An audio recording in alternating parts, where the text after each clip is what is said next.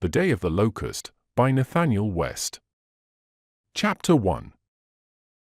Around quitting time, Todd Hackett heard a great din on the road outside his office. The groan of leather mingled with a jangle of iron, and over all beat the tattoo of 1,000 hooves. He hurried to the window. An army of cavalry and foot was passing. It moved like a mob, its lines broken, as though fleeing from some terrible defeat.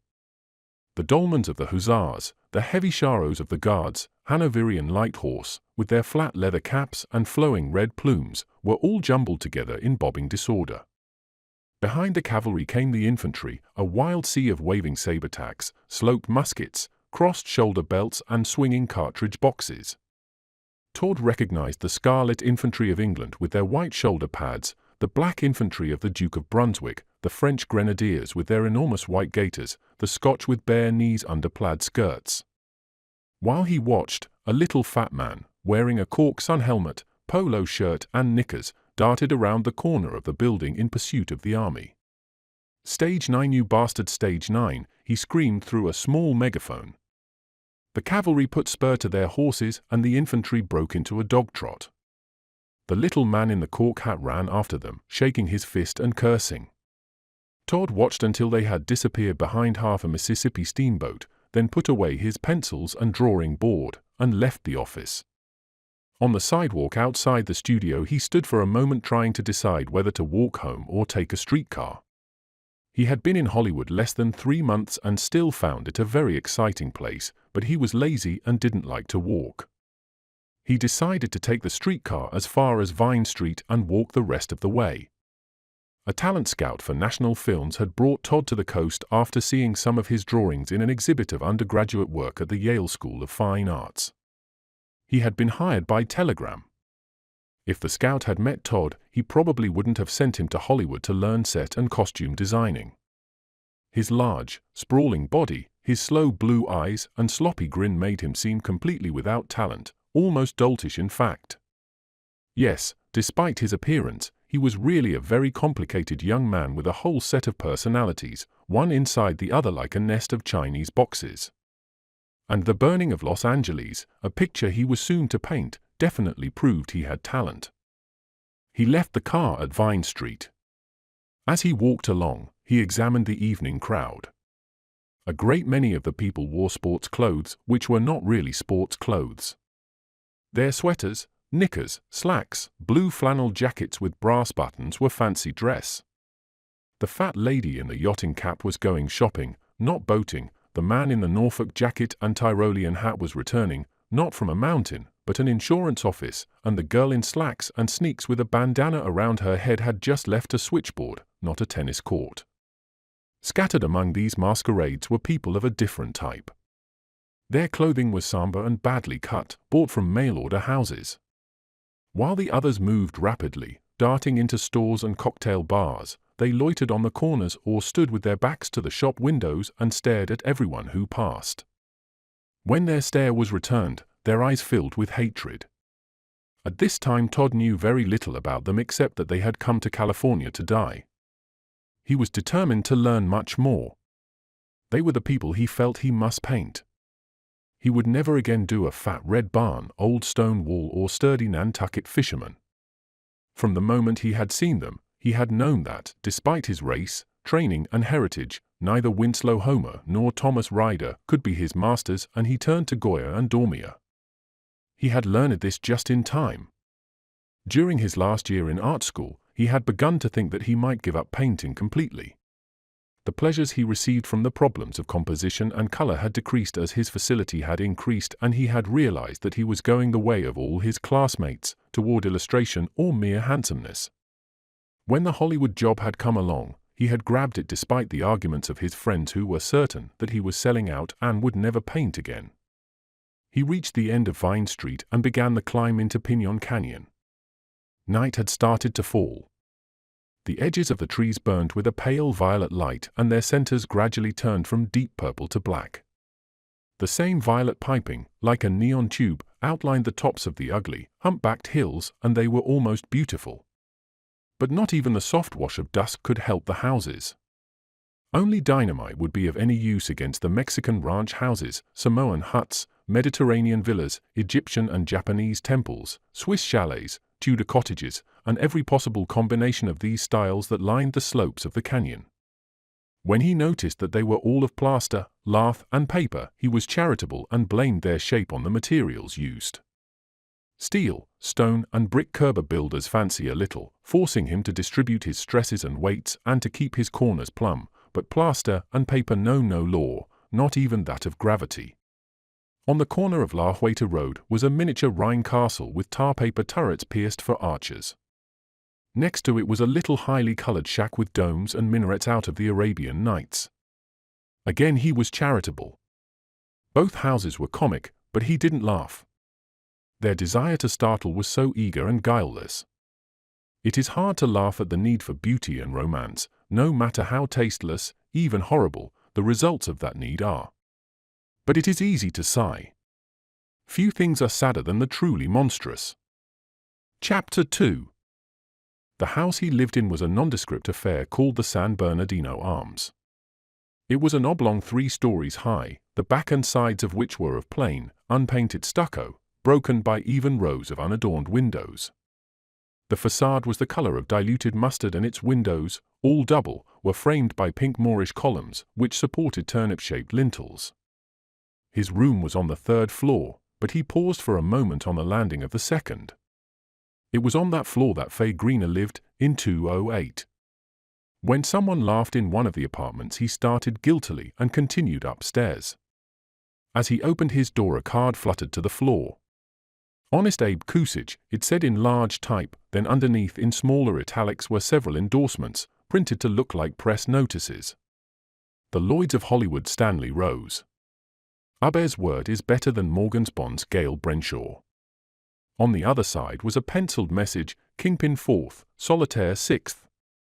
You can make some real dough on those nags. After opening the window, he took off his jacket and lay down on the bed. Through the window he could see a square of enameled sky and a spray of eucalyptus. A light breeze stirred its long, narrow leaves, making them show first their green side, then their silver one. He began to think of Honest Abe Kusich in order not to think of Fagrina. He felt comfortable and wanted to remain that way. Abe was an important figure in a set of lithographs called The Dancers on which Todd was working. He was one of the dancers. Fagrina was another and her father, Harry, still another. They changed with each plate, but the group of uneasy people who formed their audience remained the same. They stood staring at the performers in just the way that they stared at the masqueraders on Vine Street. It was their stare that drove Abe and the others to spin crazily and leap into the air with twisted backs like hooked trout. Despite the sincere indignation that Abe's grotesque depravity aroused in him, he welcomed his company. The little man excited him and in that way made him feel certain of his need to paint. He had first met Abe when he was living on Evos Street in a hotel called the Chateau Mirabella. Another name for Evos Street was the Lysel Alley, and the chateau was mainly inhabited by hustlers, their managers, trainers, and advance agents. In the morning its halls reeked of antiseptic. Todd didn't like this odor. Moreover, the rent was high because it included police protection, a service for which he had no need.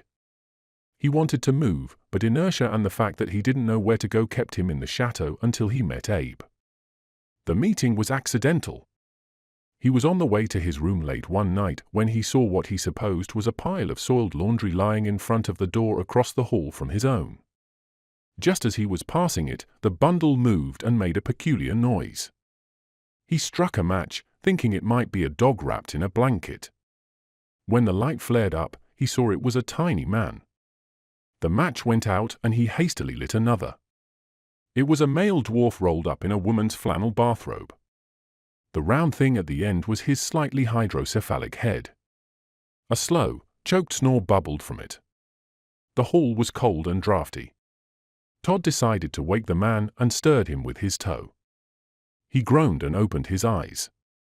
"You oughtn't to sleep there." "The hell you say," said the dwarf, closing his eyes again. "You'll catch cold." This friendly observation angered the little man still more. "I want my clothes," he bellowed. the bottom of the door next to which he was lying filled with light. Todd decided to take a chance and knock. A few seconds later, a woman opened it part way. "What the hell do you want?" she demanded. "There's a friend of yours out here who—" Neither of them let him finish. "So what?" she barked, slamming the door. "Give me my clothes, you bitch," roared the dwarf. She opened the door again and began to hurl things into the hall. A jacket and trousers, a shirt, socks, shoes and underwear, a tie and hat followed each other through the air in rapid succession. With each article went a special curse. Todd whistled with amazement. "Some gal." "You bet," said the dwarf. "A Lollapalooza all slut and a yard wide." He laughed at his own joke, using a high-pitched cackle more dwarf-like than anything that had come from him so far, then struggled to his feet and arranged the voluminous robe so that he could walk without tripping. Todd helped him gather his scattered clothing. "Say, mister," he asked, "could I dress in your place?"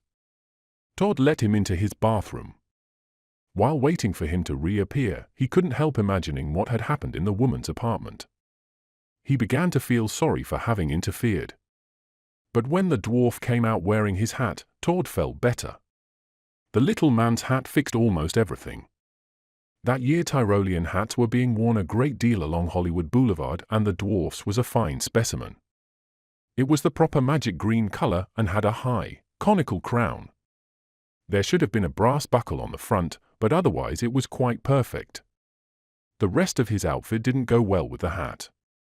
Instead of shoes with long points and a leather apron, he wore a blue, double-breasted suit and a black shirt with a yellow tie.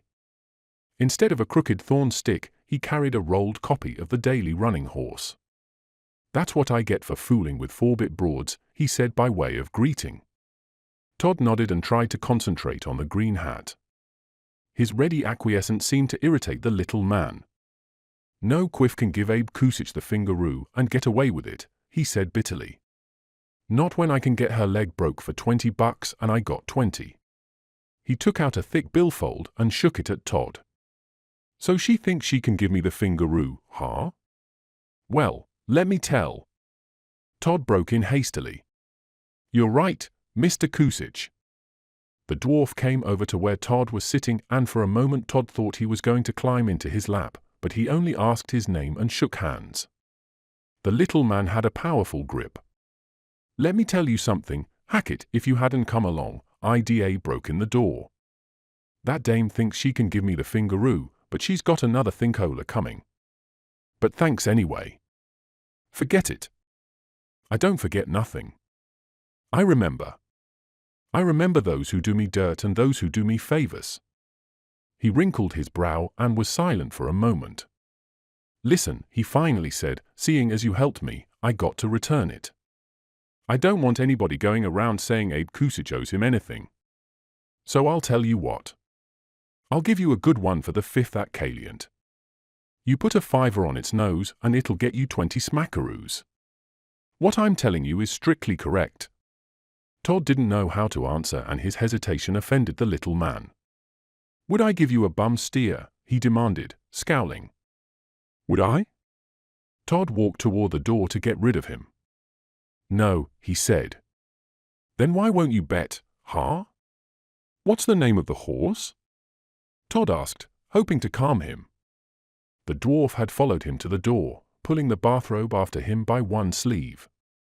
Hat and all, he came to a foot below Todd's belt. "Tragapan. He's a certain, sure winner.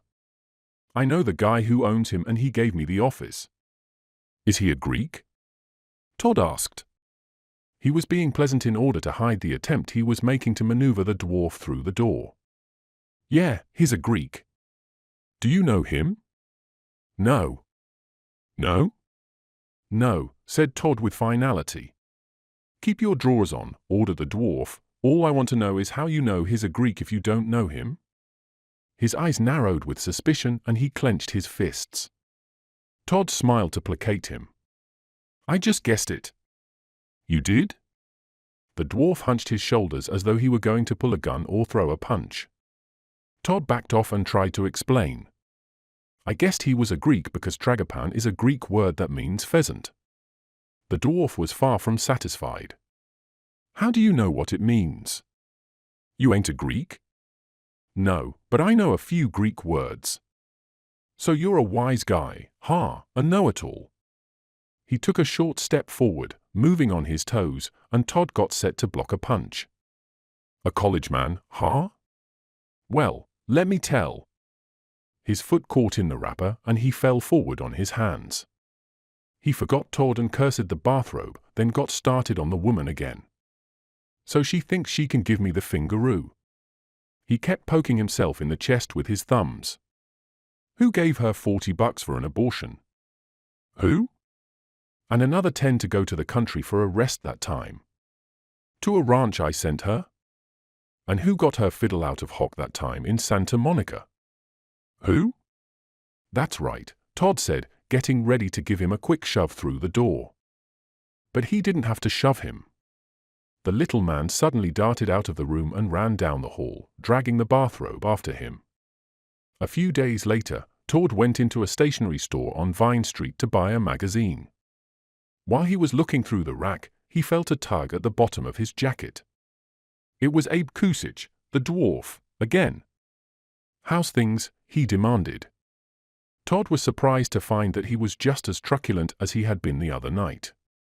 Later, when he got to know him better, he discovered that Abe's pugnacity was often a joke.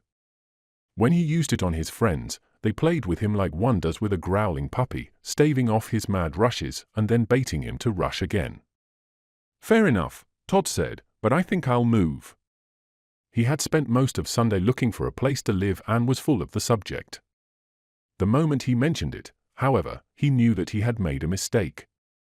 He tried to end the matter by turning away, but the little man blocked him.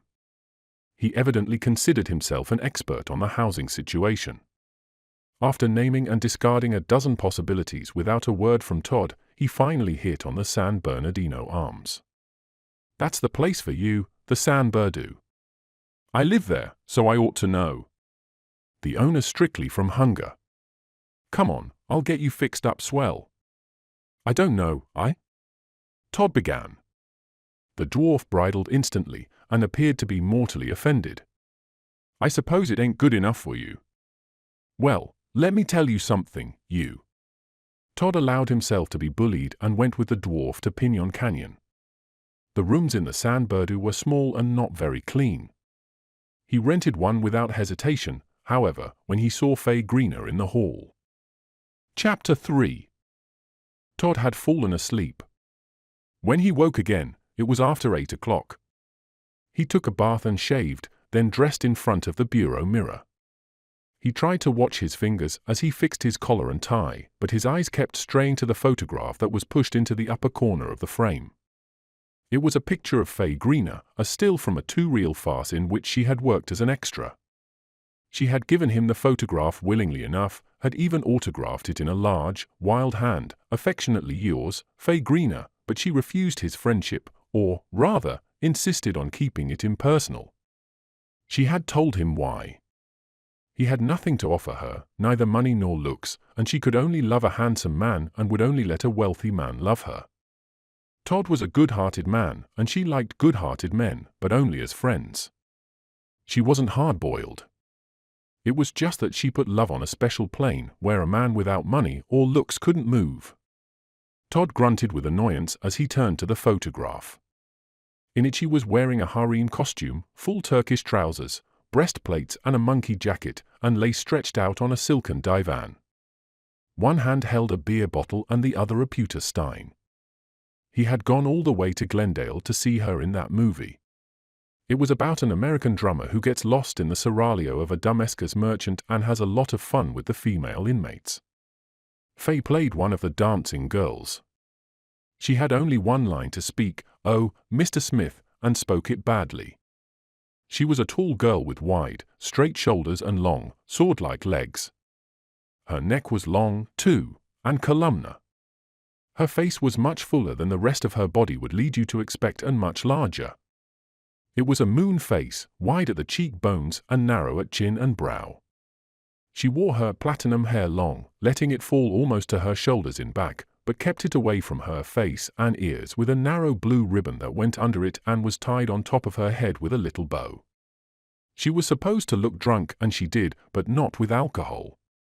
She lay stretched out on the divan with her arms and legs spread, as though welcoming a lover, and her lips were parted in a heavy, sullen smile.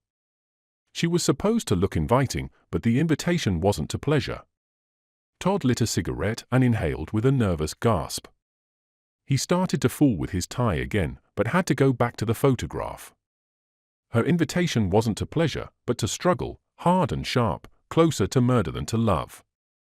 If you threw yourself on her, it would be like throwing yourself from the parapet of a skyscraper.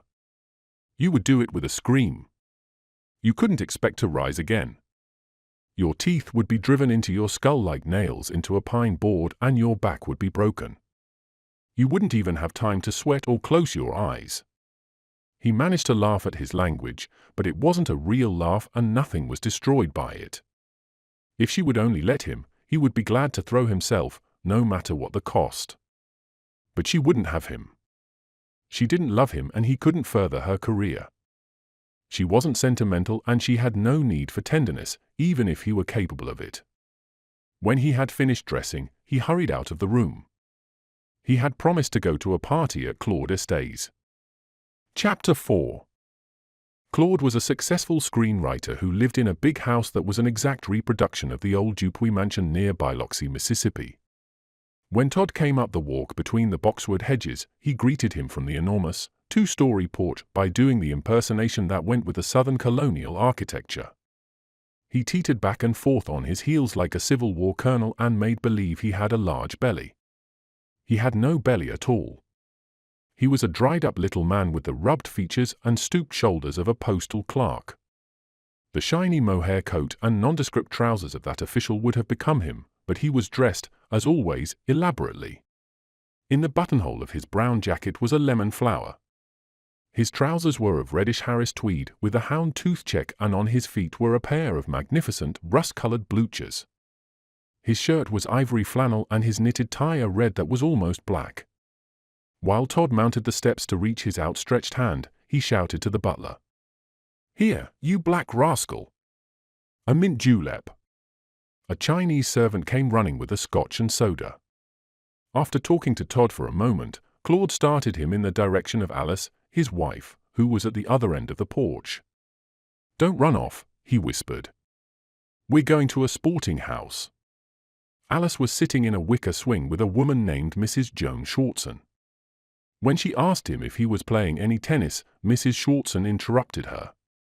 "How silly, batting an inoffensive ball across something that ought to be used to catch fish on account of millions are starving for a bite of herring." "Joan's a female tennis champ," Alice explained. Mrs. Shortson was a big girl with large hands and feet and square, bony shoulders. She had a pretty 18-year-old face and a 35-year-old neck that was veined and sinewy. Her deep sunburn, ruby-colored with a slight blue tint, kept the contrast between her face and neck from being too startling. "Well, I wish we were going to a brothel this minute," she said. "I adore them." She turned to Todd and fluttered her eyelids. "Don't you, Mr. Hackett?" "That's right, Joan darling," Alice answered for him. "Nothing like a barnio to set a fellow up. Hair of the dog that bit you." "How dare you insult me?" She stood up and took Todd's arm. "Convoy me over there." She pointed to the group of men with whom Claude was standing. "For God's sake, convoy her," Alice said. "She thinks they are telling dirty stories." Mrs. Shortson pushed right among them, dragging Todd after her. "Are you talking smut?" she asked. "I adore smut." They all laughed politely. "No, shop," said someone. "I don't believe it. I can tell from the beast in your voices. Go ahead, do say something obscene." This time no one laughed. Todd tried to disengage her arm, but she kept a firm grip on it. There was a moment of awkward silence, then the man she had interrupted tried to make a fresh start. "The picture business is too humble," he said. "We ought to resent people like Coombs." "That's right," said another man. "Guys like that come out here, make a lot of money, grouse all the time about the place, flop on their assignments, then go back east and tell dialect stories about producers they've never met. My God, Mrs. Shortson said to Todd in a loud, stagey whisper, they are talking shop. Let's look for the man with the drinks, Todd said. No. Take me into the garden. Have you seen what's in the swimming pool? She pulled him along. The air of the garden was heavy with the odor of mimosa and honeysuckle. Through a slit in the blue surge sky poked a grained moon that looked like an enormous bone button. A little flagstone path, made narrow by its border of oleander, led to the edge of the sunken pool. On the bottom, near the deep end, he could see a heavy, black mass of some kind. What is it? He asked. She kicked a switch that was hidden at the base of a shrub, and a row of submerged floodlights illuminated the green water. The thing was a dead horse, or, rather, a life-size, realistic reproduction of one. Its legs stuck up stiff and straight, and it had an enormous, distended belly. Its hammerhead lay twisted to one side, and from its mouth, which was set in an agonized grin, hung a heavy, black tongue. Isn't it marvelous? Exclaimed Mrs. Shortson, clapping her hands and jumping up and down excitedly like a little girl.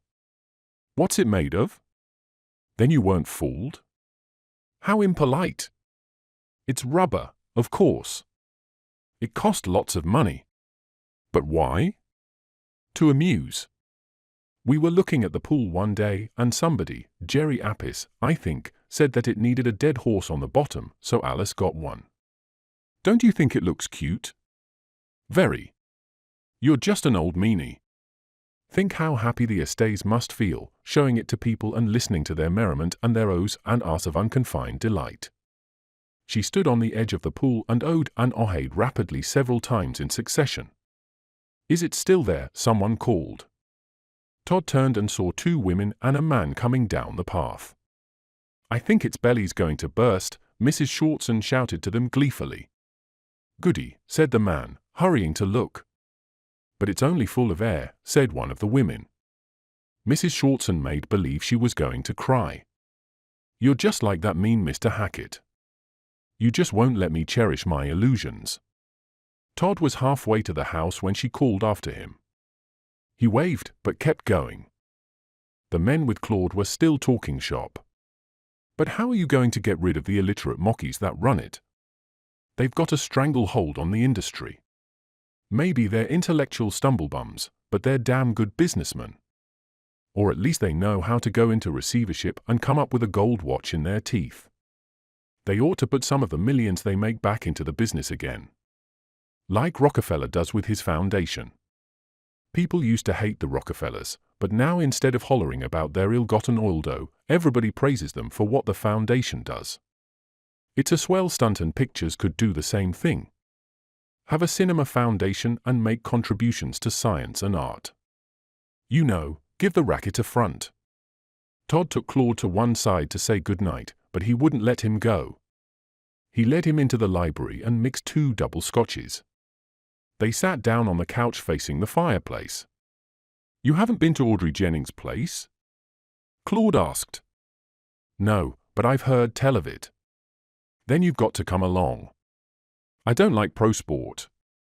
We won't indulge in any. We're just going to see a movie. I get depressed. Not at Jennings you won't. She makes vice attractive by skillful packaging. Her dive's a triumph of industrial design. Todd liked to hear him talk.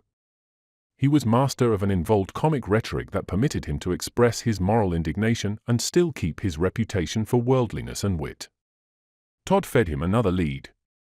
I don't care how much cellophane she wraps it in, he said. Nautch joints are depressing, like all places for deposit, banks, mail boxes, tombs, vending machines. Love is like a vending machine, eh? Not bad.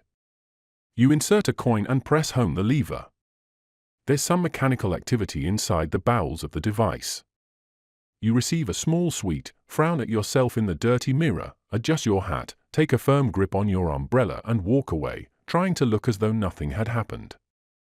It's good, but it's not for pictures. Todd played straight again. That's not it. I've been chasing a girl and it's like carrying something a little too large to conceal in your pocket, like a briefcase or a small valise. It's uncomfortable. I know. It's always uncomfortable. First your right hand gets tired, then your left. You put the valise down and sit on it, but people are surprised and stop to stare at you, so you move on. You hide it behind a tree and hurry away, but someone finds it and runs after you to return it. It's a small valise when you leave home in the morning, cheap and with a bad handle, but by evening it's a trunk with brass corners and many foreign labels. I know. It's good, but it won't film. You've got to remember your audience. What about the barber in Purdue? He's been cutting hair all day and he's tired. He doesn't want to see some dope carrying a valise or fooling with a nickel machine. What the barber wants is amour and glamour. The last part was for himself and he sighed heavily. He was about to begin again when the Chinese servant came in and said that the others were ready to leave for Mrs. Jennings. Chapter 5. They started out in several cars. Todd rode in the front of the one Claude drove, and as they went down Sunset Boulevard he described Mrs. Jennings for him. She had been a fairly prominent actress in the days of silent films, but sound made it impossible for her to get work. Instead of becoming an extra or a bit player like many other old stars, she had shown excellent business sense and had opened a cool house. She wasn't vicious. Far from it. She ran her business just as other women run lending libraries, shrewdly and with taste. None of the girls lived on the premises. You telephoned and she sent a girl over. The charge was $30 for a single night of sport and Mrs. Jennings kept 15 of it. Some people might think that 50% is a high brokerage fee, but she really earned every cent of it. There was a big overhead. She maintained a beautiful house for the girls to wait in and a car and a chauffeur to deliver them to the clients. Then, too, she had to move in the kind of society where she could make the right contacts. After all, not every man can afford $30. She permitted her girls to service only men of wealth and position, not to say taste and discretion. She was so particular that she insisted on meeting the prospective sportsman before servicing him. She had often said, and truthfully, that she would not let a girl of hers go to a man with whom she herself would not be willing to sleep. And she was really cultured. All the most distinguished visitors considered it quite a lark to meet her. They were disappointed, however, when they discovered how refined she was. They wanted to talk about certain lively matters of universal interest, but she insisted on discussing Gertrude Stein and Juan Gris. No matter how hard the distinguished visitor tried, and some had been known to go to really great lengths, he could never find a flaw in her refinement or make a breach in her culture. Claude was still using his peculiar rhetoric on Mrs. Jennings when she came to the door of her house to greet them. "It's so nice to see you again," she said. "I was telling Mrs. Prince at tea only yesterday the Estes are my favorite couple." She was a handsome woman, smooth and buttery, with fair hair and a red complexion. She led them into a small drawing room whose color scheme was violet, gray, and rose. The Venetian blinds were rose, as was the ceiling, and the walls were covered with a pale gray paper that had a tiny, widely spaced flower design in violet. On one wall hung a silver screen, the kind that rolls up, and against the opposite wall, on each side of a cherrywood table, was a row of chairs covered with rose and gray, glazed chintz bound in violet piping. There was a small projection machine on the table and a young man in evening dress was fumbling with it. She waved them to their seats. A waiter then came in and asked what they wanted to drink. When their orders had been taken and filled, she flipped the light switch and the young man started his machine. It whirred merrily, but he had trouble in getting it focused. "What are we going to see first?" Mrs. Shortson asked. "Le Predicament de Marie." "That sounds ducky." "It's charming, utterly charming," said Mrs. Jennings. "Yes," said the cameraman, who was still having trouble. "I love Le Predicament de Marie. It has a marvelous quality that is too exciting." There was a long delay, during which he fussed desperately with his machine. Mrs. Shortson started to whistle and stamp her feet, and the others joined in. They imitated a rowdy audience in the days of the Nickelodeon. "Get a move on," Slow poke. What's your hurry? Here's your hat. Get a horse. Get out and get under. The young man finally found the screen with his light beam and the film began. Le Predicament de Marie Oula Born Distraite Marie, the Born, was a buxom young girl in a tight-fitting black silk uniform with very short skirts. On her head was a tiny lace cap. In the first scene, she was shown serving dinner to a middle-class family in an oak-paneled dining room full of heavy, carved furniture. The family was very respectable and consisted of a bearded, frock-coated father, a mother with a whalebone collar and a cameo brooch, a tall, thin son with a long mustache and almost no chin, and a little girl wearing a large bow in her hair and a crucifix on a gold chain around her neck. After some low comedy with father's beard and the soup, the actors settled down seriously to their theme. It was evident that while the whole family desired Marie, she only desired the young girl. Using his napkin to hide his activities, the old man pinched Marie, the son tried to look down the neck of her dress, and the mother patted her knee. Marie, for her part, surreptitiously fondled the child. The scene changed to Marie's room. She undressed and got into a chiffon negligee, leaving on only her black silk stockings and high-heeled shoes. She was making an elaborate night toilet when the child entered. Marie took her on her lap and started to kiss her. There was a knock on the door. Consternation. She hid the child in the closet and let in the bearded father. He was suspicious and she had to accept his advances.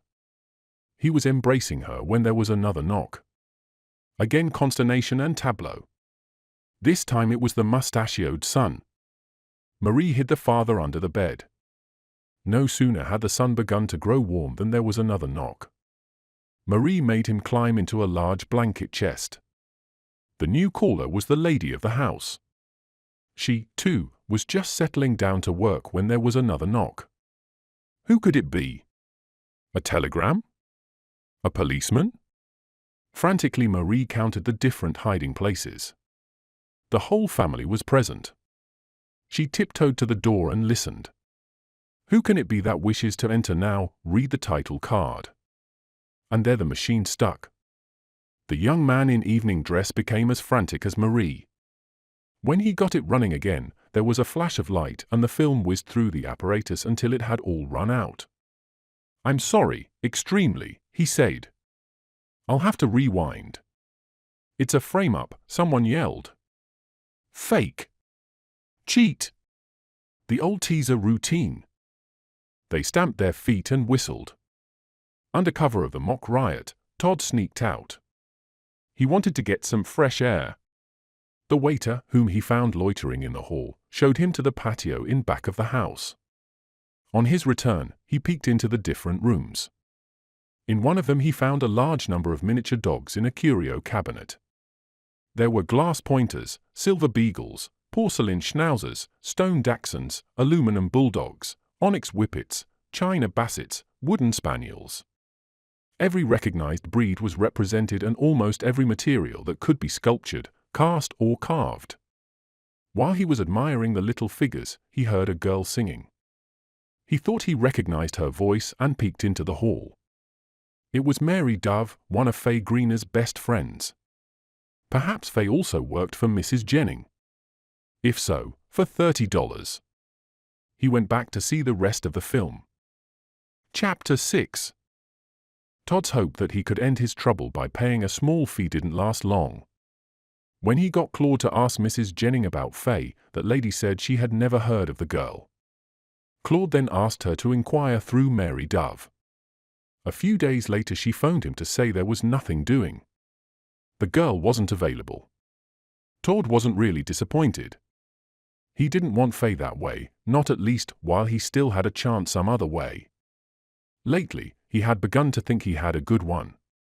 Harry, her father, was sick and that gave him an excuse for hanging around their apartment. He ran errands and kept the old man company. To repay his kindness, she permitted him the intimacies of a family friend. He hoped to deepen her gratitude and make it serious. Apart from this purpose, he was interested in Harry and enjoyed visiting him.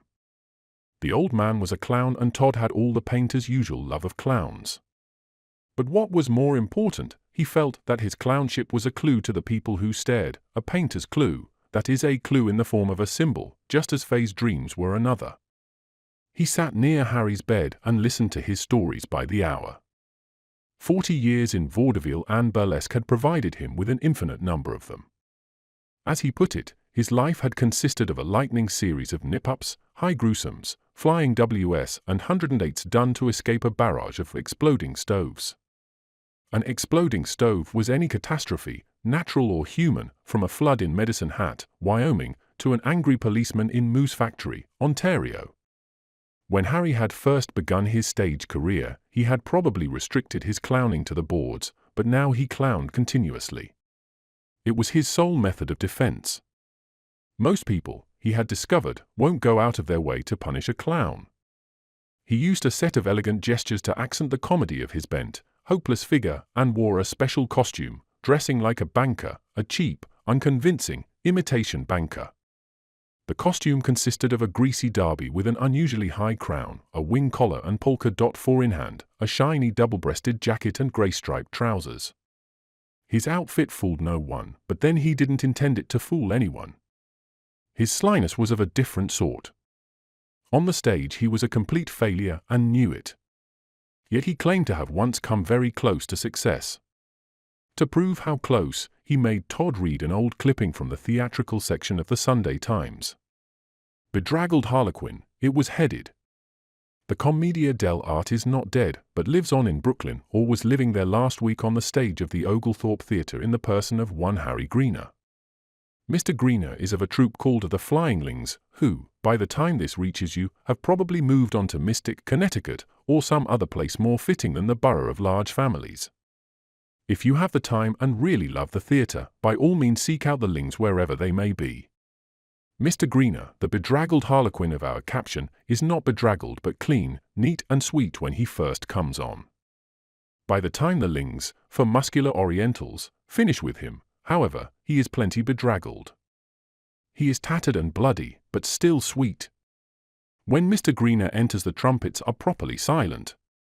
Mama Ling is spinning a plate on the end of a stick held in her mouth, Papa Ling is doing cartwheels, Sister Ling is juggling fans, and Sonny Ling is hanging from the proscenium arch by his pigtail. As he inspects his strenuous colleagues, Mr. Greener tries to hide his confusion under some much too obvious worldliness. He ventures to tickle Sister and receives a powerful kick in the belly in return for this innocent attention. Having been kicked, he is on familiar ground and begins to tell a dull joke. Father Ling sneaks up behind him and tosses him to Brother, who looks the other way. Mr. Greener lands on the back of his neck. He shows his mettle by finishing his dull story from a recumbent position. When he stands up, the audience, which failed to laugh at his joke, laughs at his limp, so he continues lame for the rest of the act. Mr. Greener begins another story, even longer and duller than his first. Just before he arrives at the gag line, the orchestra blares loudly and drowns him out. He is very patient and very brave. He begins again, but the orchestra will not let him finish. The pain that almost, not quite, thank God, crumples his stiff little figure would be unbearable if it were not obviously make-believe. It is gloriously funny. The finale is superb. While the Ling family flies through the air, Mr. Greener, held to the ground by his sense of reality and his knowledge of gravitation, tries hard to make the audience think that he is neither surprised nor worried by the rocketing Orientals. It's familiar stuff, his hands signal, but his face denies this.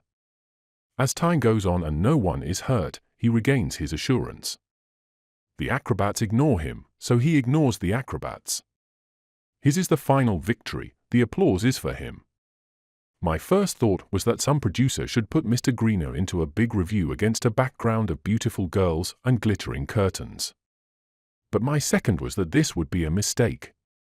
I am afraid that Mr. Greener, like certain humble field plants which die when transferred to richer soil, had better be left to bloom in vaudeville against a background of ventriloquists and lady bicycle riders.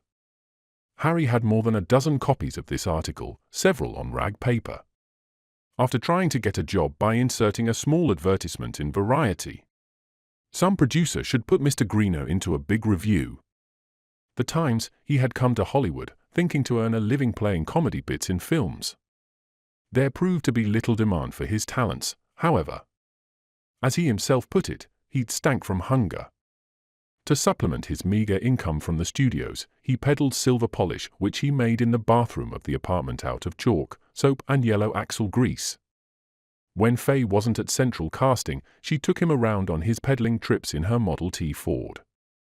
It was on their last expedition together that he had fallen sick. It was on this trip that Faye acquired a new suitor by the name of Homer Simpson. About a week after Harry had taken to his bed, Todd met Homer for the first time. He was keeping the old man company when their conversation was interrupted by a light knock on the apartment door. Todd answered it and found a man standing in the hall with flowers for Faye and a bottle of port wine for her father. Todd examined him eagerly. He didn't mean to be rude, but at first glance this man seemed an exact model for the kind of person who comes to California to die, perfect in every detail down to fever eyes and unruly hands. "My name is Homer Simpson," the man gasped, then shifted uneasily and patted his perfectly dry forehead with a folded handkerchief. "Won't you come in?" Todd asked. He shook his head heavily and thrust the wine and flowers at Todd. Before Todd could say anything, he had lumbered off. Todd saw that he was mistaken. Homer Simpson was only physically the type. The men he meant were not shy. He took the gifts into Harry, who didn't seem at all surprised. He said Homer was one of his grateful customers. "That miracle Polish of mine sure does fetch him." Later, when Faye came home and heard the story, she was very much amused. They both told Todd how they had happened to meet Homer, interrupting themselves and each other every few seconds to laugh.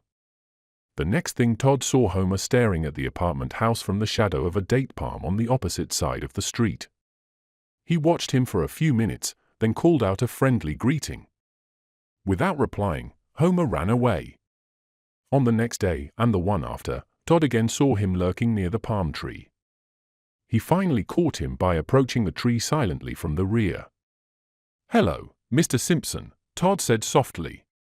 "The Greeners were very grateful for your gift." This time Simpson didn't move, perhaps because Todd had him backed against the tree. "That's fine," he blurted out. "I was passing. I live up the street." Todd managed to keep their conversation going for several minutes before he escaped again. The next time Todd was able to approach him without the stalk. From then on, he responded very quickly to his advances. Sympathy, even of the most obvious sort, made him articulate, almost garrulous. Chapter 7. Todd was right about one thing at least. Like most of the people he was interested in, Homer was a Middle Westerner. He came from a little town near Des Moines, Iowa, called Waynesville, where he had worked for 20 years in a hotel. One day, while sitting in the park in the rain, he had caught cold and his cold developed into pneumonia. When he came out of the hospital, he found that the hotel had hired a new bookkeeper. They offered to take him on again, but his doctor advised him to go to California for a rest. The doctor had an authoritative manner, so Homer left Waynesville for the coast. After living for a week in a railroad hotel in Los Angeles, he rented a cottage in Pinon Canyon. It was only the second house the real estate agent showed him, but he took it because he was tired and because the agent was a bully. He rather liked the way the cottage was located. It was the last house in the canyon and the hills rose directly behind the garage. They were covered with lupins, Canterbury bells, poppies, and several varieties of large yellow daisy. There were also some scrub pines, Joshua, and eucalyptus trees. The agent told him that he would see doves and plumed quail, but during all the time he lived there, he saw only a few large, black velvet spiders and a lizard. He grew very fond of the lizard. The house was cheap because it was hard to rent. Most of the people who took cottages in that neighborhood wanted them to be Spanish, and this one, so the agent claimed, was Irish. Homer thought that the place looked kind of queer, but the agent insisted that it was cute. The house was queer. It had an enormous and very crooked stone chimney, little dormer windows with big hoods and a thatched roof that came down very low on both sides of the front door. This door was of gumwood painted like fumed oak and it hung on enormous hinges. Although made by machine, the hinges had been carefully stamped to appear hand-forged. The same kind of care and skill had been used to make the roof thatching, which was not really straw but heavy fireproof paper colored and ribbed to look like straw. The prevailing taste had been followed in the living room. It was Spanish. The walls were pale orange flecked with pink, and on them hung several silk armorial banners in red and gold. A big galleon stood on the mantelpiece. Its hull was plaster, its sails paper, and its rigging wire. In the fireplace was a variety of cactus in gaily colored Mexican pots. Some of the plants were made of rubber and cork, others were real. The room was lit by wall fixtures in the shape of galleons with pointed amber bulbs projecting from their decks. The table held a lamp with a paper shade, oiled to look like parchment, that had several more galleons painted on it. On each side of the windows red velvet draperies hung from black, double-headed spears. The furniture consisted of a heavy couch that had fat monks for legs and was covered with faded red damask, and 3 swollen armchairs, also red. In the center of the room was a very long mahogany table. It was of the trestle type and studded with large-headed bronze nails. Beside each of the chairs was a small end table, the same color and design as the big one, but with a colored tile let into the top. In the 2 small bedrooms still another style had been used. This the agent had called New England. There was a spool bed made of iron grained like wood, a Windsor chair of the kind frequently seen in tea shops, and a Governor Winthrop dresser painted to look like unpainted pine. On the floor was a small hooked rug. On the wall facing the dresser was a colored etching of a snowbound Connecticut farmhouse, complete with wolf. Both of these rooms were exactly alike in every detail. Even the pictures were duplicates. There was also a bathroom and a kitchen. Chapter 8. It took Homer only a few minutes to get settled in his new home. He unpacked his trunk, hung his 2 suits, both dark gray, in the closet of one of his bedrooms, and put his shirts and underclothes into the dresser drawers. He made no attempt to rearrange the furniture. After an aimless tour of the house and the yard, he sat down on the couch in the living room. He sat as though waiting for someone in the lobby of a hotel. He remained that way for almost half an hour without moving anything but his hands, then got up and went into the bedroom and sat down on the edge of the bed. Although it was still early in the afternoon, he felt very sleepy. He was afraid to stretch out and go to sleep. Not because he had bad dreams, but because it was so hard for him to wake again. When he fell asleep, he was always afraid that he would never get up. But his fear wasn't as strong as his need. He got his alarm clock and set it for 7 o'clock, then lay down with it next to his ear. 2 hours later, it seemed like seconds to him, the alarm went off. The bell rang for a full minute before he began to work laboriously toward consciousness. The struggle was a hard one. He groaned. His head trembled and his feet shot out. Finally his eyes opened, then widened. Once more the victory was his. He lay stretched out on the bed, collecting his senses and testing the different parts of his body. Every part was awake but his hands. They still slept. He was not surprised. They demanded special attention, had always demanded it. When he had been a child, he used to stick pins into them and once had even thrust them into a fire. Now he used only cold water. He got out of bed in sections, like a poorly made automaton, and carried his hands into the bathroom. He turned on the cold water. When the basin was full, he plunged his hands in up to the wrists. They lay quietly on the bottom like a pair of strange aquatic animals. When they were thoroughly chilled and began to crawl about, he lifted them out and hid them in a towel. He was cold. He ran hot water into the tub and began to undress, fumbling with the buttons of his clothing as though he were undressing a stranger. He was naked before the tub was full enough to get in, and he sat down on a stool to wait. He kept his enormous hands folded quietly on his belly. Although absolutely still, they seemed curbed rather than resting. Except for his hands, which belonged on a piece of monumental sculpture, and his small head, he was well proportioned. His muscles were large and round, and he had a full, heavy chest. Yet there was something wrong. For all his size and shape, he looked neither strong nor fertile. He was like one of Picasso's great sterile athletes, who brewed hopelessly on pink sand, staring at veined marble waves. When the tub was full, he got in and sank down in the hot water. He grunted his comfort. But in another moment he would begin to remember, in just another moment. He tried to fool his memory by overwhelming it with tears and brought up the sobs that were always lurking uneasily in his chest. He cried softly at first, then harder. The sound he made was like that of a dog lapping gruel.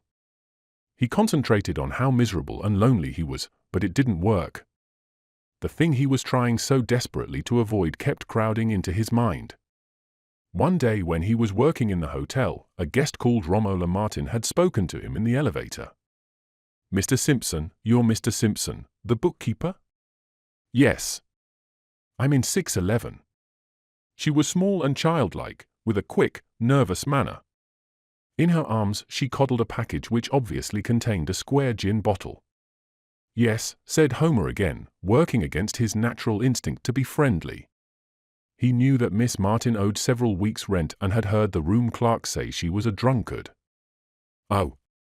The girl went on coquettishly, making obvious their difference in size. "I'm sorry you're worried about your bill. The intimacy of her tone embarrassed Homer. "You'll have to speak to the manager," he rapped out, turning away. He was trembling when he reached his office. How bold the creature was! She was drunk, of course, but not so drunk that she didn't know what she was doing. He hurriedly labeled his excitement disgust.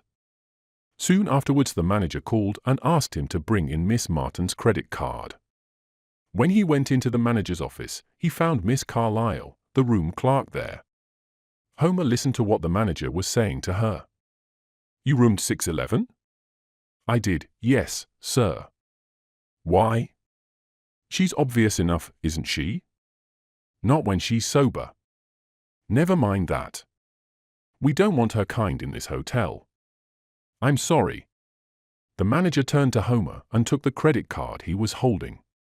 "She owes $31, Homer said. "She'll have to pay up and get out. I don't want her kind around here." He smiled.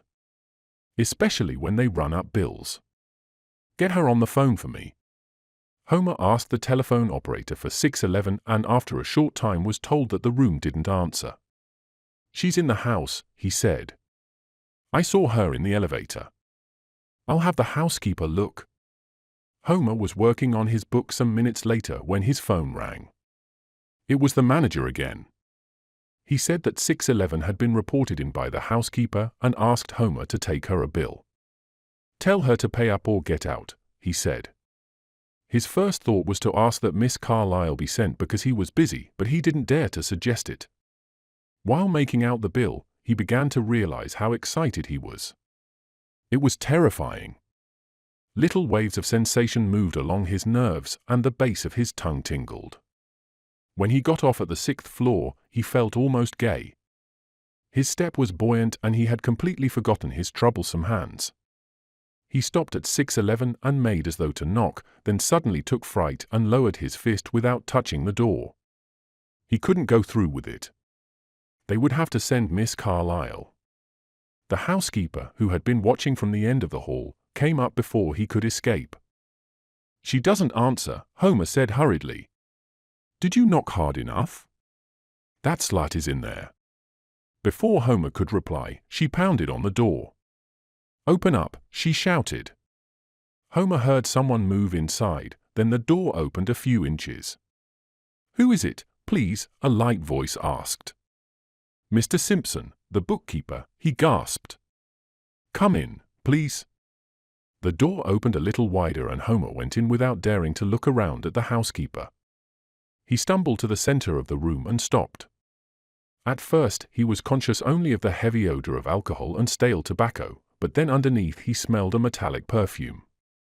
His eyes moved in a slow circle. On the floor was a litter of clothing, newspapers, magazines, and bottles.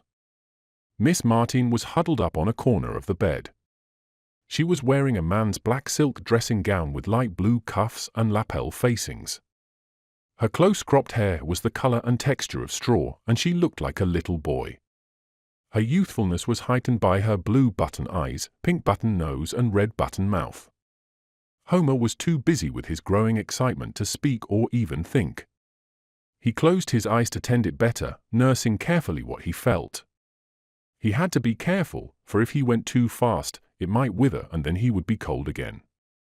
It continued to grow. "Go away, please, I'm drunk," Miss Martin said. Homer neither moved nor spoke. She suddenly began to sob.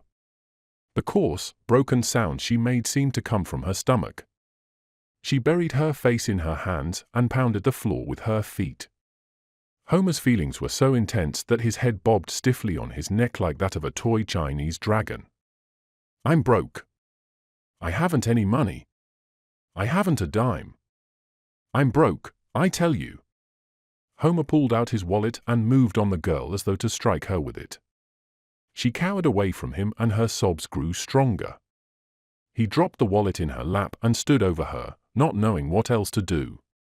When she saw the wallet, she smiled, but continued sobbing.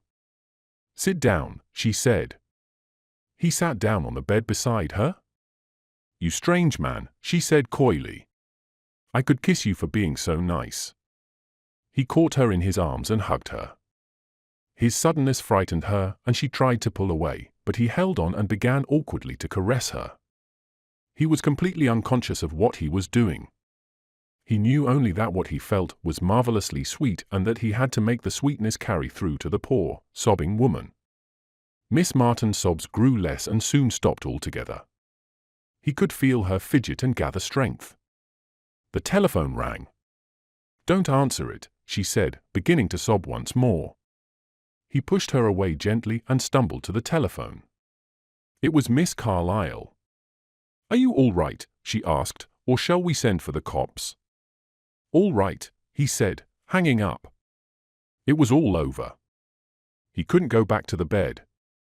Miss Martin laughed at his look of acute distress. "Bring the gin, you enormous cow," she shouted gaily. "It's under the table." He saw her stretch herself out in a way that couldn't be mistaken. He ran out of the room. Now in California, he was crying because he had never seen Miss Martin again. The next day the manager had told him that he had done a good job and that she had paid up and checked out. Homer tried to find her. There were 2 other hotels in Wayneville, small rundown houses, and he inquired at both of them. He also asked in the few rooming places, but with no success. She had left town. He settled back into his regular routine, working 10 hours, eating 2, sleeping the rest. Then he caught cold and had been advised to come to California. He could easily afford not to work for a while. His father had left him about $6,000 and during the 20 years he had kept books in the hotel, he had saved at least 10 more. Chapter 9. He got out of the tub, dried himself hurriedly with a rough towel, then went into the bedroom to dress. He felt even more stupid and washed out than usual.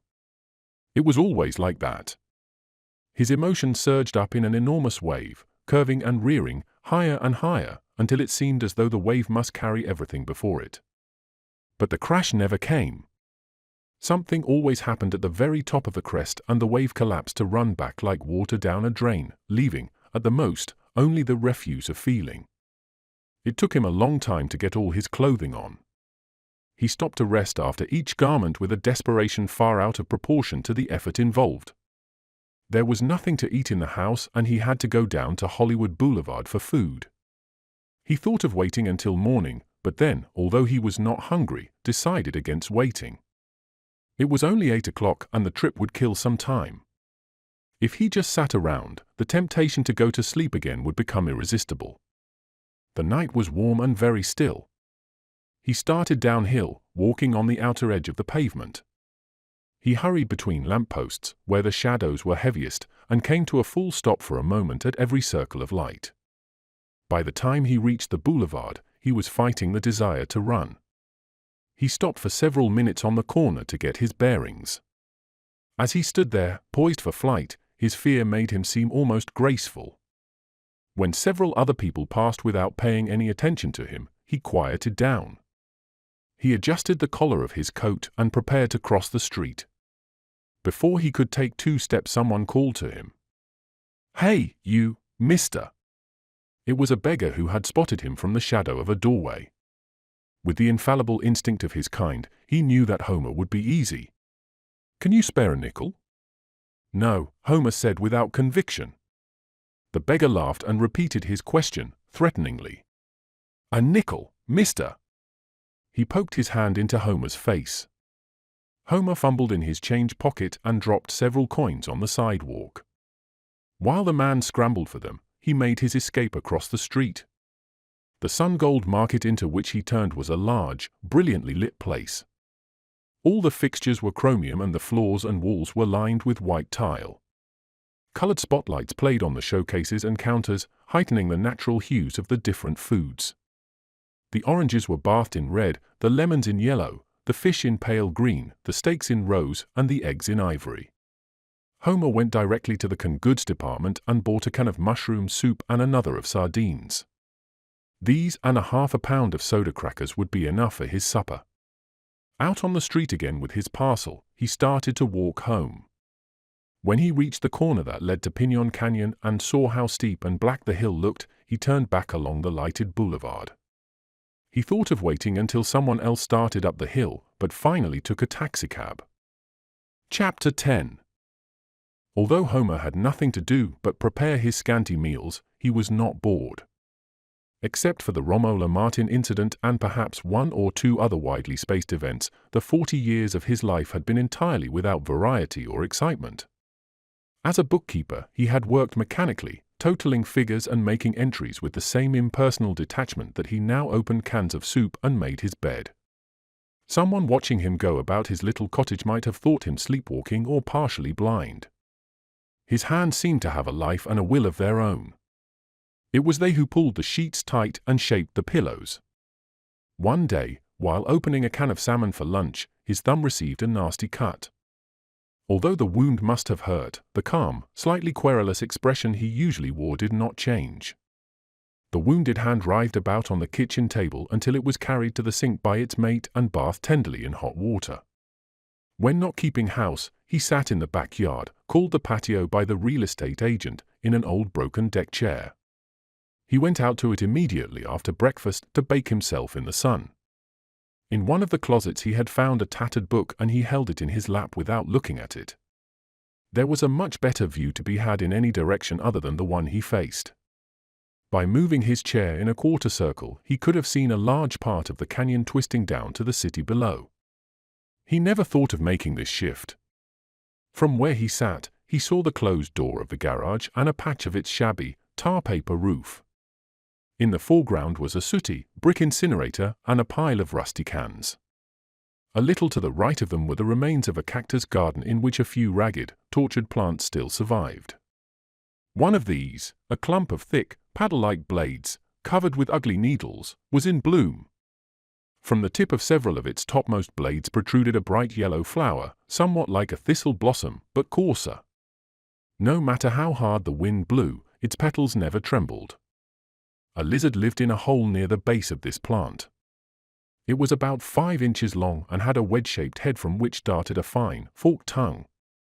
It earned a hard living catching the flies that strayed over to the cactus from the pile of cans. The lizard was self-conscious and irritable, and Homer found it very amusing to watch. Whenever one of its elaborate stalks were foiled, it would shift about uneasily on its short legs and puff out its throat. Its coloring matched the cactus perfectly, but when it moved over to the cans where the flies were thick, it stood out very plainly. It would sit on the cactus by the hour without moving, then become impatient and start for the cans. The flies would spot it immediately, and after several misses, it would sneak back sheepishly to its original post. Homer was on the side of the flies. Whenever one of them, swinging too widely, would pass the cactus, he prayed silently for it to keep on going or turn back.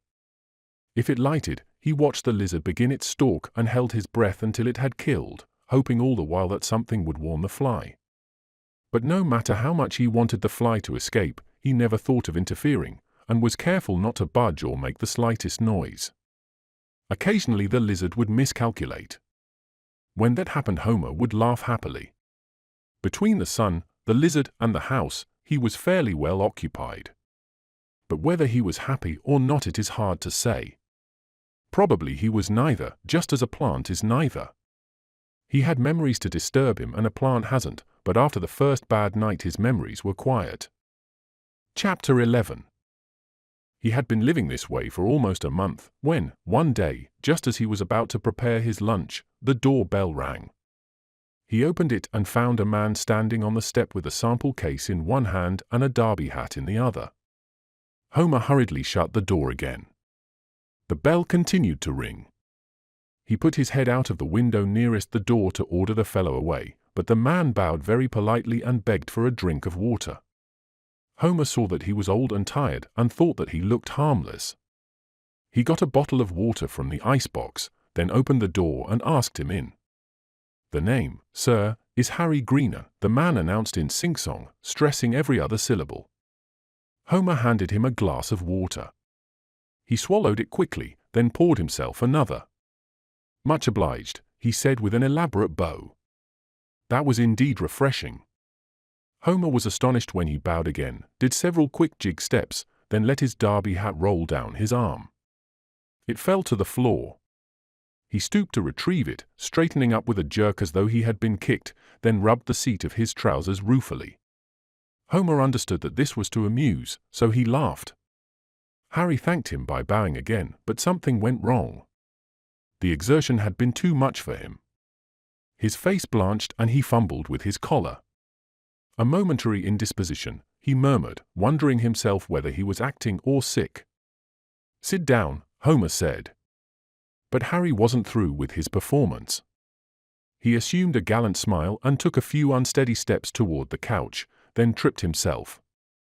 He examined the carpet indignantly, made believe he had found the object that had tripped him and kicked it away. He then limped to the couch and sat down with a whistling sigh like air escaping from a toy balloon. Homer poured more water. Harry tried to stand up, but Homer pressed him back and made him drink sitting. He drank this glass as he had the other two, in quick gulps, then wiped his mouth with his handkerchief, imitating a man with a big mustache who had just drunk a glass of foamy beer. "You are indeed kind, sir," he said. "Never fear, some day I'll repay you 1,000-fold." Homer clucked. From his pocket Harry brought out a small can and held it out for him to take. "Compliments of the house," he announced. "'Tis a box of miracle solvent, the modern polish par excellence, the polish without peer or parallel, used by all the movie stars." He broke off his spiel with a trilling laugh. Homer took the can. "Thank you," he said, trying to appear grateful. "How much is it?" "The ordinary price, the retail price, is 50 cents, but you can have it for the extraordinary price of a quarter, the wholesale price, the price I pay at the factory." "A quarter?" asked Homer, habit for the moment having got the better of his timidity. "I can buy one twice that size for a quarter in the store." Harry knew his man. Take it for nothing," he said contemptuously. Homer was tricked into protesting. "I guess maybe this is a much better Polish." "No," said Harry, as though he were spurning a bribe. "Keep your money." "I don't want it." He laughed, this time bitterly. Homer pulled out some change and offered it. "Take it, please. You need it, I'm sure." "I'll have 2 cans." Harry had his man where he wanted him. He began to practice a variety of laughs, all of them theatrical, like a musician tuning up before a concert. He finally found the right one and let himself go. It was a victim's laugh. "Please stop," Homer said. But Harry couldn't stop. He was really sick. The last block that held him poised over the runway of self-pity had been knocked away and he was sliding down the chute, gaining momentum all the time. He jumped to his feet and began doing Harry Greener, poor Harry, honest Harry, well-meaning, humble, deserving, a good husband, a model father, a faithful Christian, a loyal friend. Homer didn't appreciate the performance in the least. He was terrified and wondered whether to phone the police.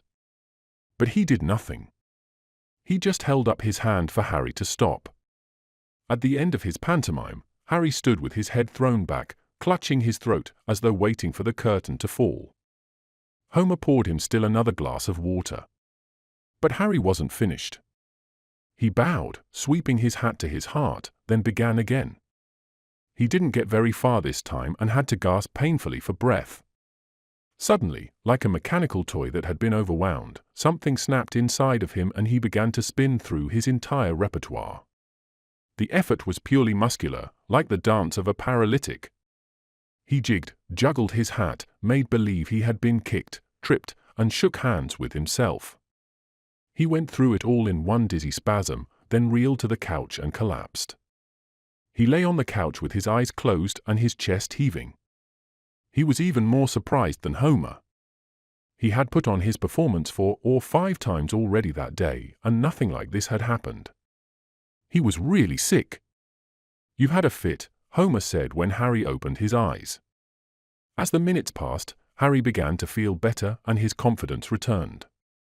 He pushed all thought of sickness out of his mind and even went so far as to congratulate himself on having given the finest performance of his career. He should be able to get $5 out of the big dope who was leaning over him. "Have you any spirits in the house?" he asked weakly. The grocer had sent Homer a bottle of port wine on approval and he went to get it. He filled a tumbler half full and handed it to Harry, who drank it in small sips, making the faces that usually go with medicine. Speaking slowly, as though in great pain, he then asked Homer to bring in his sample case. "It's on the doorstep. Somebody might steal it. The greater part of my small capital is invested in those cans of Polish." When Homer stepped outside to obey, he saw a girl near the curb. It was Faye Greener. She was looking at the house. "Is my father in there?" she called out. "Mr. Greener?" She stamped her foot. "Tell him to get a move on, damn it. I don't want to stay here all day. He's sick." The girl turned away without giving any sign that she either heard or cared. Homer took the sample case back into the house with him. He found Harry pouring himself another drink. "Pretty fair stuff," he said, smacking his lips over it. "Pretty fair, all right, all right. Might I be so bold as to ask what you pay for a?" Homer cut him short. He didn't approve of people who drank and wanted to get rid of him. "Your daughter's outside," he said with as much firmness as he could muster. "She wants you." Harry collapsed on the couch and began to breathe heavily. He was acting again. "Don't tell her," he gasped. "Don't tell her how sick her old daddy is. She must never know." Homer was shocked by his hypocrisy. "You're better," he said as coldly as he could. "Why don't you go home?" Harry smiled to show how offended and hurt he was by the heartless attitude of his host. When Homer said nothing, his smile became one expressing boundless courage. He got carefully to his feet, stood erect for a minute, then began to sway weakly and tumbled back on the couch. "I'm faint," he groaned. Once again he was surprised and frightened. He was faint. "Get my daughter," he gasped. Homer found her standing at the curb with her back to the house. When he called her, she whirled and came running toward him. He watched her for a second, then went in, leaving the door unlatched. Faye burst into the room. She ignored Homer and went straight to the couch. "Now what in hell's the matter?" she exploded. "Darling daughter," he said. "I have been badly taken, and this gentleman has been kind enough to let me rest for a moment." "He had a fit or something," Homer said. She whirled around on him so suddenly that he was startled. "How do you do?" she said, holding her hand forward and high up. He shook it gingerly. "Charmed," she said, when he mumbled something. She spun around once more. "It's my heart," Harry said. "I can't stand up." The little performance he put on to sell Polish was familiar to her, and she knew that this wasn't part of it. When she turned to face Homer again, she looked quite tragic. Her head, instead of being held far back, now drooped forward. "Please let him rest there," she said. "Yes, of course." Homer motioned her toward a chair, then got her a match for her cigarette. He tried not to stare at her, but his good manners were wasted. Faye enjoyed being stared at. He thought her extremely beautiful, but what affected him still more was her vitality. She was taut and vibrant. She was as shiny as a new spoon. Although she was 17, she was dressed like a child of 12 in a white cotton dress with a blue sailor collar. Her long legs were bare and she had blue sandals on her feet. "I'm so sorry," she said when Homer looked at her father again. He made a motion with his hand to show that it was nothing. "He has a vile heart, poor dear," she went on. "I've begged and begged him to go to a specialist, but you men are all alike." "Yes, he ought to go to a doctor," Homer said. Her odd mannerisms and artificial voice puzzled him. "What time is it?" she asked. "About 1 o'clock. She stood up suddenly and buried both her hands in her hair at the sides of her head, making it bunch at the top in a shiny ball. "Oh," she gasped prettily, "and I had a luncheon date." Still holding her hair, she turned at the waist without moving her legs, so that her snug dress twisted even tighter and Homer could see her dainty, arched ribs and little, dimpled belly. This elaborate gesture, like all her others, was so completely meaningless, almost formal, that she seemed a dancer rather than an affected actress. "Do you like salmon salad?" Homer ventured to ask. "Salmon saladi?" She seemed to be repeating the question to her stomach. The answer was yes. "With plenty of mayonnaise, huh?" "I adore it. I was going to have some for lunch. I'll finish making it." "Let me help." They looked at Harry, who appeared to be asleep, then went into the kitchen. While he opened a can of salmon, she climbed on a chair and straddled it with her arms folded across the top of its back and rested her chin on her arms. Whenever he looked at her, she smiled intimately and tossed her pale, glittering hair first forward, then back. Homer was excited and his hands worked quickly. He soon had a large bowl of salad ready. He set the table with his best cloth and his best silver and china. "It makes me hungry just to look," she said. The way she said this seemed to mean that it was Homer who made her hungry, and he beamed at her. But before he had a chance to sit down, she was already eating. She buttered a slice of bread, covered the butter with sugar and took a big bite. Then she quickly smeared a gob of mayonnaise on the salmon and went to work. Just as he was about to sit down, she asked for something to drink. He poured her a glass of milk and stood watching her like a waiter. He was unaware of her rudeness. As soon as she had gobbled up her salad, he brought her a large red apple. She ate the fruit more slowly, nibbling daintily, her smallest finger curled away from the rest of her hand. When she had finished it, she went back to the living room and Homer followed her. Harry still lay as they had left him, stretched out on the sofa. The heavy noonday sun hit directly on his face, beating down on him like a club. He hardly felt its blows, however.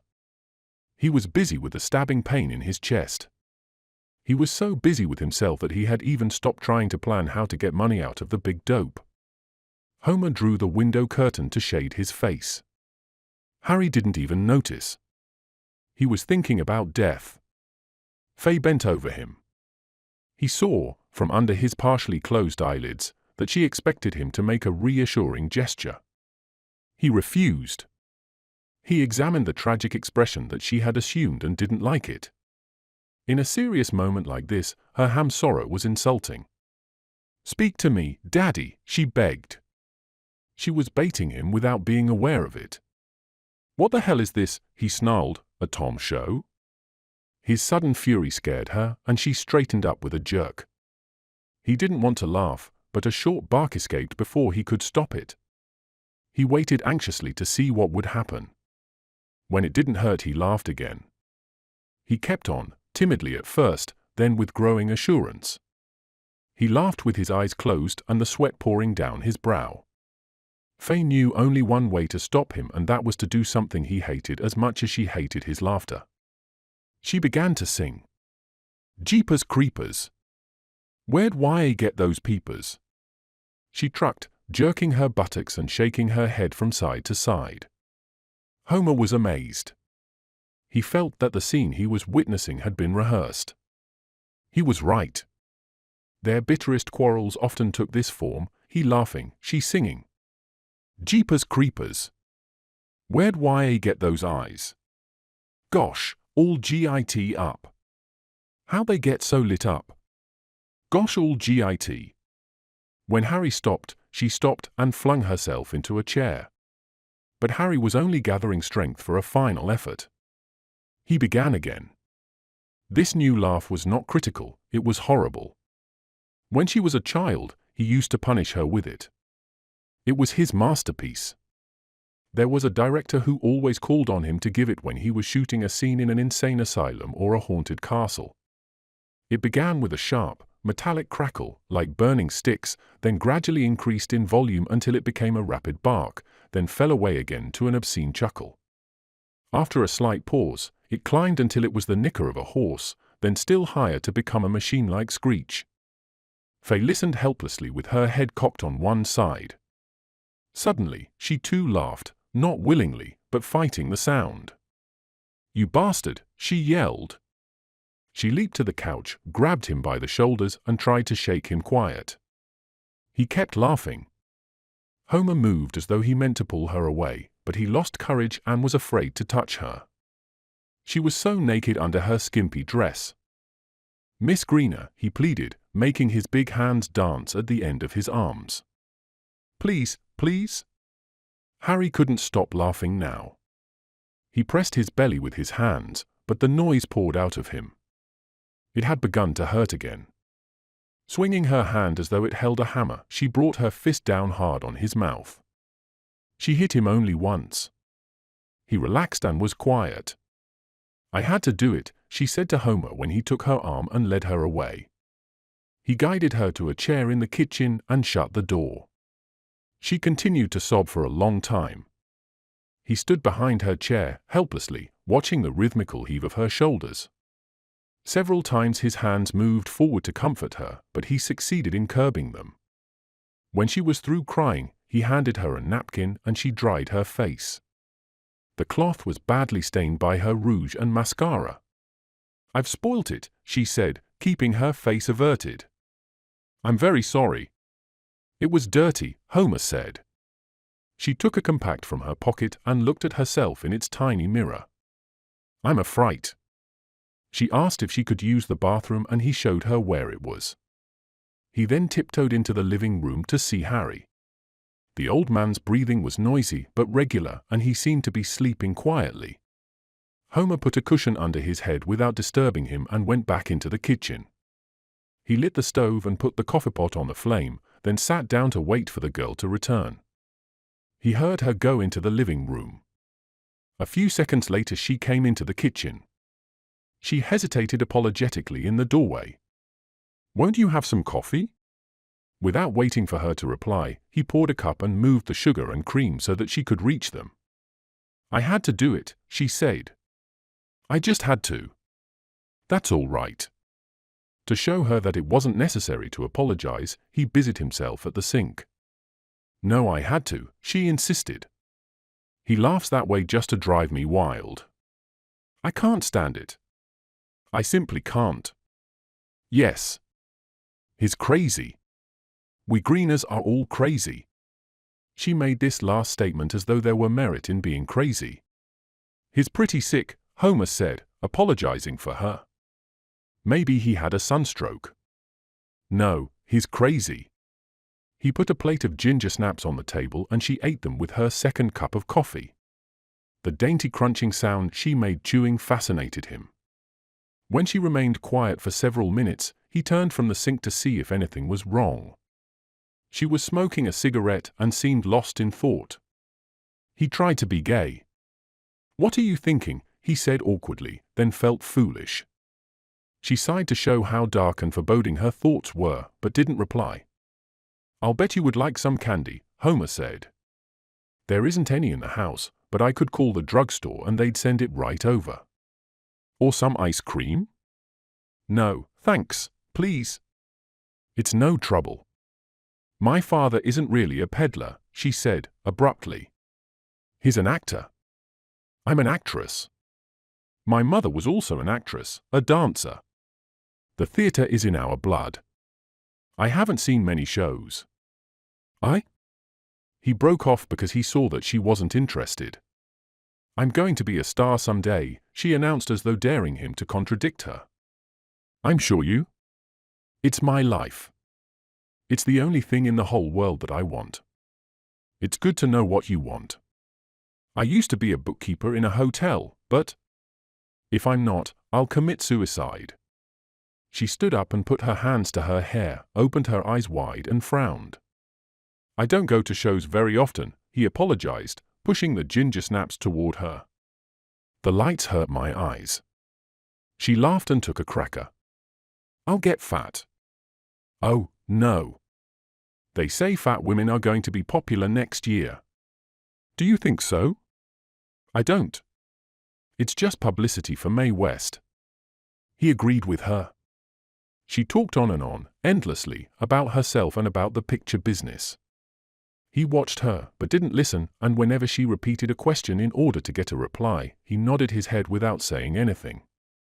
His hands began to bother him. He rubbed them against the edge of the table to relieve their itch, but it only stimulated them. When he clasped them behind his back, the strain became intolerable. They were hot and swollen. Using the dishes as an excuse, he held them under the cold water tap of the sink. Faye was still talking when Harry appeared in the doorway. He leaned weakly against the door jamb. His nose was very red, but the rest of his face was drained white, and he seemed to have grown too small for his clothing. He was smiling, however. To Homer's amazement, they greeted each other as though nothing had happened. You okay now, Pop? Fine and dandy, baby. Right as rain, fit as a fiddle and lively as a flea, as the fella says. The nasal twang he used in imitation of a country yokel made Homer smile. Do you want something to eat? He asked. A glass of milk, maybe? I could do with a snack. Faye helped him over to the table. He tried to disguise how weak he was by doing an exaggerated Negro shuffle. Homer opened a can of sardines and sliced some bread. Harry smacked his lips over the food, but ate slowly and with an effort. That hit the spot, all righty right, he said when he had finished. He leaned back and fished a crumpled cigar but out of his vest pocket. Faye lit it for him and he playfully blew a puff of smoke in her face. We'd better go, Daddy, she said. In a jiffy, child. He turned to Homer. Nice place you've got here. Married? Faye tried to interfere. Dad. He ignored her. Bachelor, eh? Yes. Well, a young fellow like you. I'm here for my health, Homer found it necessary to say. Don't answer his questions, Faye broke in. Now, daughter, I'm just being friendly-like. I don't mean no harm. He was still using an exaggerated backwards accent. He spat dry into an imaginary spittoon and made believe he was shifting a cud of tobacco from cheek to cheek. Homer thought his mimicry funny. I'd be lonesome and scared living alone in a big house like this, Harry went on. Don't you ever get lonesome? Homer looked at Faye for his answer. She was frowning with annoyance. No, he said, to prevent Harry from repeating the uncomfortable question. No? Well, that's fine. He blew several smoke rings at the ceiling and watched their behavior judiciously. Did you ever think of taking boarders? He asked. Some nice, sociable folks, I mean. It'll bring in a little extra money and make things more homey. Homer was indignant, but underneath his indignation lurked another idea, a very exciting one. He didn't know what to say. Faye misunderstood his agitation. Cut it out, Dad, she exclaimed before Homer could reply. You've been a big enough nuisance already. Just chinning, he protested innocently. Just chewing the fat. Well, then, let's get going, she snapped. There's plenty of time, Homer said. He wanted to add something stronger, but didn't have the courage. His hands were braver. When Faye shook goodbye, they clutched and refused to let go. Faye laughed at their warm insistence. Thanks a million, Mr. Simpson, she said. You've been very kind. Thanks for the lunch and for helping Daddy. We're very grateful, Harry chimed in. You've done a Christian deed this day. God will reward you. He had suddenly become very pious. Please look us up, Faye said. We live close by in the San Bernardino apartments, about 5 blocks down the canyon. It's the big yellow house. When Harry stood, he had to lean against the table for support. Faye and Homer each took him by the arm and helped him into the street. Homer held him erect, while Faye went to get their Ford, which was parked across the street. We're forgetting your order of miracle salve, Harry said, the Polish without peer or parallel. Homer found $1 and slipped it into his hand. He hid the money quickly and tried to become businesslike. I'll leave the goods tomorrow. Yes, that'll be fine, Homer said. I really need some silver Polish. Harry was angry because it hurt him to be patronized by a sucker. He made an attempt to re-establish what he considered to be their proper relationship by bowing ironically, but didn't get very far with the gesture and began to fumble with his Adam's apple. Homer helped him into the car and he slumped down in the seat beside Faye. They drove off. She turned to wave, but Harry didn't even look back. Chapter 12. Homer spent the rest of the afternoon in the broken deck chair. The lizard was on the cactus, but he took little interest in its hunting. His hands kept his thoughts busy. They trembled and jerked, as though troubled by dreams. To hold them still, he clasped them together. Their fingers twined like a tangle of thighs in miniature. He snatched them apart and sat on them. When the days passed and he couldn't forget Faye, he began to grow frightened. He somehow knew that his only defense was chastity, that it served him, like the shell of a tortoise, as both spine and armor. He couldn't shed it even in thought. If he did, he would be destroyed. He was right. There are men who can lust with parts of themselves. Only their brain or their hearts burn and then not completely. There are others, still more fortunate, who are like the filaments of an incandescent lamp. They burn fiercely, yet nothing is destroyed. But in Homer's case it would be like dropping a spark into a barn full of hay. He had escaped in the Romola Martin incident, but he wouldn't escape again. Then, for one thing, he had had his job in the hotel, a daily all-day task that protected him by tiring him, but now he had nothing. His thoughts frightened him and he bolted into the house, hoping to leave them behind like a hat. He ran into his bedroom and threw himself down on the bed. He was simple enough to believe that people don't think while asleep. In his troubled state, even this delusion was denied him and he was unable to fall asleep. He closed his eyes and tried to make himself drowsy. The approach to sleep, which had once been automatic, had somehow become a long, shining tunnel. Sleep was at the far end of it, a soft bit of shadow in the hard glare. He couldn't run, only crawl toward the black patch. Just as he was about to give up, habit came to his rescue. It collapsed the shining tunnel and hurled him into the shadow. When he awoke, it was without a struggle. He tried to fall asleep once more, but this time couldn't even find the tunnel. He was thoroughly awake. He tried to think of how very tired he was, but he wasn't tired. He felt more alive than he had at any time since Romola Martin. Outside, a few birds still sang intermittently, starting and breaking off, as though sorry to acknowledge the end of another day.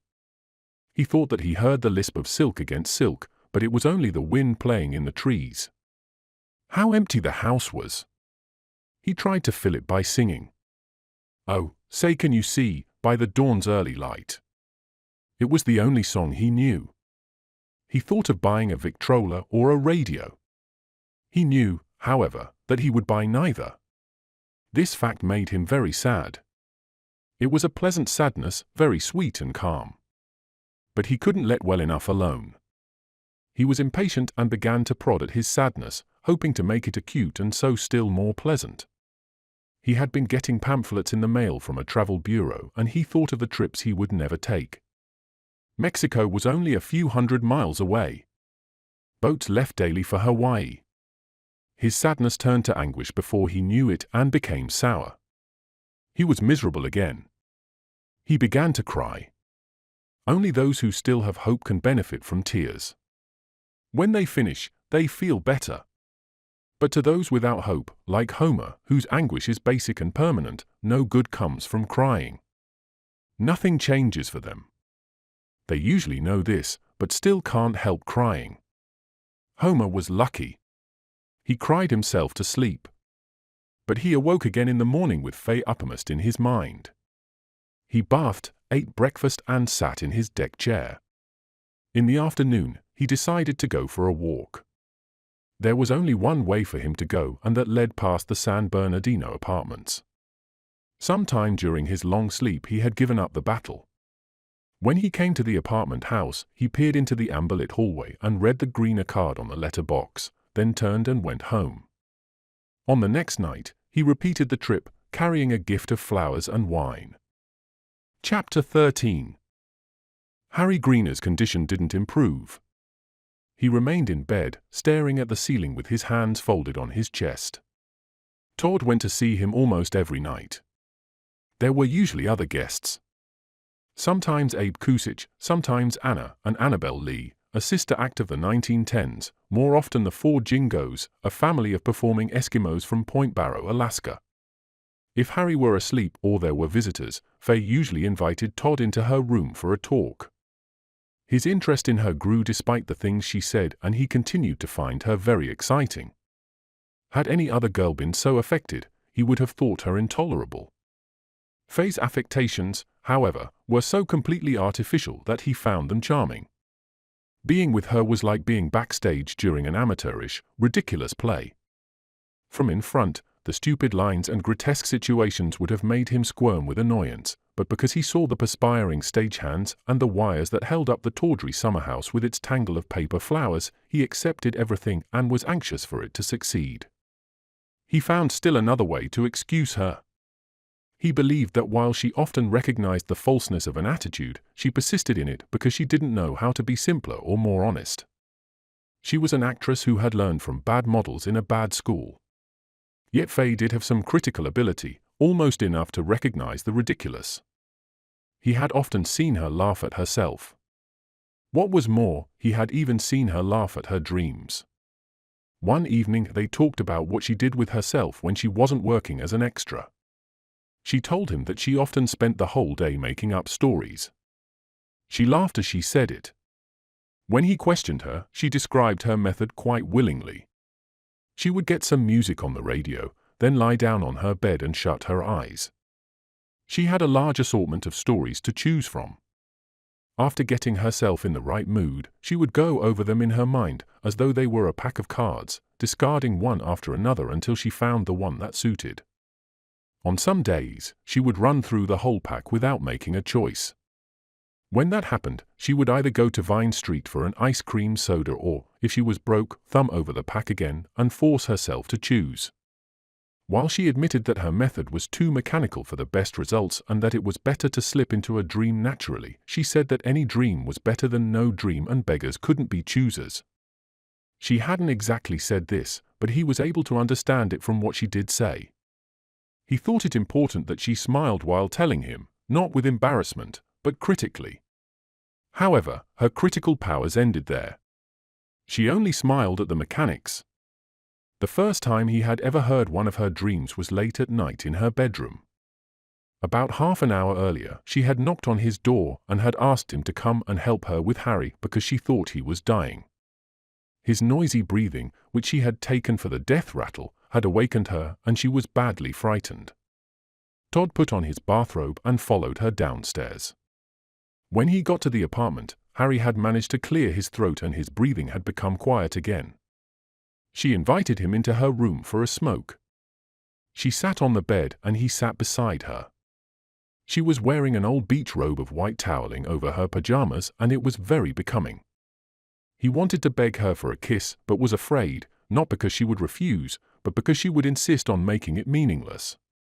To flatter her, he commented on her appearance. He did a bad job of it. He was incapable of direct flattery and got bogged down in a much too roundabout observation. She didn't listen and he broke off feeling like an idiot. "I've got a swell idea," she said suddenly. "An idea how we can make some real money."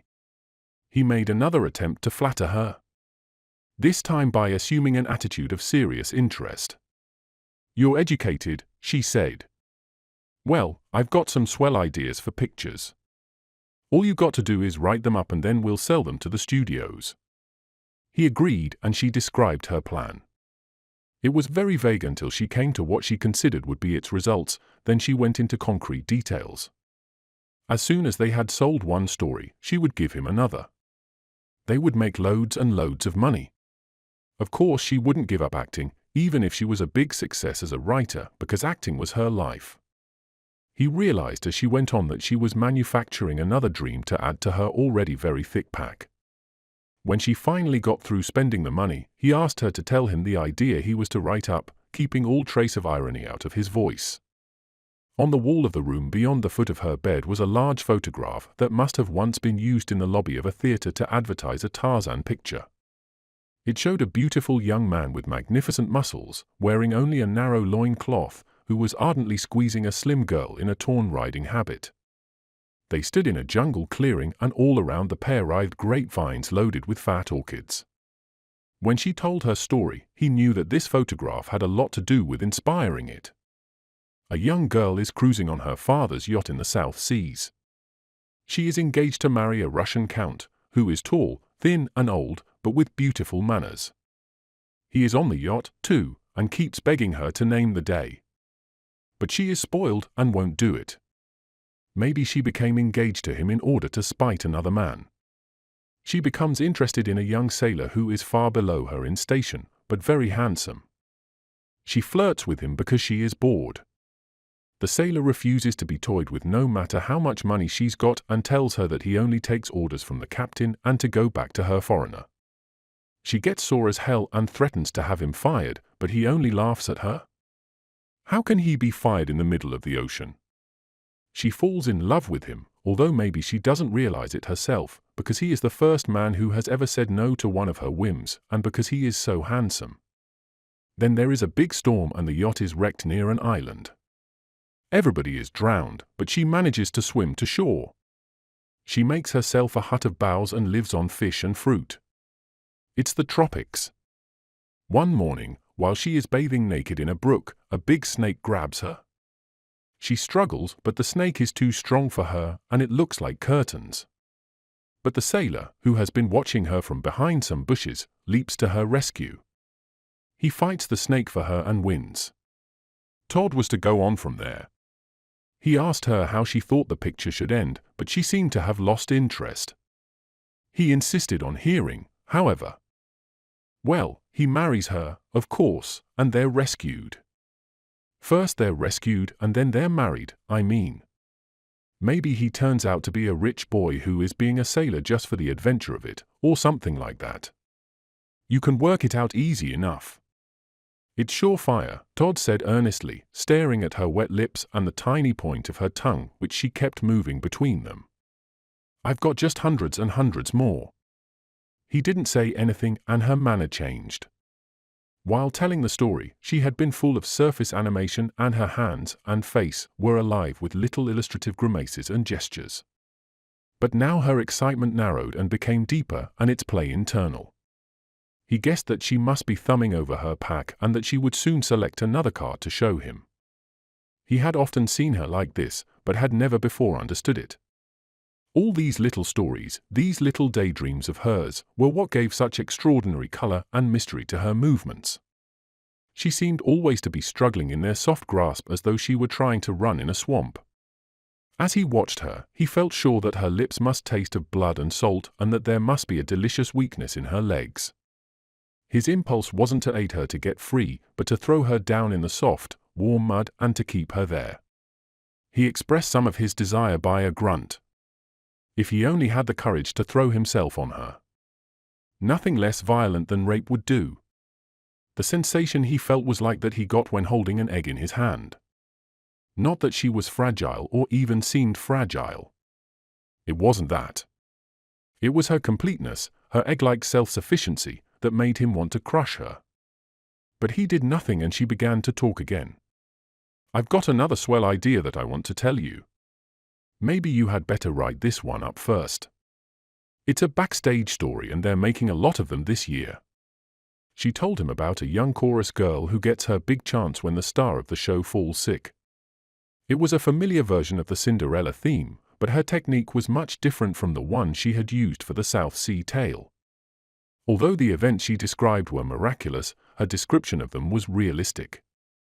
The effect was similar to that obtained by the artists of the Middle Ages, who, when doing a subject like the raising of Lazarus from the dead or Christ walking on water, were careful to keep all the details intensely realistic. She, like them, seemed to think that fantasy could be made plausible by a humdrum technique. "I like that one, too," he said when she had finished. "Think them over and do the one that has the best chance." She was dismissing him, and if he didn't act at once the opportunity would be gone. He started to lean toward her, but she caught his meaning and stood up. She took his arm with affectionate brusqueness. They were now business partners, and guided him to the door. In the hall, when she thanked him for coming down and apologized for having disturbed him, he tried again. She seemed to melt a little, and he reached for her. She kissed him willingly enough, but when he tried to extend the caress, she tore free. "Whoa there, palsy walsy," she laughed. "Mama spank." He started for the stairs. "Goodbye now," she called after him, then laughed again. He barely heard her. He was thinking of the drawings he had made of her, and of the new one he would do as soon as he got to his room. In The Burning of Los Angeles, Faye is the naked girl in the left foreground being chased by the group of men and women who have separated from the main body of the mob. One of the women is about to hurl a rock at her to bring her down. She is running with her eyes closed and a strange half-smile on her lips. Despite the dreamy repose of her face, her body is straining to hurl her along at top speed. The only explanation for this contrast is that she is enjoying the release that wild flight gives, in much the same way that a game bird must when, after hiding for several tense minutes, it bursts from cover in complete, unthinking panic. Chapter 14. Todd had other and more successful rivals than Homer Simpson. One of the most important was a young man called Earl Shoup. Earl was a cowboy from a small town in Arizona.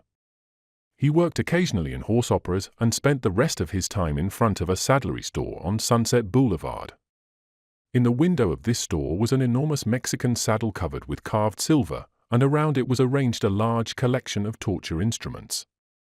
Among other things there were fancy, braided quirts, spurs with great spiked wheels, and double bits that looked as though they could break a horse's jaw without trouble.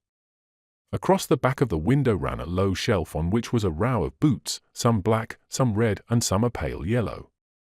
All of the boots had scalloped tops and very high heels.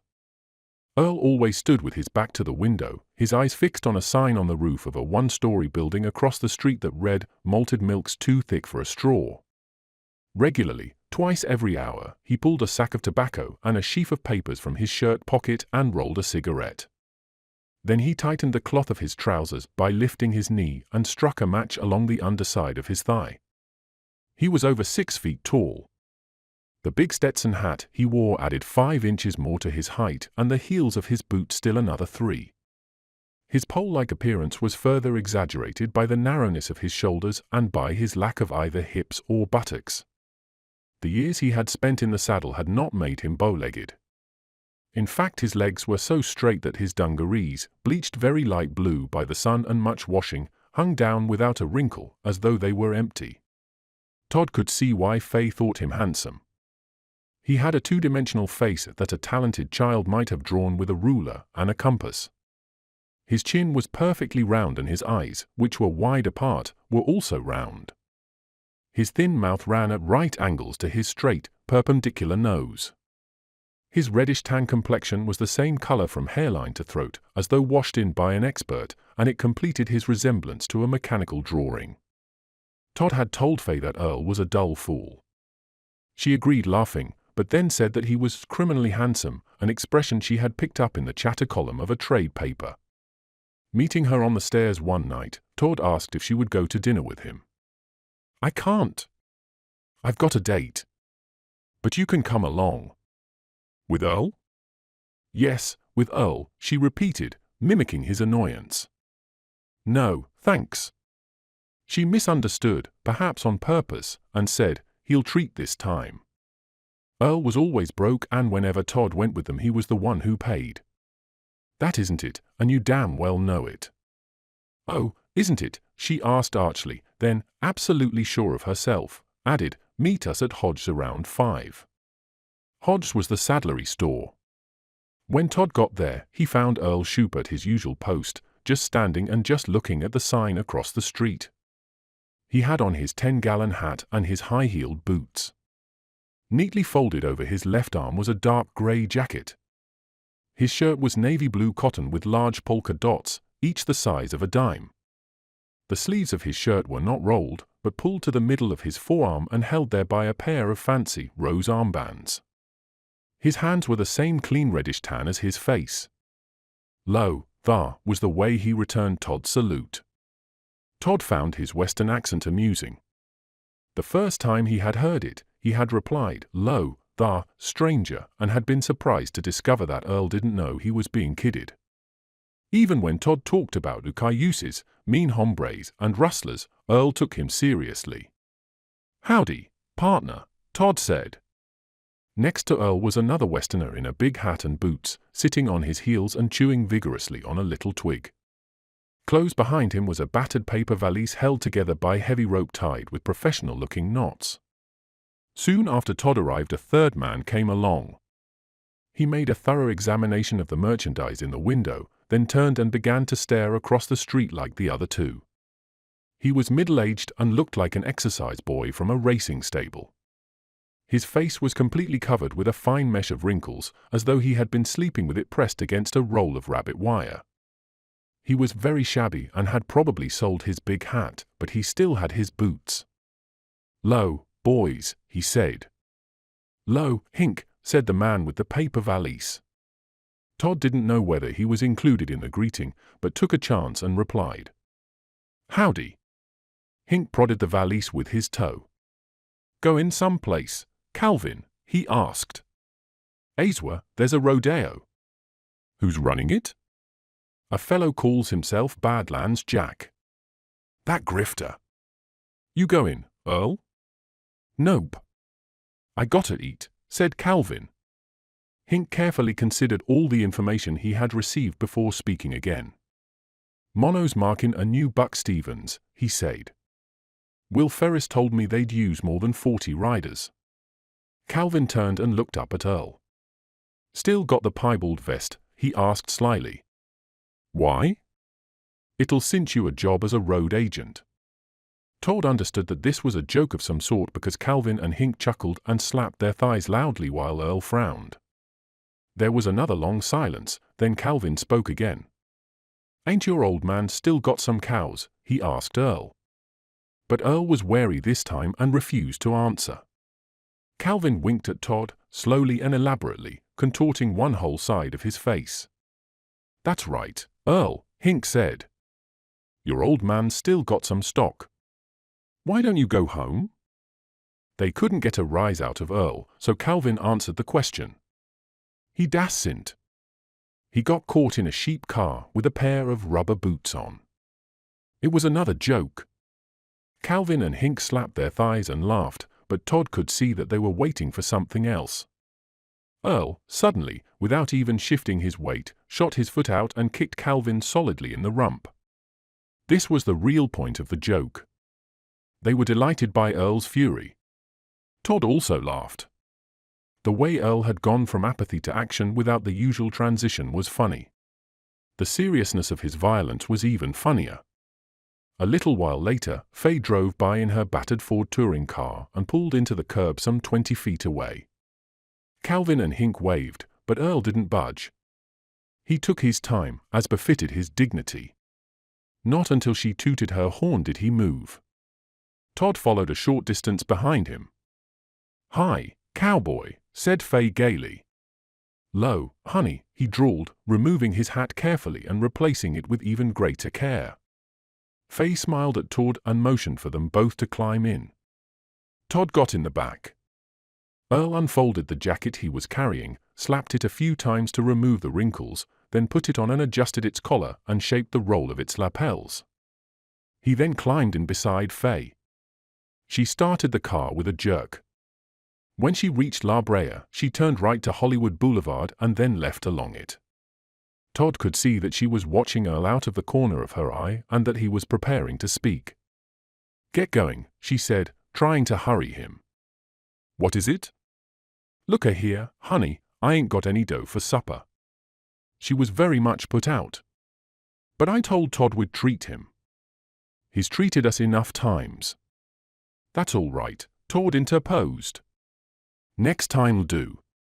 I've got plenty of money." "No, damn it," she said without looking around. "I'm sick of it." She pulled into the curb and slammed on the brakes. "It's always the same story," she said to Earl. He adjusted his hat, his collar, and his sleeves, then spoke. "We've got some grub at camp." "Beans, I suppose." "Nope." She prodded him. "Well, what have you got?" "Mig and me set some traps." Faye laughed. "Rat traps, eh?" "We're going to eat rats." Earl didn't say anything. "Listen, you big, strong, silent dope," she said, "either make sense, or goddammit, get out of this car." "They're quail traps," he said without the slightest change in his wooden, formal manner. She ignored his explanation. "Talking to you is like pulling teeth. You wear me out." Todd knew that there was no hope for him in this quarrel. He had heard it all before. "I didn't mean nothing," Earl said. "I was only funning. I wouldn't feed you rats." She slammed off the emergency brake and started the car again. At Zachariah Street, she turned into the hills. After climbing steadily for a quarter of a mile, she reached a dirt road and followed it to its end. They all climbed out, Earl helping Faye. "Give me a kiss," she said, smiling her forgiveness. He took his hat off ceremoniously and placed it on the hood of the car, then wrapped his long arms around her. They paid no attention to Todd, who was standing off to one side watching them. He saw Earl close his eyes and pucker up his lips like a little boy. But there was nothing boyish about what he did to her. When she had had as much as she wanted, she pushed him away. "You, too," she called gaily to Todd, who had turned his back. "Oh, some other time," he replied, imitating her casualness. She laughed, then took out a compact and began to fix her mouth. When she was ready, they started along a little path that was a continuation of the dirt road. Earl led, Faye came next, and Todd brought up the rear. It was full spring. The path ran along the bottom of a narrow canyon, and wherever weeds could get a purchase in its steep banks, they flowered in purple, blue, and yellow. Orange poppies bordered the path. Their petals were wrinkled like crepe, and their leaves were heavy with talcum like dust. They climbed until they reached another canyon. This one was sterile, but its bare ground and jagged rocks were even more brilliantly colored than the flowers of the first. The path was silver, grained with streaks of rose gray, and the walls of the canyon were turquoise, mauve, chocolate, and lavender. The air itself was vibrant pink. They stopped to watch a hummingbird chase a blue jay. The jay flashed by, squawking with its tiny enemy on its tail like a ruby bullet. The gaudy birds burst the colored air into 1,000 glittering particles like metal confetti. When they came out of this canyon, they saw below them a little green valley thick with trees, mostly eucalyptus, with here and there a poplar and one enormous black live oak. Sliding and stumbling down a dry wash, they made for the valley. Todd saw a man watching their approach from the edge of the wood. Faye also saw him and waved. "Hi, Mig," she shouted. "Kainita," he called back. She ran the last 10 yards of the slope, and the man caught her in his arms.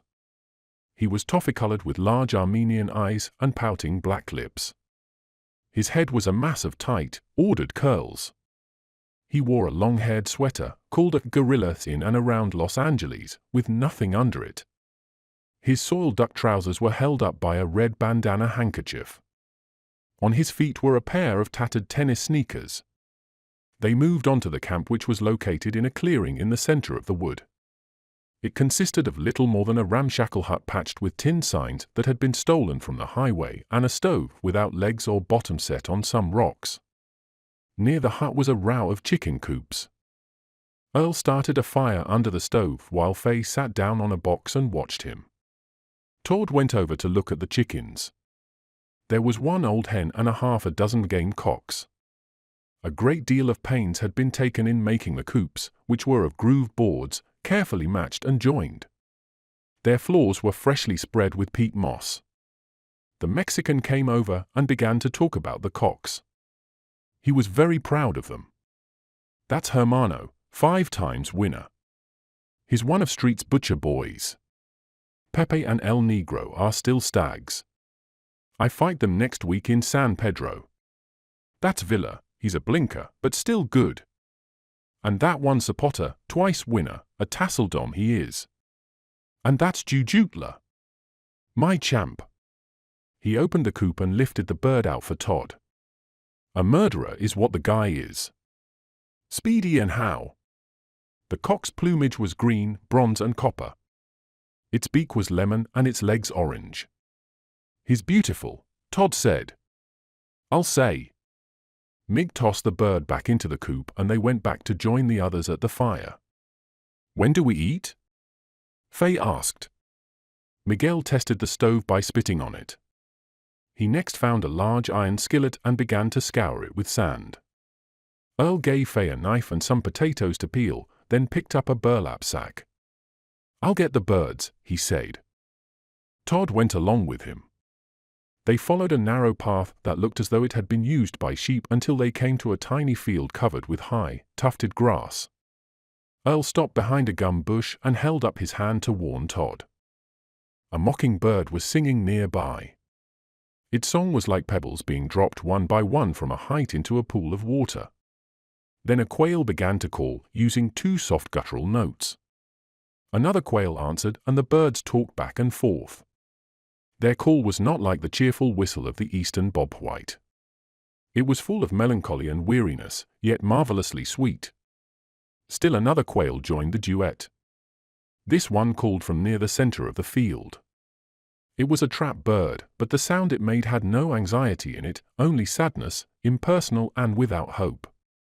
When Earl was satisfied that no one was there to spy on his poaching, he went to the trap. It was a wire basket about the size of a washtub with a small door in the top. He stooped over and began to fumble with the door. 5 birds ran wildly along the inner edge and threw themselves at the wire. One of them, a cock, had a dainty plume on his head that curled forward almost to his beak. Earl caught the birds one at a time and pulled their heads off before dropping them into his sack. Then he started back. As he walked along, he held the sack under his left arm. He lifted the birds out with his right hand and plucked them one at a time. Their feathers fell to the ground, point first, weighed down by the tiny drop of blood that trembled on the tips of their quills. The sun went down before they reached the camp again. It grew chilly and Todd was glad of the fire. Faye shared her seat on the box with him and they both leaned forward into the heat. Mig brought a jug of tequila from the hut. He filled a peanut butter jar for Faye and passed the jug to Todd. The liquor smelled like rotten fruit, but he liked the taste. When he had had enough, Earl took it and then Miguel. They continued to pass it from hand to hand. Earl tried to show Faye how plump the game was, but she wouldn't look. He gutted the birds, then began cutting them into quarters with a pair of heavy tin shears. Faye held her hands over her ears in order not to hear the soft click made by the blades as they cut through flesh and bone. Earl wiped the pieces with a rag and dropped them into the skillet where a large piece of lard was already sputtering. For all her squeamishness, Faye ate as heartily as the men did. There was no coffee and they finished with tequila. They smoked and kept the jug moving. Faye tossed away the peanut butter jar and drank like the others, throwing her head back and tilting the jug. Todd could sense her growing excitement. The box on which they were sitting was so small that their backs touched and he could feel how hot she was and how restless. Her neck and face had turned from ivory to rose. She kept reaching for his cigarettes. Earl's features were hidden in the shadow of his big hat, but the Mexican sat full in the light of the fire. His skin glowed and the oil in his black curls sparkled. He kept smiling at Faye in a manner that Todd didn't like. The more he drank, the less he liked it. Faye kept crowding Todd, so he left the box to sit on the ground where he could watch her better. She was smiling back at the Mexican. She seemed to know what he was thinking and to be thinking the same thing. Earl, too, became aware of what was passing between them. Todd heard him curse softly and saw him lean forward into the light and pick up a thick piece of firewood. Mig laughed guiltily and began to sing. Las palmeras loran por tu ausencia, las lagunas se secoe. La cerca de la lambaque estaba en el patio también sequillo. His voice was a plaintive tenor, and it turned the revolutionary song into a sentimental lament, sweet and cloying. Faye joined in when he began another stanza.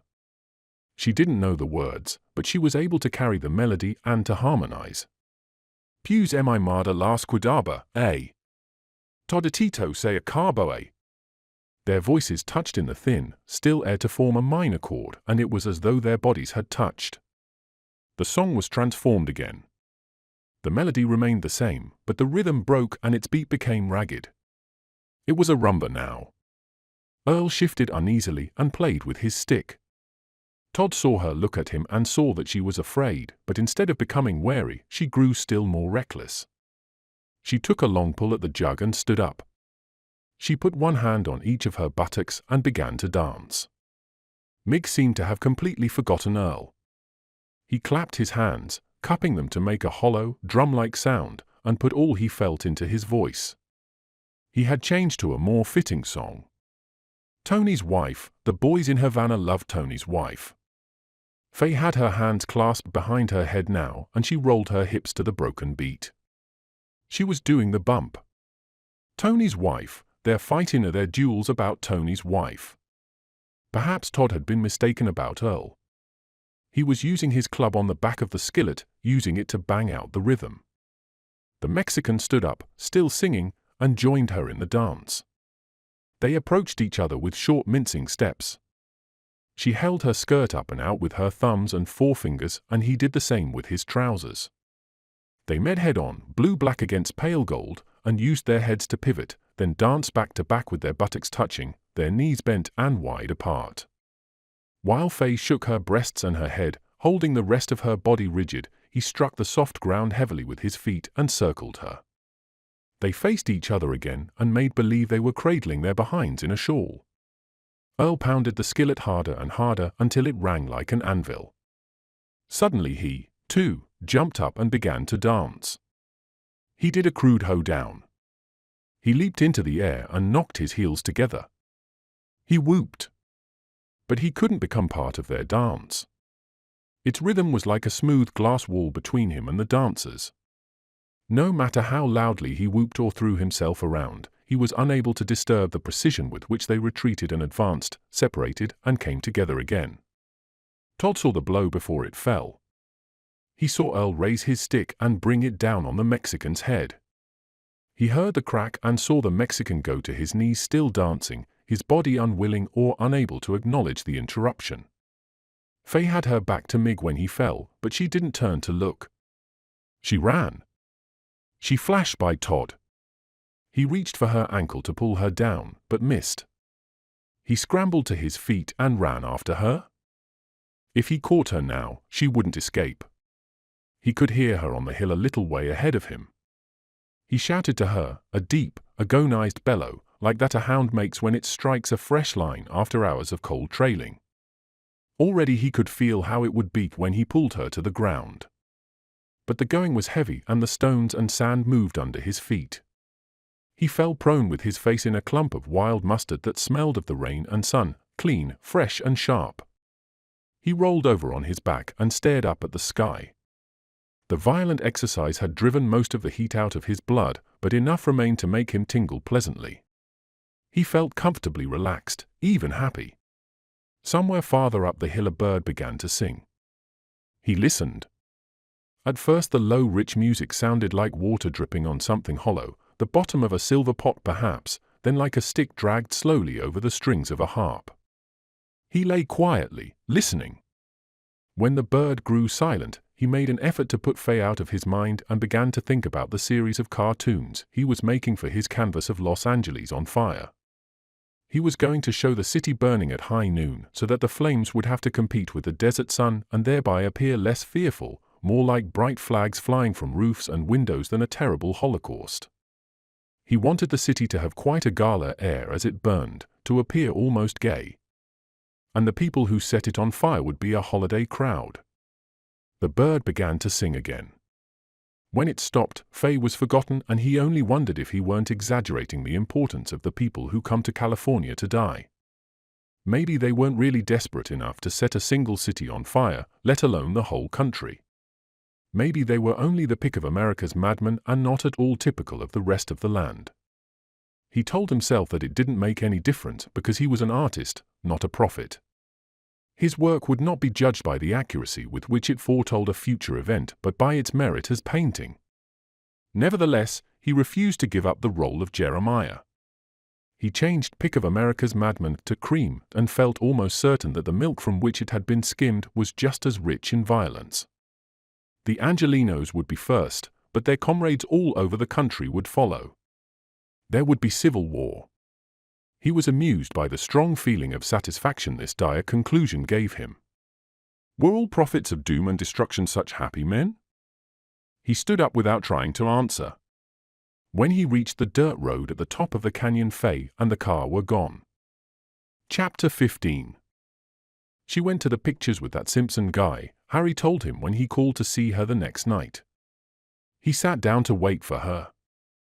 The old man was very ill and lay on the bed with extreme care, as though it were a narrow shell from which he might fall if he moved. "What are they making on your lot?" he asked slowly, rolling his eyes toward Todd without budging his head. "Manifest Destiny, Sweet and Low Down, Waterloo, The Great Divide, Begging Your—" "The Great Divide," Harry said, interrupting eagerly. "I remember that vehicle." Todd realized he shouldn't have got him started, but there was nothing he could do about it now.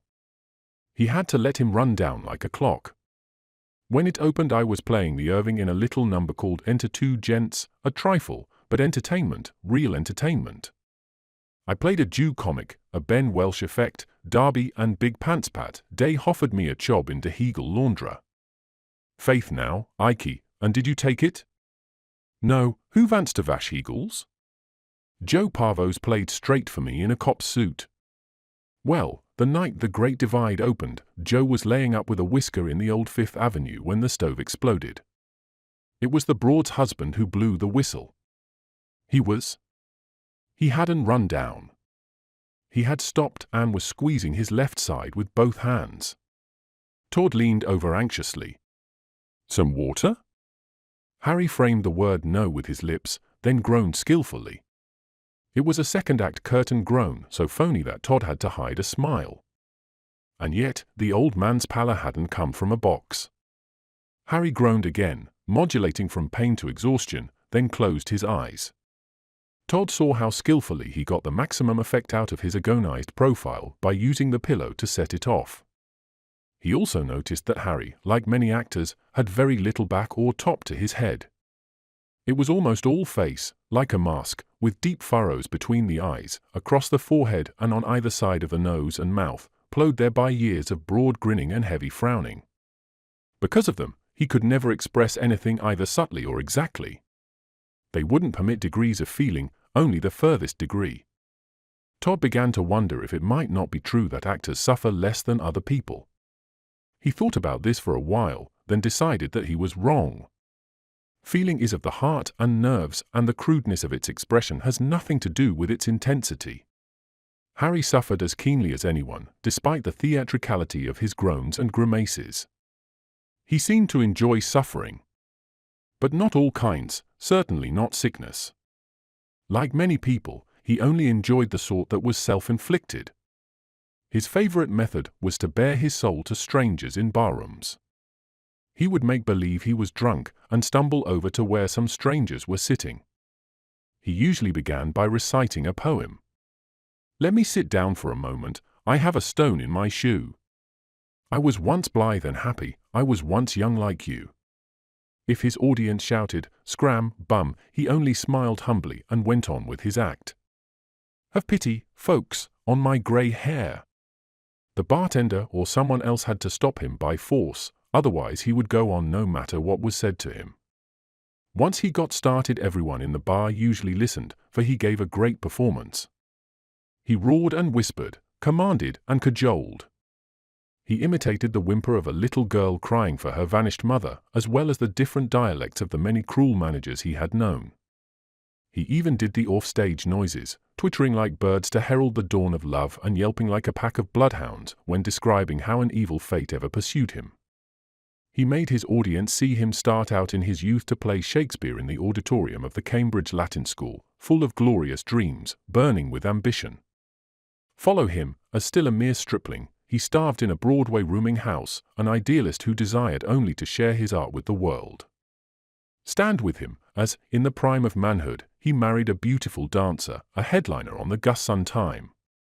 Be close behind him as, one night, he returned home unexpectedly to find her in the arms of a head usher. Forgive, as he forgave, out of the goodness of his heart and the greatness of his love.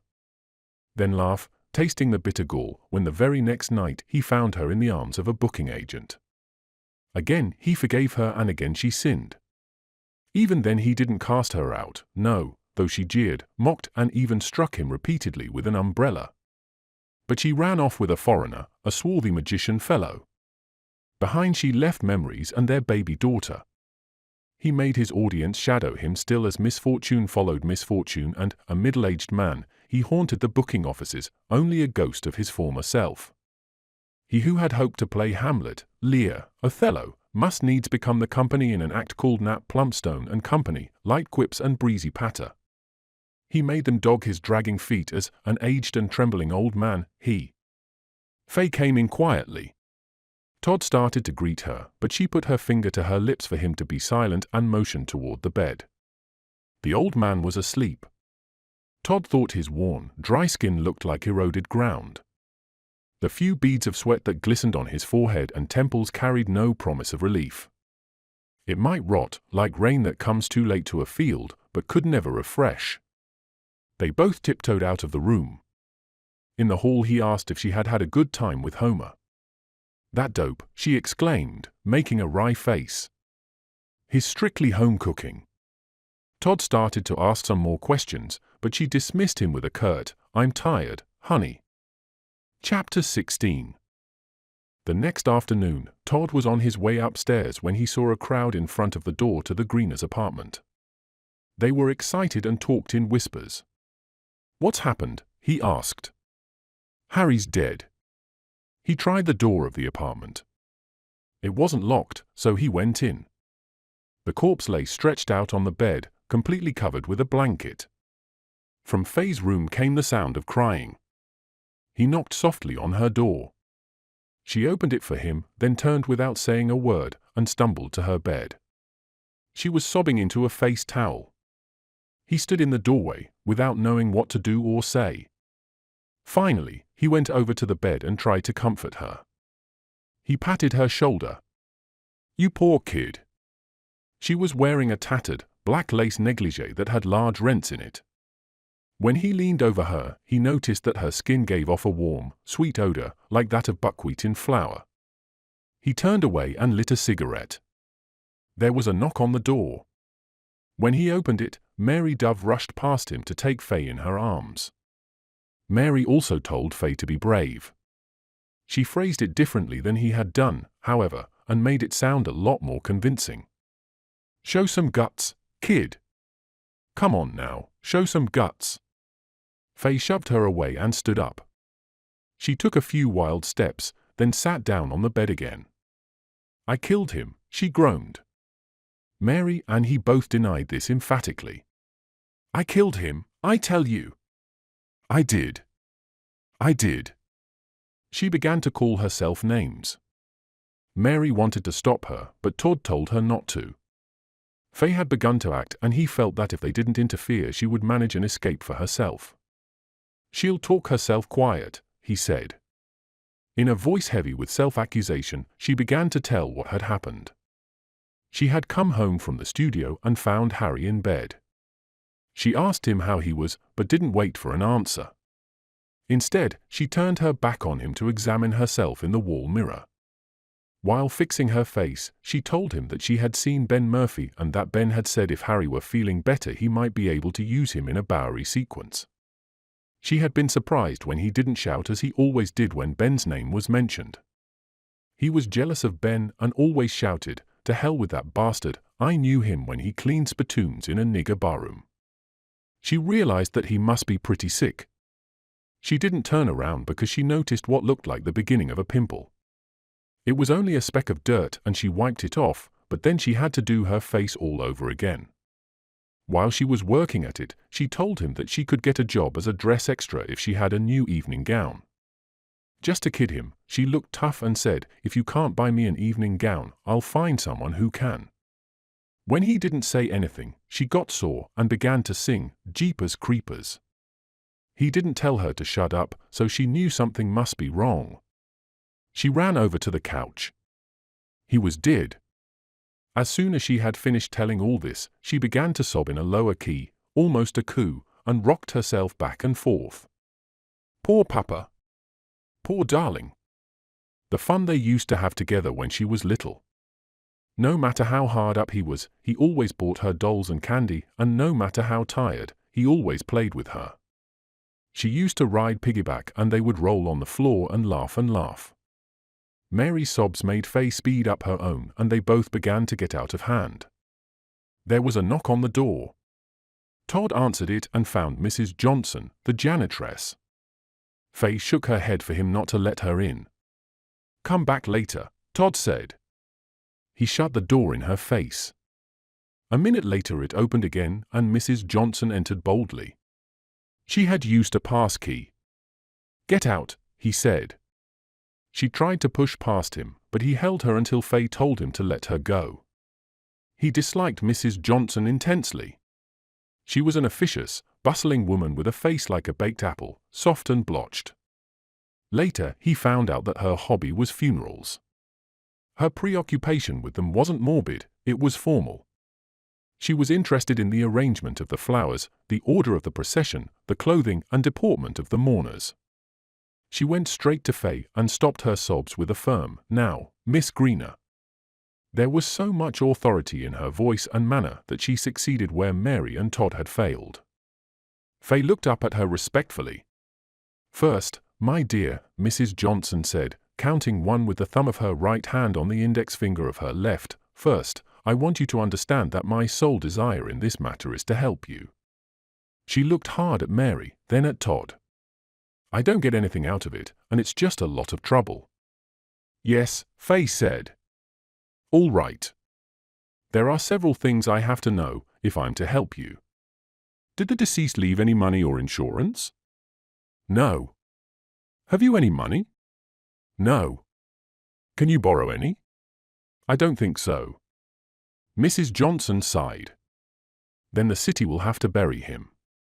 Faye didn't comment. "Don't you understand, child, the city will have to bury him in a pauper's grave?" She put so much contempt into city and horror into pauper that Faye flushed and began to sob again. Mrs. Johnson made as though to walk out, even took several steps in the direction of the door, then changed her mind and came back. "How much does a funeral cost?" Faye asked. $200.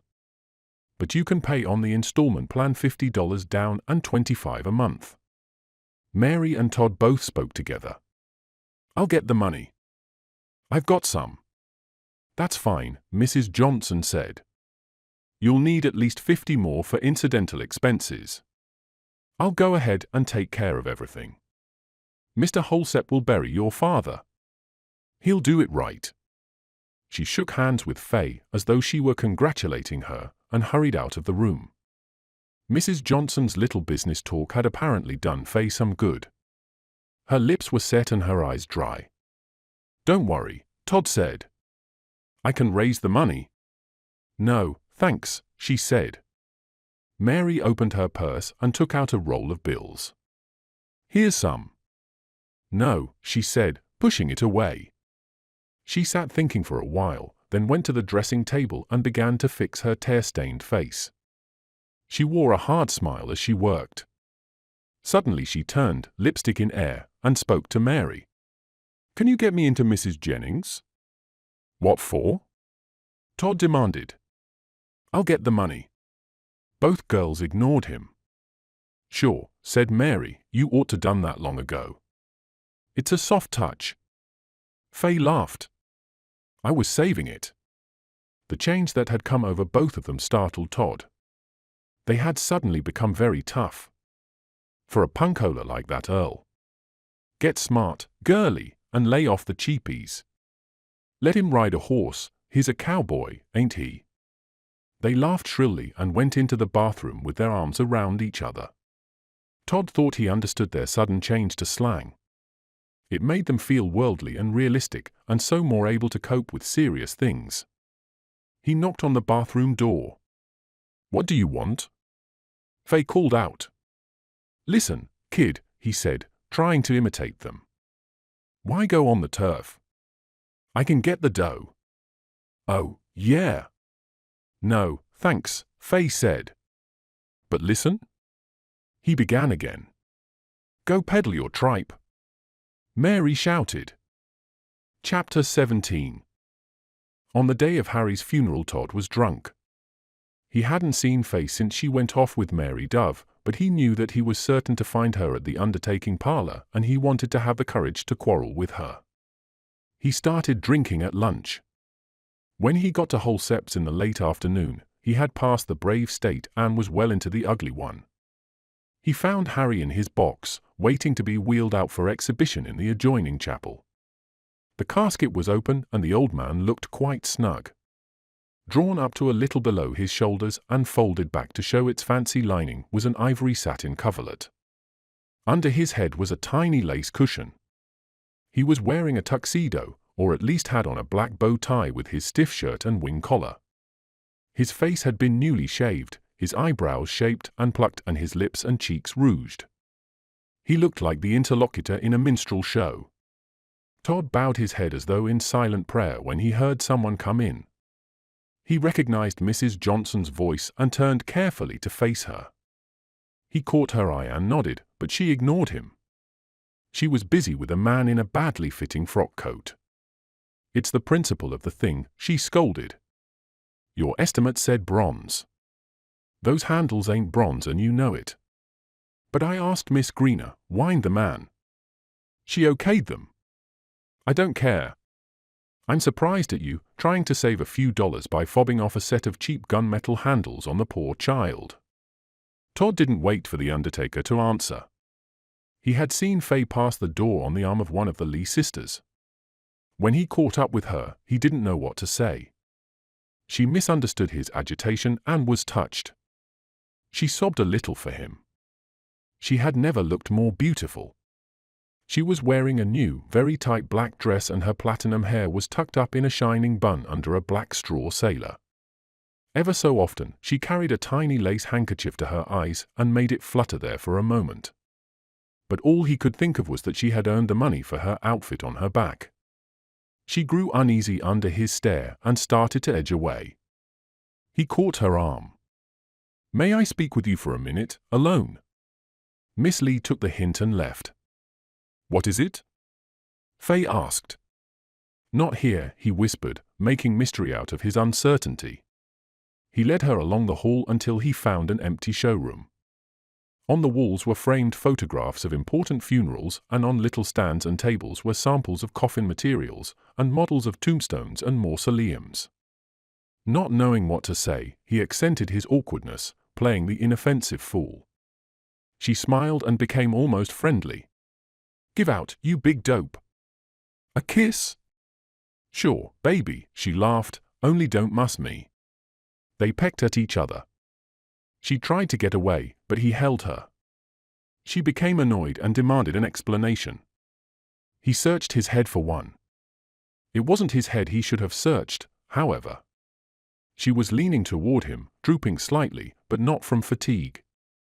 He had seen young birches droop like that at midday when they are over-heavy with sun. You're drunk, she said, pushing him away. Please, he begged. Let go, you bastard. Raging at him, she was still beautiful. That was because her beauty was structural like a tree's, not a quality of her mind or heart. Perhaps even whoring couldn't damage it for that reason, only age or accident or disease. In a minute she would scream for help. He had to say something. She wouldn't understand the aesthetic argument, and with what values could he back up the moral one? The economic didn't make sense either. Whoring certainly paid. Half of the customers $30. Say 10 men a week. She kicked at his shins, but he held on to her. Suddenly he began to talk. He had found an argument. Disease would destroy her beauty. He shouted at her like a YMCA lecturer on sex hygiene. She stopped struggling and held her head down, sobbing fitfully. When he was through, he let go of her arms and she bolted from the room. He groped his way to a carved, marble coffin. He was still sitting there when a young man in a black jacket and grey striped trousers came in. "Are you here for the Greener funeral?" Todd stood up and nodded vaguely. "The services are beginning," the man said, then opened a little casket covered with grosgrain satin and took out a dust cloth. Todd watched him go around the showroom wiping off the samples. "Services have probably started," the man repeated with a wave at the door. Todd understood this time and left. The only exit he could find led through the chapel. The moment he entered it, Mrs. Johnson caught him and directed him to a seat. He wanted badly to get away, but it was impossible to do so without making a scene. Faye was sitting in the front row of benches, facing the pulpit. She had the Lee sisters on one side and Mary Dove and Abe Kusich on the other. Behind them sat the tenants of the San Burdu, occupying about 6 rows. Todd was alone in the 7th. After him were several empty rows, and then a scattering of men and women who looked very much out of place. He turned in order not to see Faye's jerking shoulders and examined the people in the last rows. He knew their kind. While not torchbearers themselves, they would run behind the fire and do a great deal of the shouting. They had come to see Harry buried, hoping for a dramatic incident of some sort, hoping at least for one of the mourners to be led weeping hysterically from the chapel. It seemed to Todd that they stared back at him with an expression of vicious, acrid boredom that trembled on the edge of violence. When they began to mutter among themselves, he half turned and watched them out of the corner of his eyes. An old woman with a face pulled out of shape by badly-fitting store teeth came in and whispered to a man sucking on the handle of a homemade walking stick. He passed her message along, and they all stood up and went out hurriedly. Todd guessed that some star had been seen going into a restaurant by one of their scouts. If so, they would wait outside the place for hours until the star came out again or the police drove them away. The Jingo family arrived soon after they had left. The Jingos were Eskimos who had been brought to Hollywood to make retakes for a picture about polar exploration. Although it had been released long ago, they refused to return to Alaska. They liked Hollywood. Harry had been a good friend of theirs and had eaten with them quite regularly, sharing the smoked salmon, white fish, marinated and March's herrings they bought at Jewish delicatessen stores. He also shared the great quantities of cheap brandy they mixed with hot water and salt butter and drank out of tin cups. Mama and Papa Jingo, trailed by their son, moved down the center aisle of the chapel, bowing and waving to everyone, until they reached the front row. Here they gathered around Faye and shook hands with her, each one in turn. Mrs. Johnson tried to make them go to one of the back rows, but they ignored her orders and sat down in front. The overhead lights of the chapel were suddenly dimmed. Simultaneously other lights went on behind imitation stained glass windows which hung on the fake oak-paneled walls. There was a moment of hushed silence, broken only by Faye's sobs, then an electric organ started to play a recording of one of Bach's chorales, Come Redeemer, Our Savior. Todd recognized the music. His mother often played a piano adaptation of it on Sundays at home. It very politely asked Christ to come, in clear and honest tones with just the proper amount of supplication. The God it invited was not the King of Kings, but a shy and gentle Christ, a maiden surrounded by maidens, and the invitation was to a lorn fate, not to the home of some weary, suffering sinner. It didn't plead, it urged with infinite grace and delicacy, almost as though it were afraid of frightening the prospective guest. So far as Todd could tell, no one was listening to the music.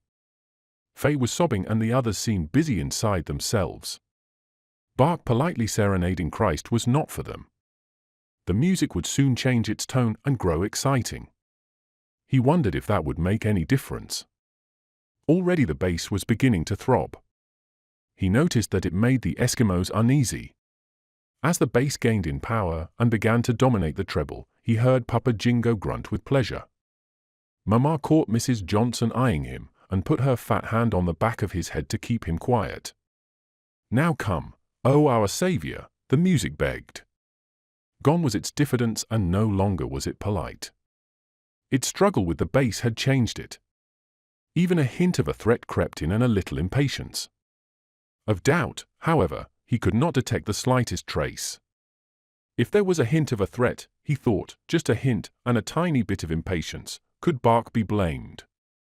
After all, when he wrote this music, the world had already been waiting for its lover more than 1700 years. But the music changed again, and both threat and impatience disappeared. The treble soared free and triumphant, and the bass no longer struggled to keep it down. It had become a rich accompaniment. Come or don't come, the music seemed to say, I love you and my love is enough. It was a simple statement of fact, neither cry nor serenade, made without arrogance or humility. Perhaps Christ heard. If he did, he gave no sign. The attendants heard, for it was their cue to trundle on Harry in his box. Mrs. Johnson followed close behind and saw to it that the casket was properly placed. She raised her hand and Bark was silenced in the middle of a phrase.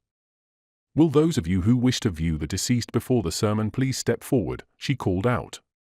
Only the Jingos stood up immediately. They made for the coffin in a group. Mrs. Johnson held them back and motioned for Faye to look first. Supported by Mary Dove and the Lee girls, she took a quick peek, increased the tempo of her sobs for a moment, then hurried back to the bench. The Jingos had their chance next. They leaned over the coffin and told each other something in a series of thick, explosive gutturals. When they tried to take another look, Mrs. Johnson herded them firmly to their seats. The dwarf sidled up to the box, made a play with his handkerchief and retreated. When no one followed him, Mrs. Johnson lost patience, seeming to take what she understood as a lack of interest for a personal insult. "Those who wish to view the remains of the late Mr. Greener must do so at once," she barked. There was a little stir, but no one stood up. "You, Mrs. Gale," she finally said, looking directly at the person named. "How about you? Don't you want a last look? Soon all that remains of your neighbor will be buried forever." There was no getting out of it. Mrs. Gale moved down the aisle, trailed by several others. Todd used them to cover his escape. Chapter 18. Faye moved out of the Sandbird the day after the funeral. Todd didn't know where she had gone and was getting up the courage to call Mrs. Jennings when he saw her from the window of his office. She was dressed in the costume of a Napoleonic vivandière. By the time he got the window open, she had almost turned the corner of the building. He shouted for her to wait.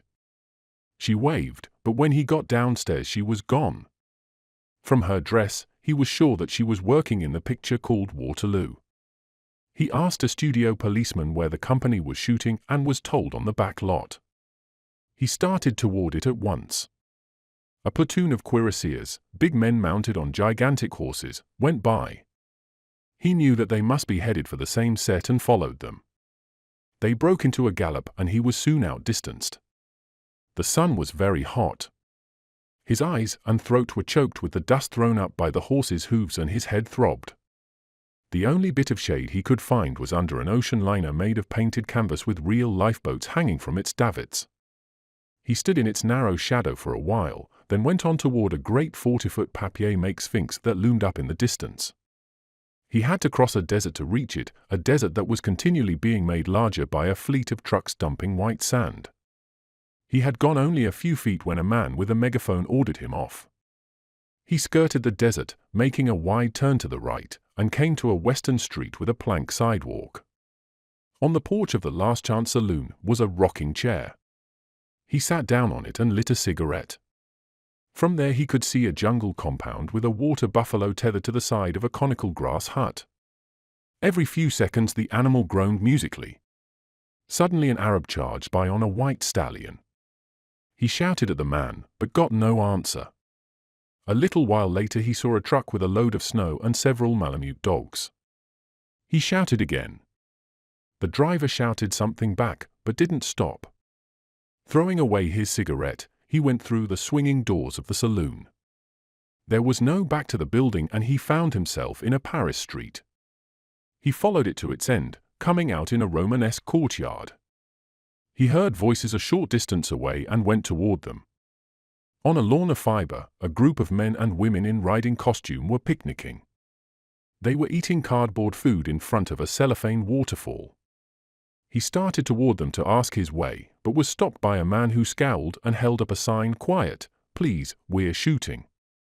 When Todd took another step forward, the man shook his fist threateningly. Next he came to a small pond with large celluloid swans floating on it. Across one end was a bridge with a sign that read, "To Camp Comfort." He crossed the bridge and followed a little path that ended at a Greek temple dedicated to Eros. The god himself lay face downward in a pile of old newspapers and bottles. From the steps of the temple, he could see in the distance a road lined with Lombardy poplars. It was the one on which he had lost the cuirassiers. He pushed his way through a tangle of briars, old flats and iron junk, skirting the skeleton of a zeppelin, a bamboo stockade, an adobe fort, the wooden horse of Troy, a flight of Baroque palace stairs that started in a bed of weeds and ended against the branches of an oak, part of the 14th Street elevated station, a Dutch windmill, the bones of a dinosaur, the upper half of the Merrimack, a corner of a Mayan temple, until he finally reached the road. He was out of breath. He sat down under one of the poplars on a rock made of brown plaster and took off his jacket. There was a cool breeze blowing, and he soon felt more comfortable. He had lately begun to think not only of Goya and Dormia but also of certain Italian artists of the 17th and 18th centuries, of Salvator Rosa, Francesco Guardi and Monsu Desiderio, the painters of decay and mystery. Looking downhill now, he could see compositions that might have actually been arranged from the Calabrian work of Rosa. There were partially demolished buildings and broken monuments, half hidden by great, tortured trees, whose exposed roots writhed dramatically in the arid ground, and by shrubs that carried, not flowers or berries, but armories of spikes, hooks and swords.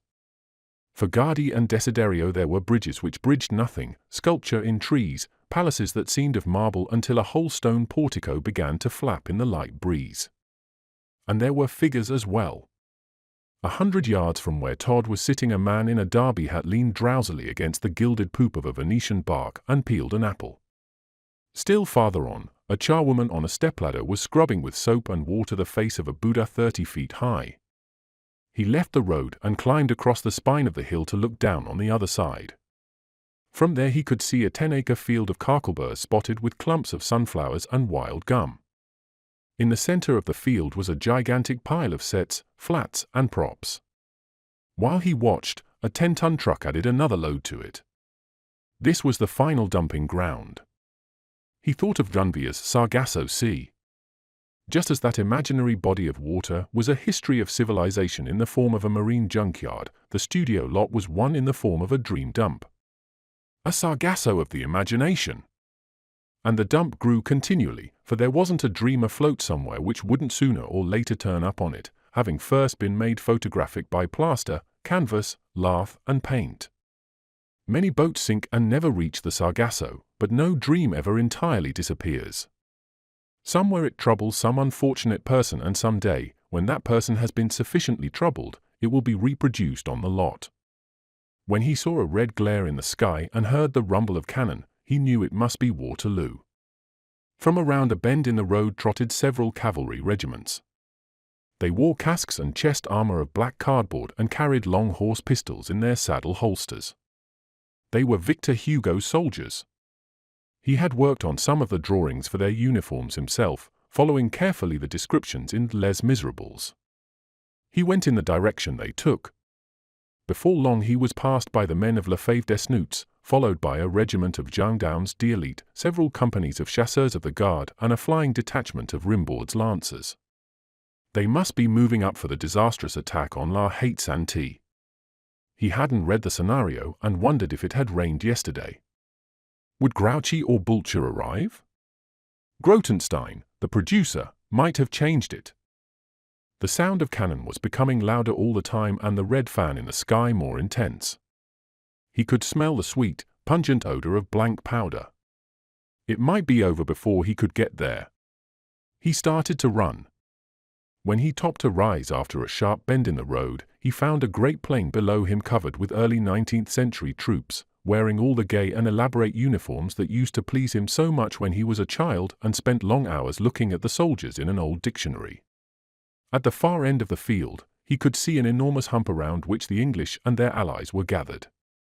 It was Mont Saint-Jean, and they were getting ready to defend it gallantly. It wasn't quite finished, however, and swarmed with grips, property men, set dressers, carpenters and painters. Todd stood near a eucalyptus tree to watch, concealing himself behind a sign that read, Waterloo, a Charles H. Grotenstein production.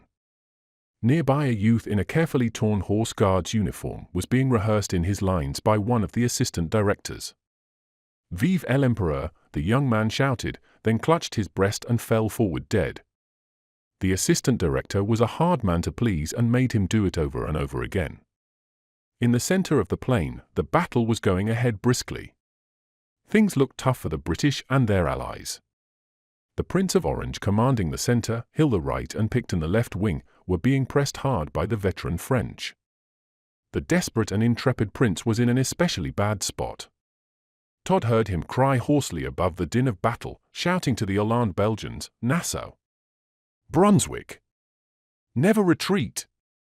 Nevertheless, the retreat began. Hill, too, fell back. The French killed General Picton with a ball through the head, and he returned to his dressing room. Alton was put to the sword and also retired. The colors of the Lunenburg Battalion, borne by a prince of the family of Duxponce, were captured by a famous child star in the uniform of a Parisian drummer boy. The Scotch Greys were destroyed and went to change into another uniform. Ponsonby's heavy dragoons were also cut to ribbons. Mr. Grotenstein would have a large bill to pay at the Western Costume Company. Neither Napoleon nor Wellington was to be seen.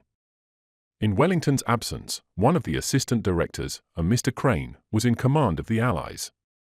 He reinforced his center with one of Chass's brigades and one of Winkey's. He supported these with infantry from Brunswick, Welshfoot, Devon Yeomanry and Hanoverian light horse with oblong leather caps and flowing plumes of horsehair. For the French, a man in a checked cap ordered Milhaud's cuirassiers to carry Mont Saint-Jean. With their sabres in their teeth and their pistols in their hands, they charged. It was a fearful sight. The man in the checked cap was making a fatal error. Mont Saint-Jean was unfinished. The paint was not yet dry and all the struts were not in place. Because of the thickness of the cannon smoke, he had failed to see that the hill was still being worked on by property men, grips and carpenters. It was the classic mistake, Todd realized, the same one Napoleon had made. Then it had been wrong for a different reason. The Emperor had ordered the cuirassiers to charge Mont Saint-Jean, not knowing that a deep ditch was hidden at its foot to trap his heavy cavalry. The result had been disaster for the French, the beginning of the end. This time the same mistake had a different outcome. Waterloo, instead of being the end of the Grand Army, resulted in a draw. Neither side won, and it would have to be fought over again the next day. Big losses, however, were sustained by the insurance company in workmen's compensation. The man in the checked cap was sent to the dog house by Mr. Grotenstein just as Napoleon was sent to St. Helena. When the front rank of Milhaud's heavy division started up the slope of Mont Saint-Jean, the hill collapsed. The noise was terrific. Nails screamed with agony as they pulled out of joists. The sound of ripping canvas was like that of little children whimpering. Lath and scantling snapped as though they were brittle bones. The whole hill folded like an enormous umbrella and covered Napoleon's army with painted cloth. It turned into a rout. The victors of Pessina, Leipzig, Austerlitz fled like schoolboys who had broken a pane of glass.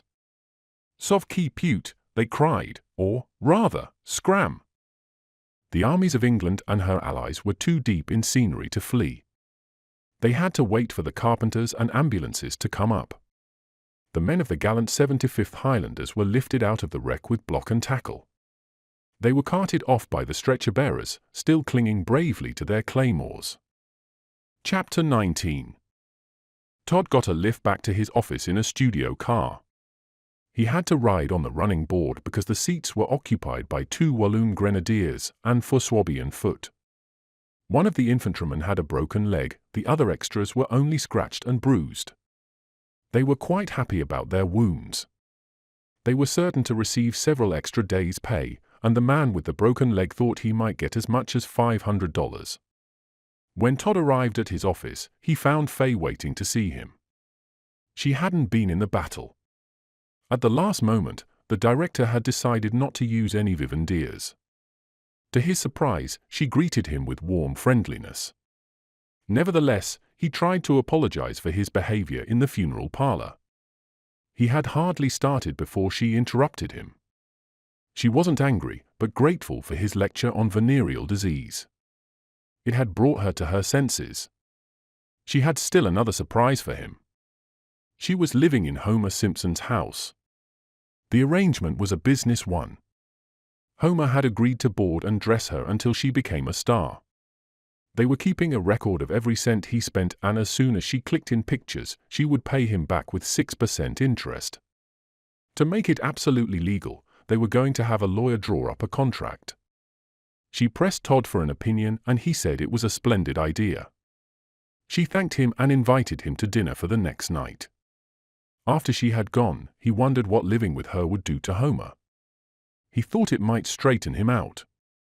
He fooled himself into believing this with an image, as though a man were a piece of iron to be heated and then straightened with hammer blows. He should have known better, for if anyone ever lacked malleability, Homer did. He continued to make this mistake when he had dinner with them. Faye seemed very happy, talking about charge accounts and stupid sales clerks. Homer had a flower in his buttonhole, wore carpet slippers, and beamed at her continually. After they had eaten, while Homer was in the kitchen washing dishes, Todd got her to tell him what they did with themselves all day. She said that they lived quietly and that she was glad because she was tired of excitement. All she wanted was a career. Homer did the housework and she was getting a real rest. Daddy's long sickness had tired her out completely. Homer liked to do housework, and anyway he wouldn't let her go into the kitchen because of her hands. Protecting his investment, Todd said.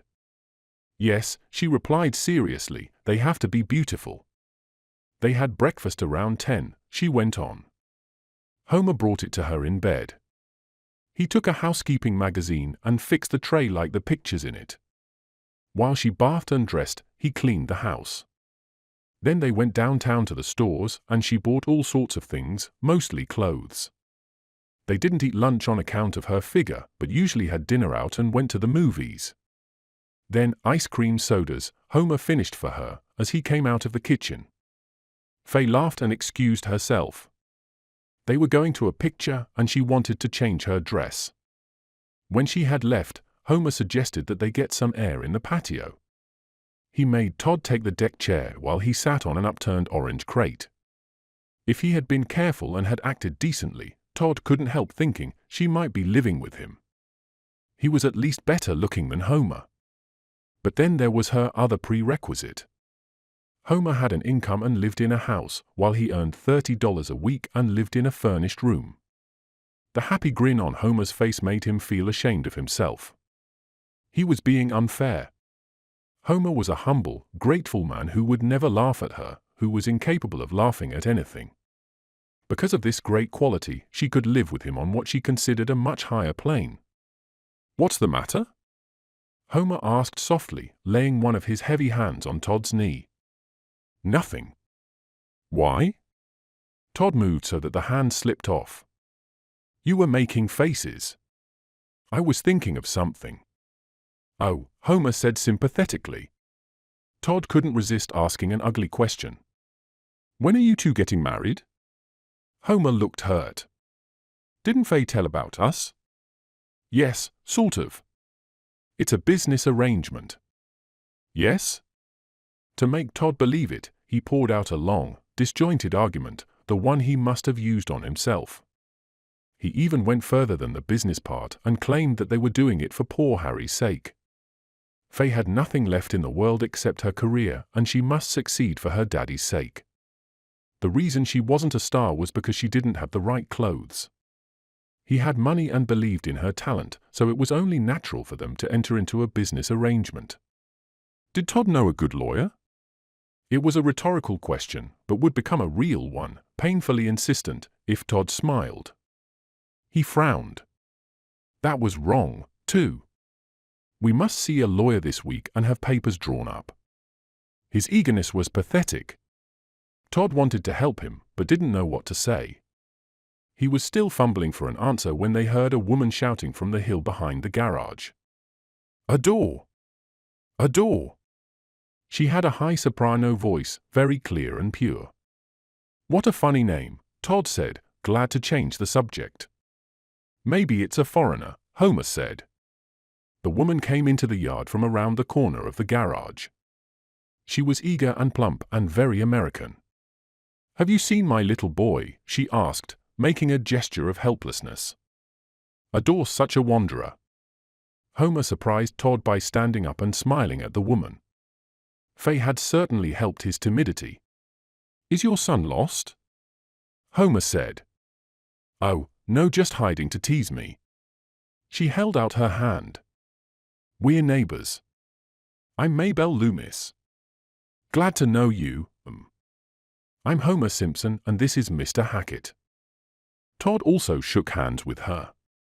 Have you been living here long? She asked. No. I've just come from the east, Homer said. Oh, have you? I've been here ever since Mr. Loomis passed on 6 years ago. I'm an old settler. You like it then? Todd asked. Like California, she laughed at the idea that anyone might not like it. Why, it's a paradise on earth. Yes, Homer agreed gravely. And anyway, she went on, I have to live here on account of Adore. Is he sick? Oh, no. On account of his career. His agent calls him the biggest little attraction in Hollywood. She spoke so vehemently that Homer flinched. He's in the movies? Todd asked. I'll say, she snapped. Homer tried to placate her. That's very nice. If it weren't for favoritism, she said bitterly, he'd be a star. It ain't talent. It's pull. What's Shirley Temple got that he ain't got? Why, I don't know, Homer mumbled. She ignored this and let out a fearful bellow. Adore! Adore! Todd had seen her kind around the studio. She was one of that army of women who drag their children from casting office to casting office and sit for hours, weeks, months, waiting for a chance to show what Junior can do.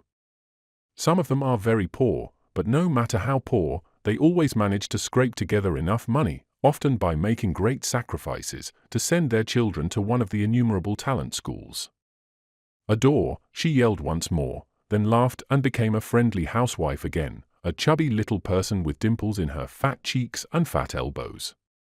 Have you any children, Mr. Simpson? She asked. No, he replied, blushing. You're lucky they're a nuisance. She laughed to show that she didn't really mean it and called her child again. Adore! Oh, Adore! Her next question surprised them both. Who do you follow? What, said Todd. I mean in the search for health, along the road of life. They both gaped at her. I'm a raw foodist, myself, she said. Dr. Pierce is our leader. You must have seen his ads. Noel Pearsall. Oh, yes, Todd said, you're vegetarians. She laughed at his ignorance. Far from it. We're much stricter. Vegetarians eat cooked vegetables.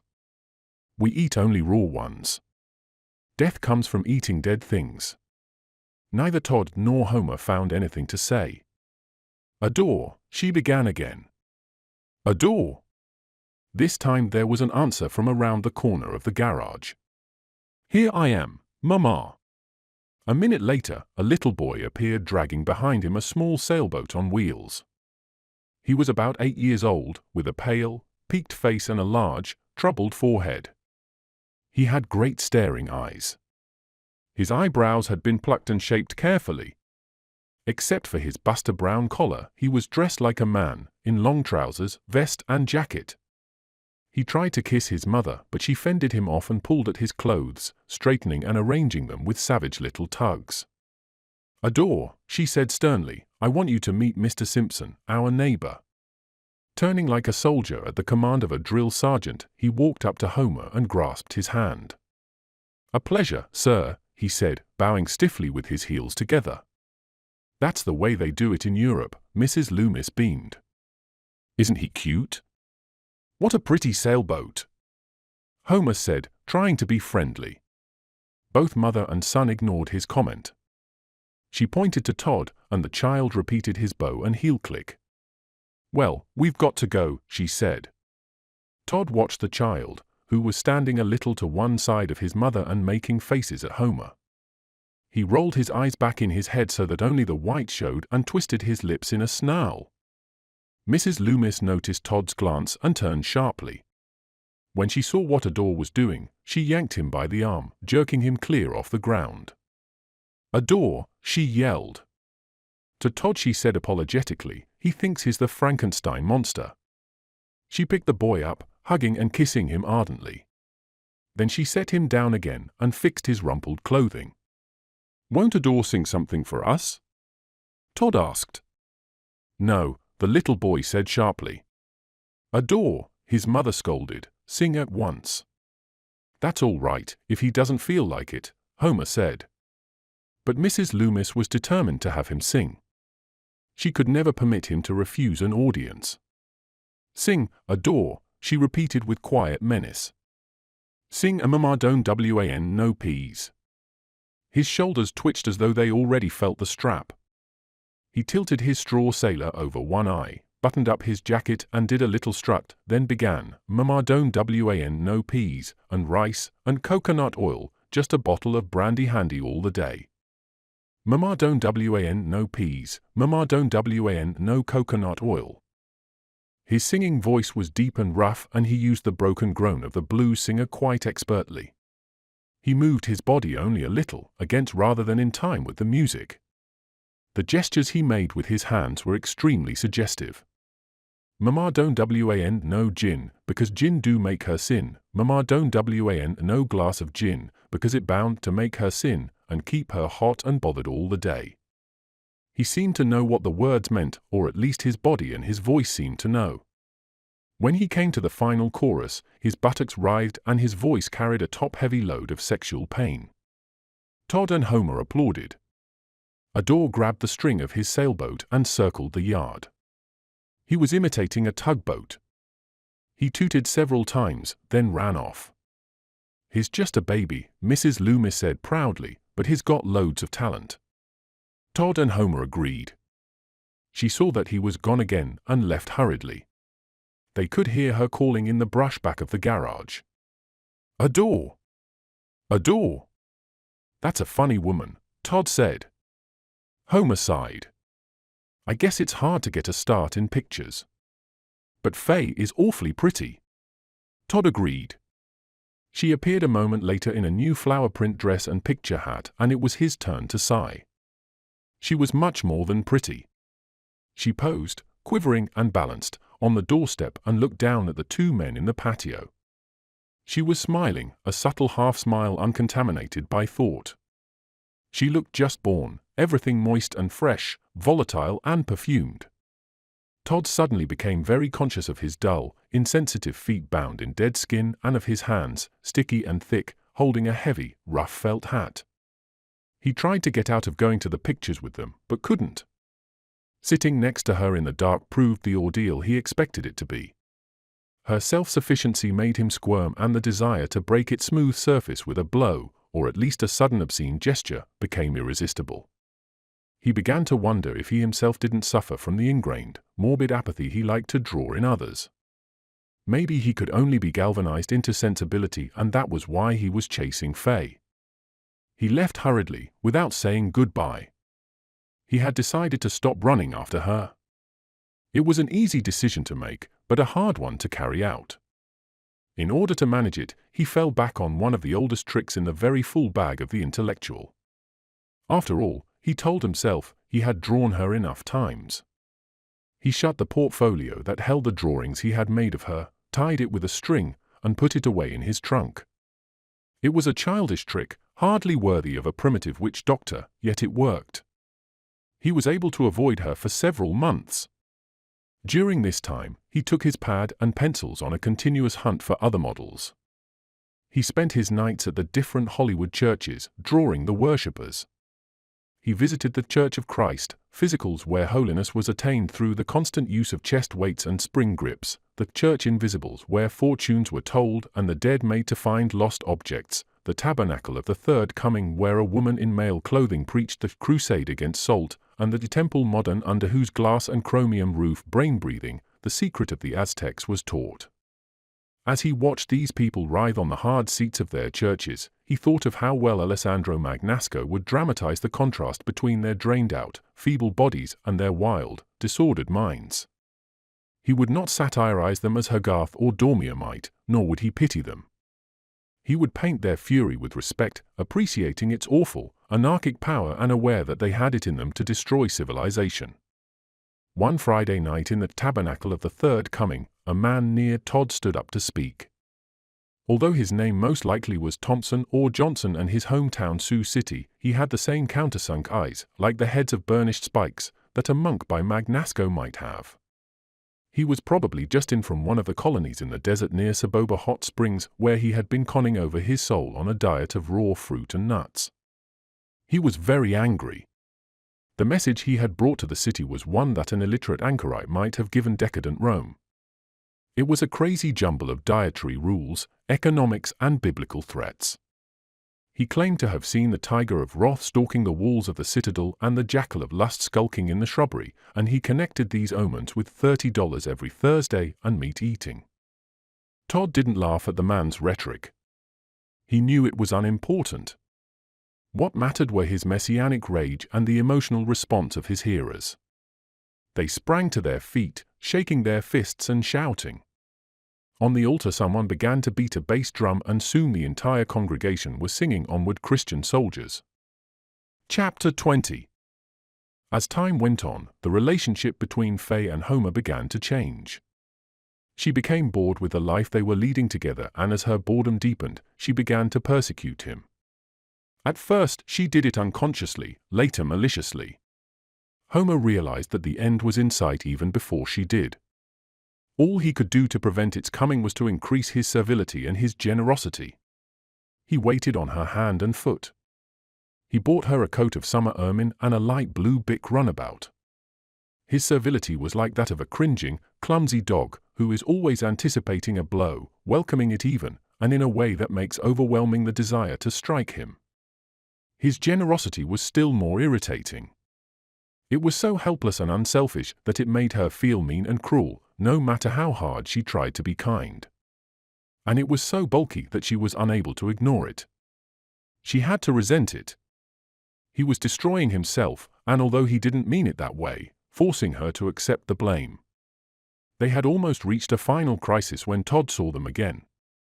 Late one night, just as he was preparing for bed, Homer knocked on his door and said that Faye was downstairs in the car and that they wanted him to go to a nightclub with them. The outfit Homer wore was very funny. He had on loose blue linen slacks and a chocolate flannel jacket over a yellow polo shirt. Only a Negro could have worn it without looking ridiculous, and no one was ever less a Negro than Homer. Todd drove with them to the Cinderella Bar, a little stucco building in the shape of a lady's slipper, on Western Avenue. Its floor show consisted of female impersonators. Faye was in a nasty mood. When the waiter took their order, she insisted on a champagne cocktail for Homer. He wanted coffee. The waiter brought both, but she made him take the coffee back. Homer explained painstakingly, as he must have done many times, that he could not drink alcohol because it made him sick.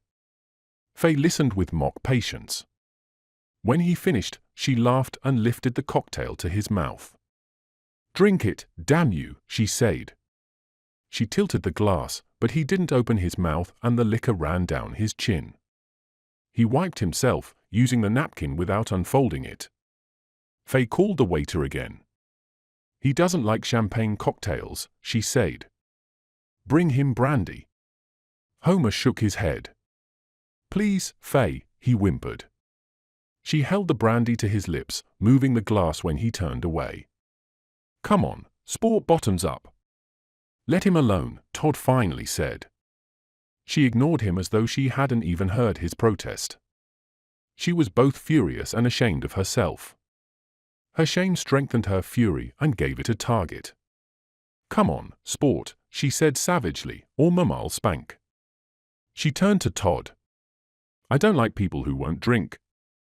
It isn't sociable. They feel superior, and I don't like people who feel superior." "I don't feel superior," Homer said. "Oh, yes, you do. I'm drunk and you're sober, and so you feel superior. Goddamned, stinking superior." He opened his mouth to reply and she poured the brandy into it, then clapped her hand over his lips so that he couldn't spit it back. Some of it came out of his nose. Still without unfolding the napkin, he wiped himself. Faye ordered another brandy. When it came, she held it to his lips again, but this time he took it and drank it himself, fighting the stuff down. "That's the boy," Faye laughed. "Well done, Sloppy Boppy." Todd asked her to dance in order to give Homer a moment alone. When they reached the floor, she made an attempt to defend herself. "That guy's superiority is driving me crazy." "He loves you," Todd said. "Yeah, I know, but he's such a slob." She started to cry on his shoulder, and he held her very tight. He took a long chance. "Sleep with me." "No, baby," she said sympathetically. "Please, please, just once." "I can't, honey. I don't love you. You worked for Mrs. Jennings. Make believe you're still working for her." She didn't get angry. That was a mistake. And anyway, that was different. I only went on call enough times to pay for the funeral, and besides, those men were complete strangers. You know what I mean? Yes. But please, darling. I'll never bother you again. I'll go east right after. Be kind. I can't. Why? I just can't. I'm sorry, darling. I'm not a tease, but I can't like that. I love you. No, sweetheart, I can't. They danced until the number finished without saying anything else. He was grateful to her for having behaved so well, for not having made him feel too ridiculous. When they returned to the table, Homer was sitting exactly as they had left him. He held the folded napkin in one hand and the empty brandy glass in the other. His helplessness was extremely irritating. "You're right about the brandy, Faye," Homer said. "It's swell. Whoopee." He made a little circular gesture with the hand that held the glass. "I'd like a scotch," Todd said. "Me, too," Faye said. Homer made another gallant attempt to get into the spirit of the evening. "Garsoon," he called to the waiter, "more drinks." He grinned at them anxiously. Faye burst out laughing and Homer did his best to laugh with her. When she stopped suddenly, he found himself laughing alone and turned his laugh into a cough, then hid the cough in his napkin. She turned to Todd. "What the devil can you do with a slob like that?" The orchestra started and Todd was able to ignore her question. All three of them turned to watch a young man in a tight evening gown of red silk sing a lullaby. "Little man, you're crying, I know why you're blue. Someone took your kiddikai away, better go to sleep now. Little man, you've had a busy day." He had a soft, throbbing voice and his gestures were matronly, tender and aborted, a series of unconscious caresses. What he was doing was in no sense parody, it was too simple and too restrained. It wasn't even theatrical. This dark young man with his thin, hairless arms and soft, rounded shoulders, who rocked an imaginary cradle as he crooned, was really a woman. When he had finished, there was a great deal of applause. The young man shook himself and became an actor again. He tripped on his train, as though he weren't used to it, lifted his skirts to show he was wearing Paris garters, then strode off swinging his shoulders. His imitation of a man was awkward and obscene. Homer and Todd applauded him.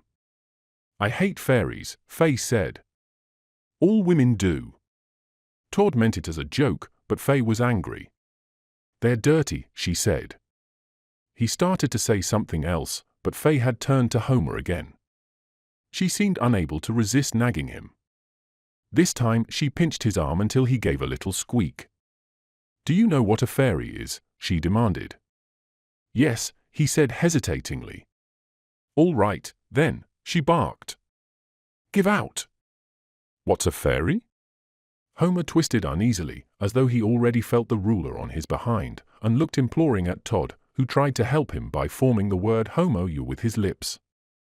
"Momo," Homer said. Fay burst out laughing. But his hurt look made it impossible not to relent, so she patted his shoulder. "What a hick," she said. He grinned gratefully and signaled the waiter to bring another round of drinks. The orchestra began to play, and a man came over to ask Fay to dance. Without saying a word to Homer, she followed him to the floor. "Who's that?" Homer asked, chasing them with his eyes.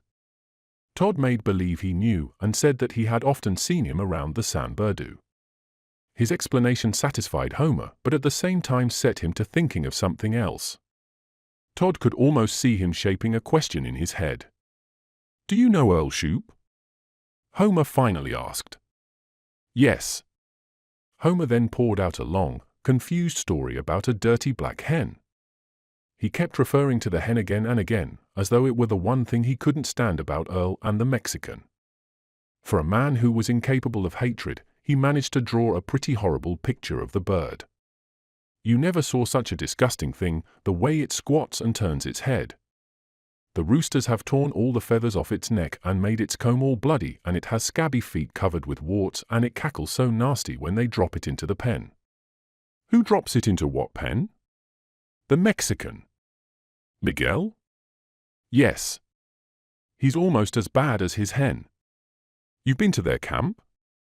"Camp? In the mountains?" "No. They're living in the garage." Fay asked me if I minded if a friend of hers lived in the garage for a while because he was broke. But I didn't know about the chickens or the Mexican. Lots of people are out of work nowadays. Why don't you throw them out? They're broke and they have no place to go. It isn't very comfortable living in a garage. But if they don't behave? It's just that hen. I don't mind the roosters, they're pretty, but that dirty hen. She shakes her dirty feathers each time and clucks so nasty. You don't have to look at it. They do it every afternoon at the same time when I'm usually sitting in the chair in the sun after I get back from shopping with Fay and just before dinner. The Mexican knows I don't like to see it, so he tries to make me look just for spite. I go into the house, but he taps on the windows and calls me to come out and watch. I don't call that fun. Some people have funny ideas of what's fun. What's Fay say? She doesn't mind the hen. She says it's only natural. Then, in case Todd should mistake this for criticism, he told him what a fine, wholesome child she was. Todd agreed, but brought him back to the subject. "If I were you," he said, "I'd report the chickens to the police. You have to have a permit to keep chickens in the city. I'd do something and damned quick." Homer avoided a direct answer. "I wouldn't touch that thing for all the money in the world. She's all over scabs and almost naked. She looks like a buzzard. She eats meat. I saw her one time eating some meat that the Mexican got out of the garbage can. He feeds the roosters grain, but the hen eats garbage and he keeps her in a dirty box. If I were you, I'd throw those bastards out and their birds with them. No, they're nice enough young fellows, just down on their luck, like a lot of people these days, you know. It's just that hen." He shook his head wearily, as though he could smell and taste her. Fay was coming back. Homer saw that Todd was going to speak to her about Earl and the Mexican and signaled desperately for him not to do it. She, however, caught him at it and was curious. "What have you guys been chinning about?" "You, darling," Todd said. "Homer has a TL for you." "Tell me, Homer." "No, first you tell me one." "Well, the man I just danced with asked me if you were a movie big shot." Todd saw that Homer was unable to think of a return compliment, so he spoke for him. "I said you were the most beautiful girl in the place." "Yes," Homer agreed. That's what Todd said. I don't believe it. Todd hates me. And anyway, I caught you telling him to keep quiet. You were shushing him. She laughed. I bet I know what you were talking about. She mimicked Homer's excited disgust. That dirty black hen, she's all over scabs and almost naked. Homer laughed apologetically, but Todd was angry. What's the idea of keeping those guys in the garage? He demanded. What the hell is it your business? She replied, but not with real anger. She was amused. Homer enjoys their company. Don't you, sloppy-boppy? I told Todd they were nice fellows just down on their luck like a lot of people these days. There's an awful lot of unemployment going around. That's right, she said. If they go, I go. Todd had guessed as much. He realized there was no use in saying anything. Homer was again signaling for him to keep quiet. For some reason or other, Faye suddenly became ashamed of herself. She apologized to Todd by offering to dance with him again, flirting as she suggested it. Todd refused. She broke the silence that followed by a eulogy of Miguel's game chickens, which was really meant to be an excuse for herself. She described what marvelous fighters the birds were, how much Miguel loved them, and what good care he took of them. Homer agreed enthusiastically. Todd remained silent. She asked him if he had ever seen a cockfight and invited him to the garage for the next night.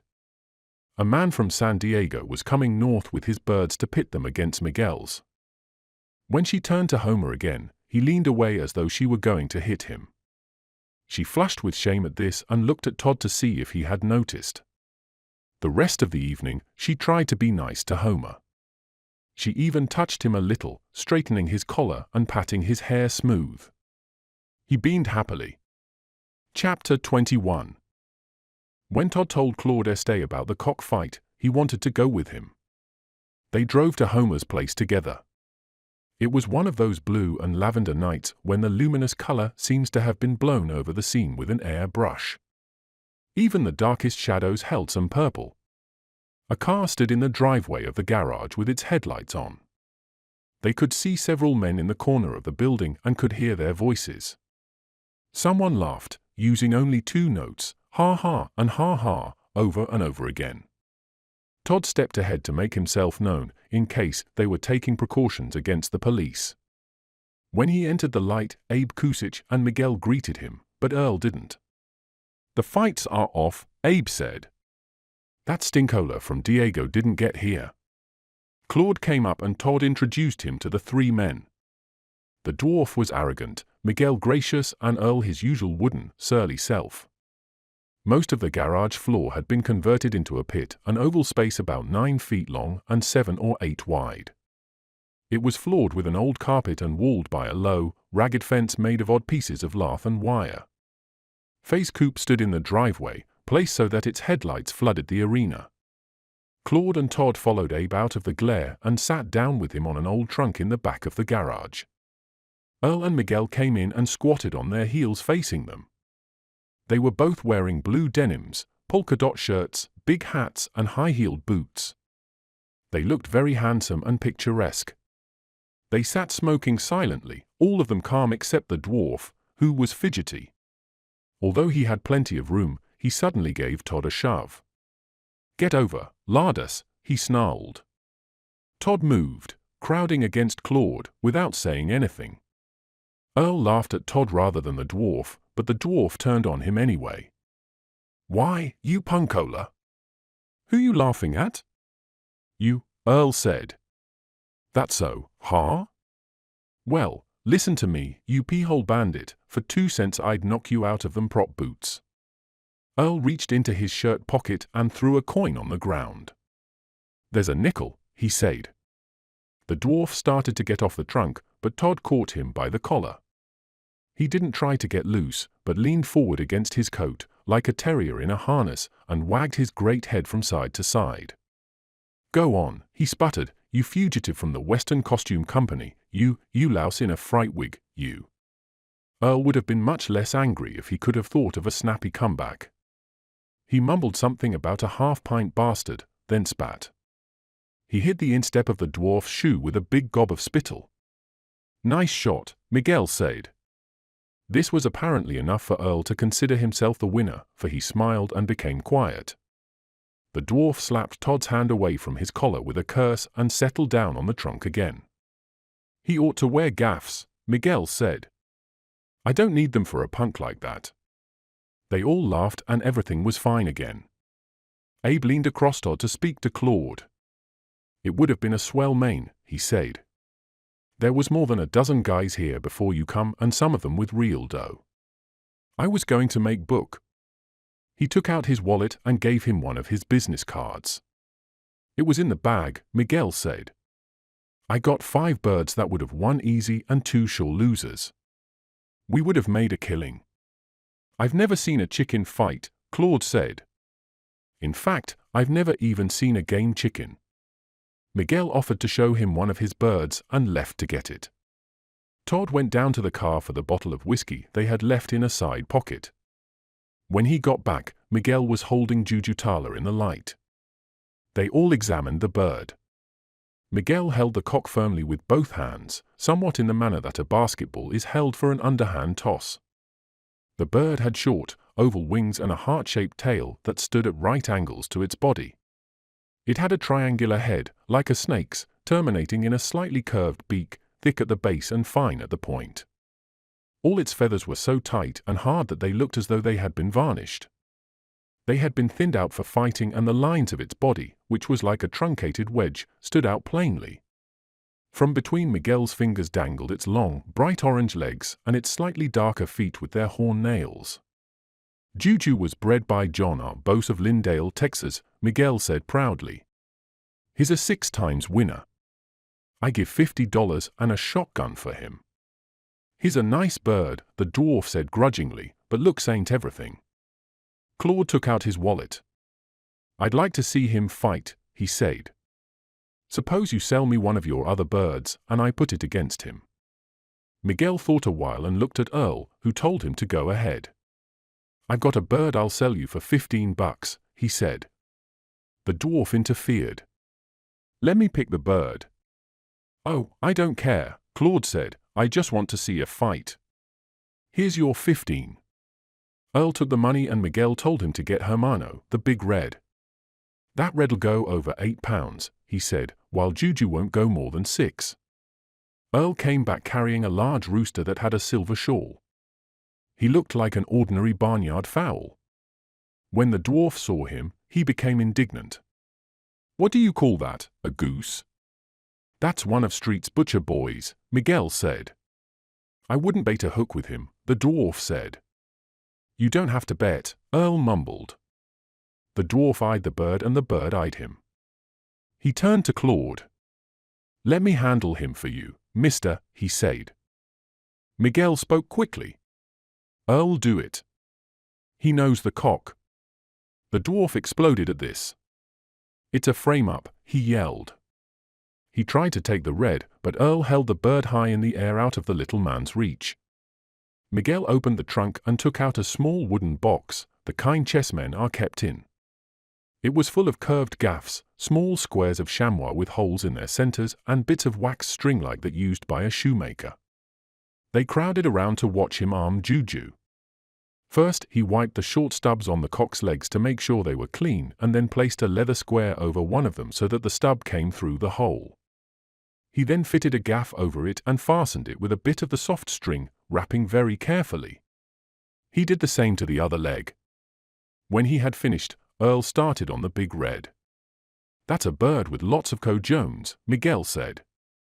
"He's won plenty fights. He don't look fast maybe, but he's fast all right and he packs an awful wallop. Strictly for the cook stove, if you ask me," the dwarf said. Earl took out a pair of shears and started to lighten the red's plumage. The dwarf watched him cut away most of the bird's tail, but when he began to work on the breast, he caught his hand. "Leave him be," he barked. "You'll kill him fast that way. He needs that stuff for protection." He turned to Claude again. "Please, mister, let me handle him." "Make him buy a share in the bird," Miguel said. Claude laughed and motioned for Earl to give Abe the bird. Earl didn't want to and looked meaningly at Miguel. The dwarf began to dance with rage. "You're trying to cold deck us," he screamed. "Or, give it to him," Miguel said. The little man tucked the bird under his left arm so that his hands were free and began to look over the gaffs in the box. They were all the same length, 3 inches, but some had more pronounced curves than the others. He selected a pair and explained his strategy to Claude.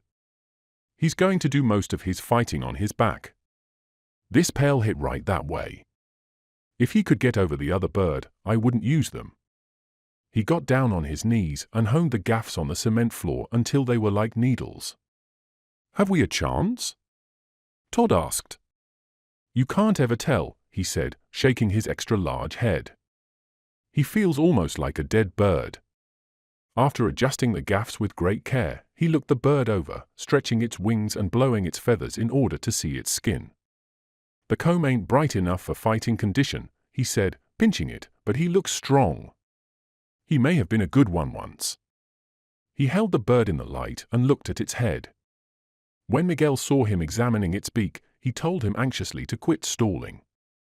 But the dwarf paid no attention and went on muttering to himself. He motioned for Todd and Claude to look. "What did I tell you?" he said, puffing with indignation. "We've been cold-decked." He pointed to a hairline running across the top of the bird's beak. "That's not a crack," Miguel protested, "it's just a mark."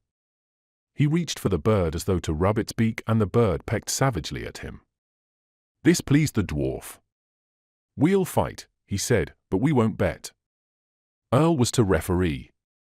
He took a piece of chalk and drew 3 lines in the center of the pit, a long one in the middle and 2 shorter ones parallel to it and about 3 feet away. "Pit your cocks," he called. "No, build them first," the dwarf protested. He and Miguel stood at arm's length and thrust their birds together to anger them. Juju caught the big red by the comb and held on viciously until Miguel jerked him away. The red, who had been rather apathetic, came to life and the dwarf had trouble holding him. The 2 men thrust their birds together again, and again Juju caught the red's comb. The big cock became frantic with rage and struggled to get at the smaller bird. "We're ready," the dwarf said. He and Miguel climbed into the pit and set their birds down on the short lines so that they faced each other. They held them by the tails and waited for Earl to give the signal to let go. "Pit them," he ordered. The dwarf had been watching Earl's lips and he had his bird off first, but Juju rose straight in the air and sank one spur in the red's breast. It went through the feathers into the flesh. The red turned with the gaff still stuck in him and pecked twice at his opponent's head. They separated the birds and held them to the lines again. "Pit 'em!" Earl shouted. Again Juju got above the other bird, but this time he missed with his spurs. The red tried to get above him, but couldn't. He was too clumsy and heavy to fight in the air. Juju climbed again, cutting and hitting so rapidly that his legs were a golden blur. The red met him by going back on his tail and hooking upward like a cat. Juju landed again and again. He broke one of the red's wings, then practically severed a leg. "Handle them," Earl called. When the dwarf gathered the red up, its neck had begun to droop and it was a mass of blood and matted feathers. The little man moaned over the bird, then set to work. He spit into its gaping beak and took the comb between his lips and sucked the blood back into it. The red began to regain its fury, but not its strength. Its beak closed and its neck straightened. The dwarf smoothed and shaped its plumage. He could do nothing to help the broken wing or the dangling leg. "Pit 'em," Earl said. The dwarf insisted that the birds be put down beak to beak on the center line, so that the red would not have to move to get at his opponent. Miguel agreed. The red was very gallant. When Abe let go of its tail, it made a great effort to get off the ground and meet Juju in the air, but it could only thrust with one leg and fell over on its side. Juju sailed above it, half-turned and came down on its back, driving in both spurs. The red twisted free, throwing Juju, and made a terrific effort to hook with its good leg, but fell sideways again. Before Juju could get into the air, the red managed to drive a hard blow with its beak to Juju's head. This slowed the smaller bird down and he fought on the ground. In the pecking match, the red's greater weight and strength evened up for his lack of a leg and a wing. He managed to give as good as he got. But suddenly his cracked beak broke off, leaving only the lower half. A large bubble of blood rose where the beak had been. The red didn't retreat an inch, but made a great effort to get into the air once more. Using its one leg skillfully, it managed to rise 6 or 7 inches from the ground, not enough, however, to get its spurs into play. Juju went up with him and got well above, then drove both gaffs into the red's breast. Again one of the steel needles stuck. "Handle them," Earl shouted. Miguel freed his bird and gave the other back to the dwarf. Abe, moaning softly, smoothed its feathers and licked its eyes clean, then took its whole head in his mouth. The red was finished, however. It couldn't even hold its neck straight. The dwarf blew away the feathers from under its tail and pressed the lips of its vent together hard. When that didn't seem to help, he inserted his little finger and scratched the bird's testicles. It fluttered and made a gallant effort to straighten its neck. Pit birds. Once more the red tried to rise with Juju, pushing hard with its remaining leg, but it only spun crazily. Juju rose, but missed. The red thrust weakly with its broken bill. Juju went into the air again and this time drove a gaff through one of the red's eyes into its brain. The red fell over stone dead. The dwarf groaned with anguish, but no one else said anything. Juju pecked at the dead bird's remaining eye. "Take off that stinking cannibal," the dwarf screamed. Miguel laughed, then caught Juju and removed its gaffs. Earl did the same for the red. He handled the dead cock gently and with respect. Todd passed the whiskey. Chapter 22. They were well on their way to getting drunk when Homer came out to the garage. He gave a little start when he saw the dead chicken sprawled on the carpet. He shook hands with Claude after Todd introduced him, and with Abe Kusich, then made a little set speech about everybody coming in for a drink. They trooped after him. Faye greeted them at the door. She was wearing a pair of green silk lounging pajamas and green mules with large pompons and very high heels. The top 3 buttons of her jacket were open and a good deal of her chest was exposed, but nothing of her breasts, not because they were small, but because they were placed wide apart and their thrust was upward and outward. She gave Todd her hand and patted the dwarf on the top of the head. They were old friends. In acknowledging Homer's awkward introduction of Claude, she was very much the lady. It was her favorite role and she assumed it whenever she met a new man, especially if he were someone whose affluence was obvious. "Charmed to have you," she trilled. The dwarf laughed at her. In a voice stiff with hauteur, she then ordered Homer into the kitchen for soda, ice and glasses. "A swell layout," announced the dwarf, putting on the hat he had taken off in the doorway. He climbed into one of the big Spanish chairs, using his knees and hands to do it, and sat on the edge with his feet dangling. He looked like a ventriloquist's dummy. Earl and Miguel had remained behind to wash up. When they came in, Faye welcomed them with stilted condescension. "How do you do, boys? The refreshments will be along in a jiffy. But perhaps you prefer a liqueur, Miguel?" "No, Mum," he said, a little startled. "I'll have what the others have." He followed Earl across the room to the couch. Both of them took long, wooden steps, as though they weren't used to being in a house. They sat down gingerly with their backs straight, their big hats on their knees, and their hands under their hats.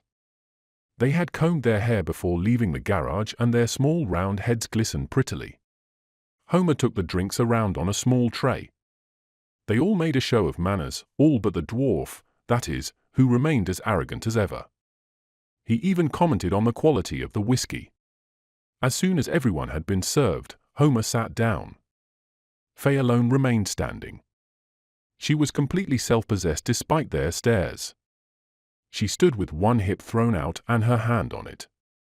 From where Claude was sitting he could follow the charming line of her spine as it swooped into her buttocks, which were like a heart upside down.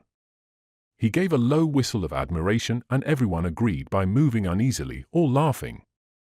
"My dear," she said to Homer, "perhaps some of the men would like cigars?" He was surprised and mumbled something about there being no cigars in the house, but that he would go to the store for them if. Having to say all this made him unhappy, and he took the whiskey around again. He poured very generous shots. "That's a becoming shade of green," Todd said. Faye peacocked for them all. "I thought maybe it was a little gaudy, vulgar, you know." "No," Claude said enthusiastically, "it's stunning." She repaid him for his compliment by smiling in a peculiar, secret way and running her tongue over her lips. It was one of her most characteristic gestures and very effective. It seemed to promise all sorts of undefined intimacies, yet it was really as simple and automatic as the word thanks. She used it to reward anyone for anything, no matter how unimportant. Claude made the same mistake Todd had often made and jumped to his feet. "Won't you sit here?" he said, waving gallantly at his chair.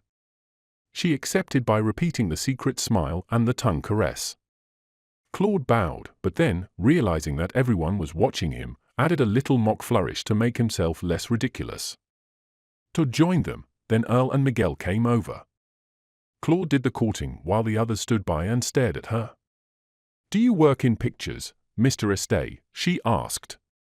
"Yes." "You're in pictures, of course?" Everyone was aware of the begging note in his voice, but no one smiled.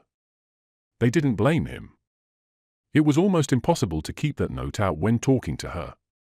Men used it just to say good morning. "Not exactly, but I hope to be," she said. "I've worked as an extra, but I haven't had a real chance yet. I expect to get one soon. All I ask is a chance. Acting is in my blood. We Greeners, you know, were all theatre people from a way back." "Yes." She didn't let Claude finish, but he didn't care. "Not musicals, but real dramas. Of course, maybe light comedies at first. All I ask is a chance. I've been buying a lot of clothes lately to make myself one. I don't believe in luck. Luck is just hard work, they say, and I'm willing to work as hard as anybody." "You have a delightful voice and you handle it well," he said. He couldn't help it. Having once seen her secret smile and the things that accompanied it, he wanted to make her repeat it again and again. "I'd like to do a show on Broadway," she continued. "That's the way to get a start nowadays. They won't talk to you unless you've had stage experience." She went on and on, telling him how careers are made in the movies and how she intended to make hers. It was all nonsense. She mixed bits of badly understood advice from the trade papers with other bits out of the fan magazines and compared these with the legends that surround the activities of screen stars and executives. Without any noticeable transition, possibilities became probabilities and wound up as inevitabilities. At first, she occasionally stopped and waited for Claude to chorus a hearty agreement, but when she had a good start, all her questions were rhetorical and the stream of words rippled on without a break. None of them really heard her. They were all too busy watching her smile, laugh, shiver, whisper, grow indignant, cross and uncross her legs, stick out her tongue, widen and narrow her eyes, toss her head so that her platinum hair splashed against the red plush of the chair back. The strange thing about her gestures and expressions was that they didn't really illustrate what she was saying. They were almost pure. It was as though her body recognized how foolish her words were and tried to excite her hearers into being uncritical. It worked that night. No one even thought of laughing at her. The only move they made was to narrow their circle about her. Todd stood on the outer edge, watching her through the opening between Earl and the Mexican. When he felt a light tap on his shoulder, he knew it was Homer but didn't turn. When the tap was repeated, he shrugged the hand away. A few minutes later, he heard a shoe squeak behind him and turned to see Homer tiptoeing off. He reached a chair safely and sank into it with a sigh. He put his heavy hands on the knees, one on each, and stared for a while at their backs. He felt Todd's eyes on him and looked up and smiled. His smile annoyed Todd. It was one of those irritating smiles that seemed to say, "My friend, what can you know of suffering?" There was something very patronizing and superior about it, and intolerably snobbish. He felt hot and a little sick. He turned his back on Homer and went out the front door. His indignant exit wasn't very successful. He wobbled quite badly, and when he reached the sidewalk, he had to sit down on the curb with his back against a date palm. From where he was sitting, he couldn't see the city in the valley below the canyon, but he could see the reflection of its lights, which hung in the sky above it like a batik parasol. The unlighted part of the sky at the edge of the parasol was a deep black with hardly a trace of blue. Homer followed him out of the house and stood standing behind him, afraid to approach. He might have sneaked away without Todd's knowing it if he had not suddenly looked down and seen his shadow. "Hello," he said. He motioned for Homer to join him on the curb. "You'll catch cold," Homer said. Todd understood his protest. He made it because he wanted to be certain that his company was really welcome. Nevertheless, Todd refused to repeat the invitation. He didn't even turn to look at him again. He was sure he was wearing his long-suffering smile and didn't want to see it.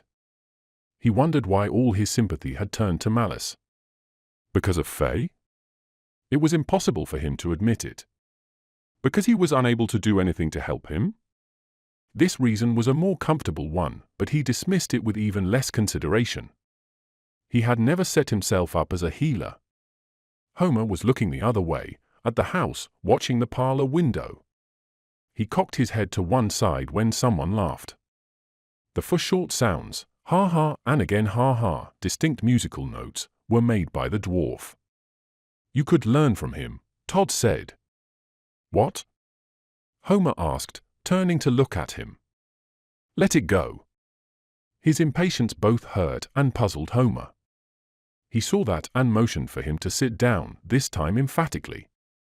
Homer obeyed. He did a poor job of squatting and hurt himself. He sat nursing his knee. "What is it?" Todd finally said, making an attempt to be kind. "Nothing, Dud, nothing." He was grateful and increased his smile. Todd couldn't help seeing all its annoying attributes: resignation, kindliness, and humility. They sat quietly, Homer with his heavy shoulders hunched and the sweet grin on his face, Todd frowning, his back pressed hard against the palm tree. In the house the radio was playing and its blare filled the street. They sat for a long time without speaking. Several times Homer started to tell Todd something, but he didn't seem able to get the words out. Todd refused to help him with a question. His big hands left his lap, where they had been playing "Here's the Church" and "Hear the Steeple," and hid in his armpits. They remained there for a moment, then slid under his thighs. A moment later they were back in his lap. The right hand cracked the joints of the left, one by one, then the left did the same service for the right.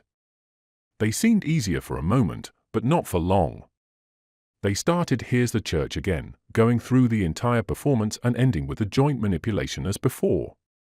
He started a third time, but catching Todd's eyes, he stopped and trapped his hands between his knees. It was the most complicated tick Todd had ever seen. What made it particularly horrible was its precision. It wasn't pantomime, as he had first thought, but manual ballet. When Todd saw the hand start to crawl out again, he exploded. "For Christ's sake!" The hand struggled to get free, but Homer clamped his knees shut and held them. "I'm sorry," he said. "Oh, all right. But I can't help it, Todd. I have to do it 3 times. Okay with me?"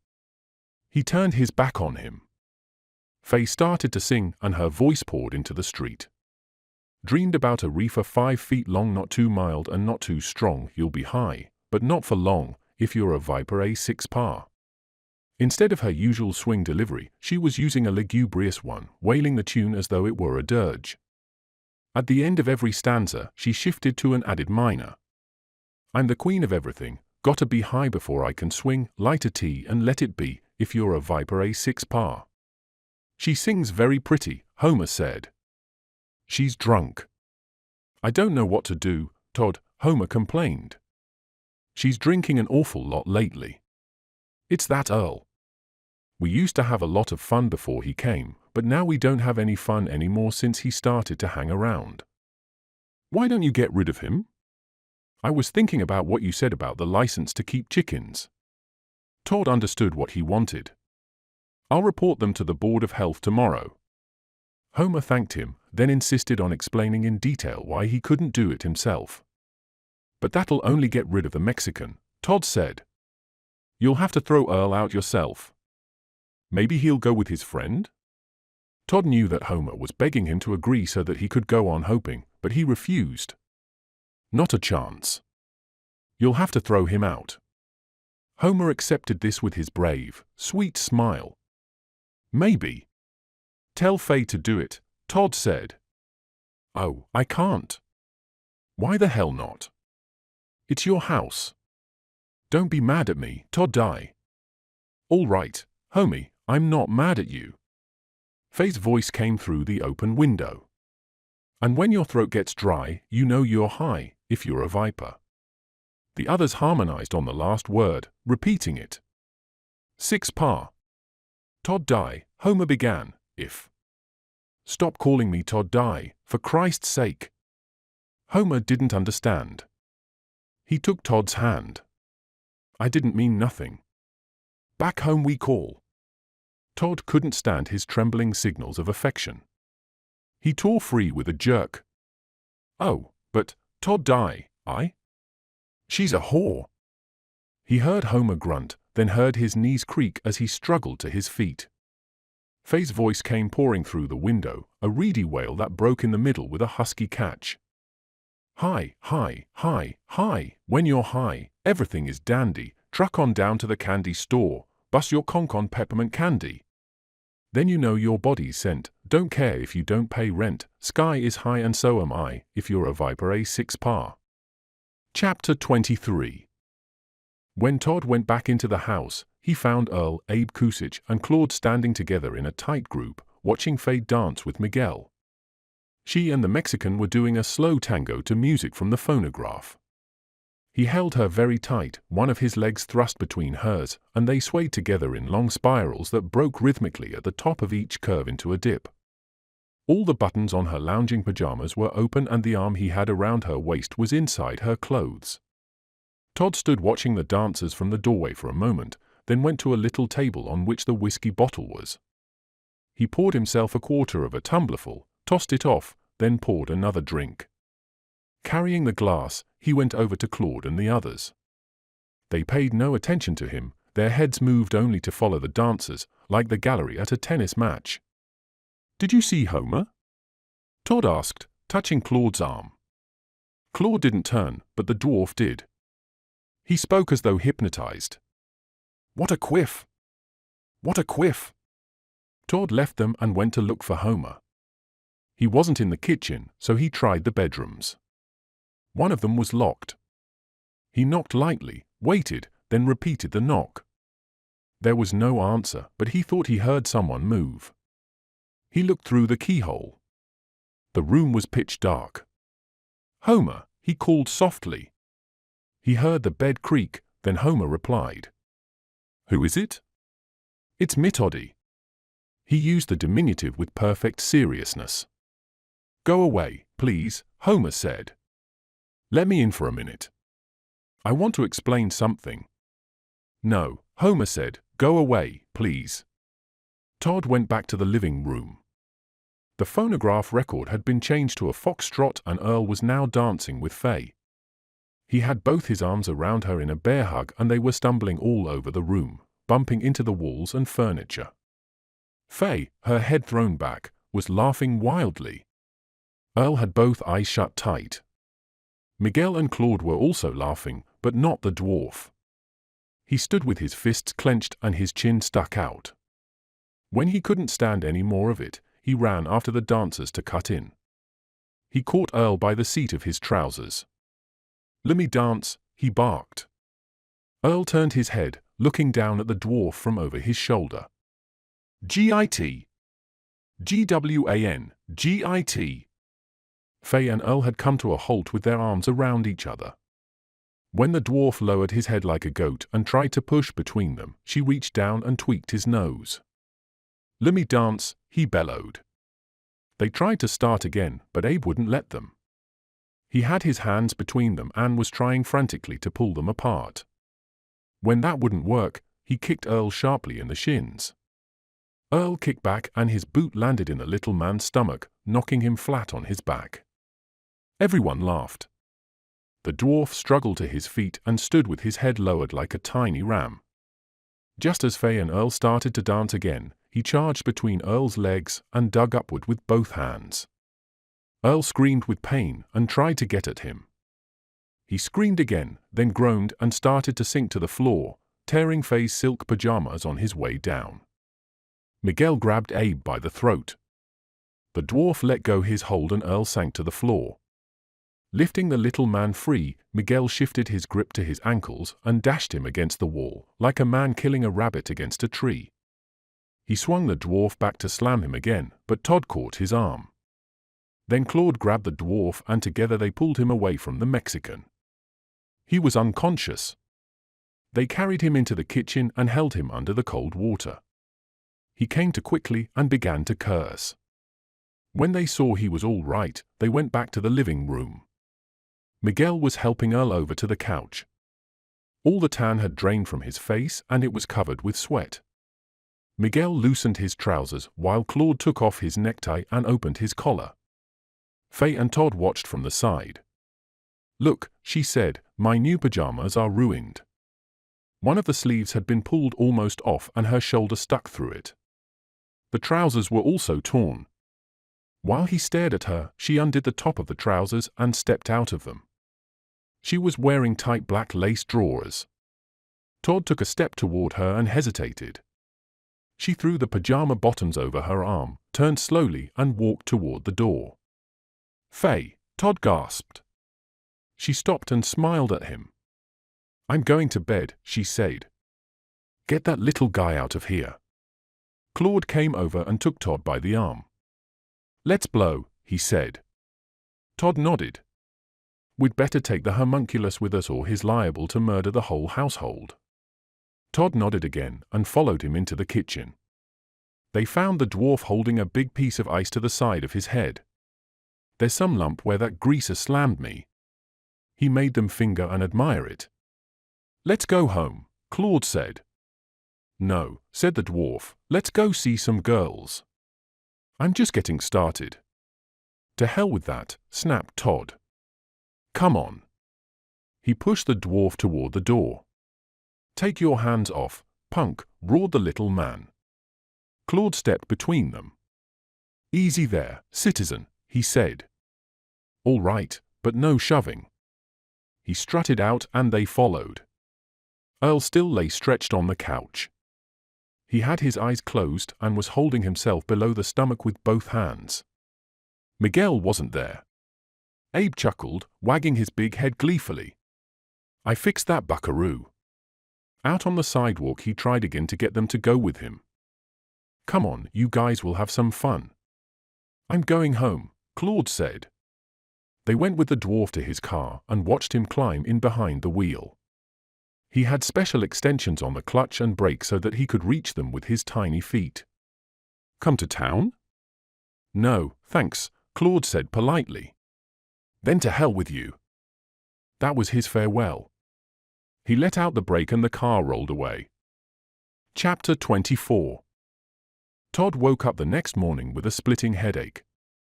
He called the studio to say he wouldn't be in and remained in bed until noon, then went downtown for breakfast. After several cups of hot tea, he felt a little better and decided to visit Homer. He still wanted to apologize. Climbing the hill to Pinon Canyon made his head throb and he was relieved when no one answered his repeated knocks. As he started away, he saw one of the curtains move and went back to knock once more. There was still no answer. He went around to the garage. Fay's car was gone and so were the game chickens. He went to the back of the house and knocked on the kitchen door. Somehow the silence seemed too complete. He tried the handle and found that the door wasn't locked. He shouted hello a few times as a warning, then went through the kitchen into the living room. The red velvet curtains were all drawn tight, but he could see Homer sitting on the couch and staring at the backs of his hands which were cupped over his knees. He wore an old-fashioned cotton nightgown and his feet were bare. "Just get up?" Homer neither moved nor replied. Todd tried again. "Some party?" He knew it was stupid to be hearty, but he didn't know what else to be. "Boy, have I got a hangover," he went on, even going so far as to attempt to chuckle. Homer paid absolutely no attention to him. The room was just as they had left it the night before. Tables and chairs were overturned, and the smashed picture lay where it had fallen. To give himself a reason for staying, he began to tidy up. He righted the chairs, straightened the carpet, and picked up the cigarette butts that littered the floor. He also threw aside the curtains and opened a window. "There, that's better, isn't it?" he asked cheerfully. Homer looked up for a second, then down at his hands again. Todd saw that he was coming out of his stupor. "Want some coffee?" he asked. He lifted his hands from his knees and hid them in his armpits, clamping them tight, but didn't answer. "Some hot coffee, what do you say?" He took his hands from under his arms and sat on them. After waiting a little while, he shook his head no, slowly, heavily, like a dog with a foxtail in its ear. "I'll make some." Todd went to the kitchen and put the pot on the stove. While it was boiling, he took a peek into Faye's room. It had been stripped. All the dresser drawers were pulled out and there were empty boxes all over the floor. A broken flask of perfume lay in the middle of the carpet and the place reeked of gardenia. When the coffee was ready, he poured 2 cups and carried them into the living room on a tray. He found Homer just as he had left him, sitting on his hands. He moved a small table close to him and put the tray on it. "I brought a cup for myself, too," he said. "Come on, drink it while it's hot." Todd lifted a cup and held it out, but when he saw that he was going to speak, he put it down and waited. "I'm going back to Waynevel," Homer said. "A swell idea, great." He pushed the coffee at him again. Homer ignored it. He gulped several times, trying to swallow something that was stuck in his throat, then began to sob. He cried without covering his face or bending his head. The sound was like an axe chopping pine, a heavy, hollow, chunking noise. It was repeated rhythmically but without accent. There was no progress in it. Each chunk was exactly like the one that preceded. It would never reach a climax. Todd realized that there was no use trying to stop him. Only a very stupid man would have the courage to try to do it. He went to the farthest corner of the room and waited. Just as he was about to light a second cigarette, Homer called him. "Todd." "I'm here, Homer." He hurried over to the couch again. Homer was still crying, but he suddenly stopped even more abruptly than he had started. "Yes, Homer?" Todd asked encouragingly. "She's left." "Yes, I know." "Drink some coffee." "She's left." Todd knew that he put a great deal of faith in sayings, so he tried one. "Good riddance to bad rubbish." "She left before I got up," he said. "What the hell do you care? You're going back to Waynevel." "You shouldn't curse," Homer said with the same lunatic calm. "I'm sorry," Todd mumbled. The word sorry was like dynamite set off under a dam. Language leaped out of Homer in a muddy, twisting torrent. At first, Todd thought it would do him a lot of good to pour out in this way. But he was wrong. The lake behind the dam replenished itself too fast. The more he talked, the greater the pressure grew because the flood was circular and ran back behind the dam again. After going on continuously for about 20 minutes, he stopped in the middle of a sentence. He leaned back, closed his eyes, and seemed to fall asleep. Todd put a cushion under his head. After watching him for a while, he went back to the kitchen. He sat down and tried to make sense out of what Homer had told him. A great deal of it was gibberish. Some of it, however, wasn't. He hit on a key that helped when he realized that a lot of it wasn't jumbled so much as timeless. The words went behind each other instead of after. What he had taken for long strings were really one thick word and not a sentence. In the same way, several sentences were simultaneous and not a paragraph. Using this key, he was able to arrange a part of what he had heard so that it made the usual kind of sense. After Todd had hurt him by saying that nasty thing about Faye, Homer ran around to the back of the house and let himself in through the kitchen, then went to peek into the parlor. He wasn't angry with Todd, just surprised and upset because Todd was a nice boy. From the hall that led into the parlor he could see everybody having a good time, and he was glad because it was kind of dull for Faye living with an old man like him. It made her restless. No one noticed him peeking there, and he was glad because he didn't feel much like joining the fun, although he liked to watch people enjoy themselves. Faye was dancing with Mr. Estee, and they made a nice pair. She seemed happy. Her face shone like always when she was happy.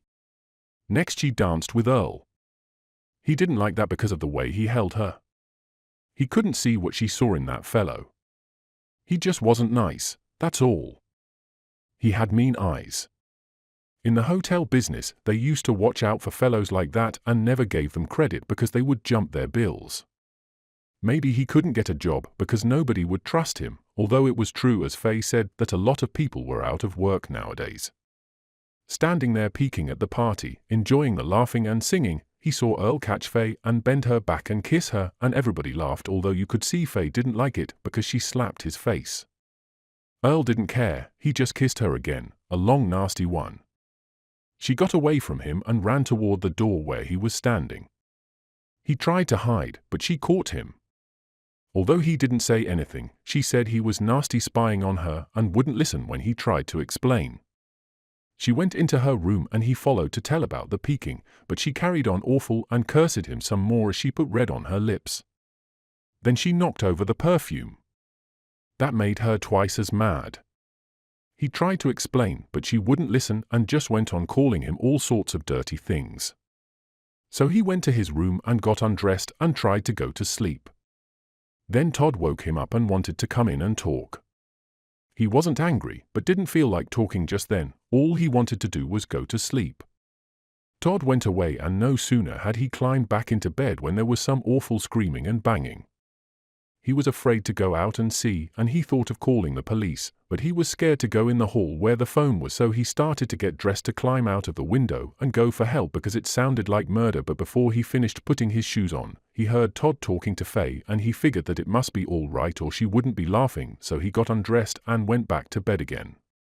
He couldn't fall asleep wondering what had happened, so when the house was quiet, he took a chance and knocked on Faye's door to find out. Faye let him in. She was curled up in bed like a little girl. She called him Daddy and kissed him and said that she wasn't angry at him at all. She said there had been a fight, but nobody got hurt much, and for him to go back to bed and that they would talk more in the morning. He went back like she said and fell asleep, but he woke up again as it was just breaking daylight. At first he wondered why he was up because when he once fell asleep, usually he didn't get up before the alarm clock rang. He knew that something had happened, but he didn't know what until he heard a noise in Faye's room. It was a moan and he thought he was dreaming, but he heard it again. Sure enough, Faye was moaning all right. He thought she must be sick. She moaned again like in pain. He got out of bed and went to her door and knocked and asked if she was sick. She didn't answer and the moaning stopped, so he went back to bed. A little later, she moaned again, so he got out of bed, thinking she might want the hot water bottle or some aspirin and a drink of water or something, and knocked on her door again, only meaning to help her. She heard him and said something. He didn't understand what, but he thought she meant for him to go in. Lots of times when she had a headache, he brought her an aspirin and a glass of water in the middle of the night. The door wasn't locked. You'd have thought she would have locked the door because the Mexican was in bed with her, both of them naked, and she had her arms around him. Faye saw him and pulled the sheets over her head without saying anything. He didn't know what to do, so he backed out of the room and closed the door. He was standing in the hall, trying to figure out what to do, feeling so ashamed, when Earl appeared with his boots in his hand. He must have been sleeping in the parlor. He wanted to know what the trouble was. "Faye's sick," he said, "and I'm getting her a glass of water." But then Faye moaned again, and Earl heard it. He pushed open the door. Faye screamed. He could hear Earl and Miguel cursing each other and fighting. He was afraid to call the police on account of Faye and didn't know what to do. Faye kept on screaming. When he opened the door again, Miguel fell out with Earl on top of him and both of them tearing at each other. He ran inside the room and locked the door. She had the sheets over her head, screaming. He could hear Earl and Miguel fighting in the hall, and then he couldn't hear them anymore. She kept the sheets over her head. He tried to talk to her, but she wouldn't answer. He sat down on a chair to guard her in case Earl and Miguel came back, but they didn't, and after a while she pulled the sheets away from her face and told him to get out. She pulled the sheets over her face again when he answered, so then he waited a little longer, and again she told him to get out without letting him see her face. He couldn't hear either Miguel or Earl. He opened the door and looked out. They were gone. He locked the doors and windows and went to his room and lay down on his bed. Before he knew it, he fell asleep, and when he woke up she was gone. All he could find was Earl's boots in the hall. He threw them out the back, and this morning they were gone. Chapter 25. Todd went into the living room to see how Homer was getting on. He was still on the couch, but had changed his position. He had curled his big body into a ball. His knees were drawn up almost to his chin, his elbows were tucked in close, and his hands were against his chest. But he wasn't relaxed. Some inner force of nerve and muscle was straining to make the ball tighter and still tighter. He was like a steel spring which has been freed of its function in a machine and allowed to use all its strength centripetally. While part of a machine, the pull of the spring had been used against other and stronger forces, but now, free at last, it was striving to attain the shape of its original coil. Original coil. In a book of abnormal psychology borrowed from the college library, he had once seen a picture of a woman sleeping in a net hammock whose posture was much like Homer's. Uterine flight, or something like that, had been the caption under the photograph. The woman had been sleeping in the hammock without changing her position, that of the fetus in the womb, for a great many years. The doctors of the insane asylum had been able to awaken her for only short periods of time, and those months apart. He sat down to smoke a cigarette and wondered what he ought to do. Call a doctor? But after all, Homer had been awake most of the night and was exhausted. The doctor would shake him a few times, and he would yawn and ask what the matter was. He could try to wake him up himself. But hadn't he been enough of a pest already? He was so much better off asleep, even if it was a case of uterine flight. What a perfect escape the return to the womb was. Better by far than religion or art or the South Sea Islands. It was so snug and warm there, and the feeding was automatic.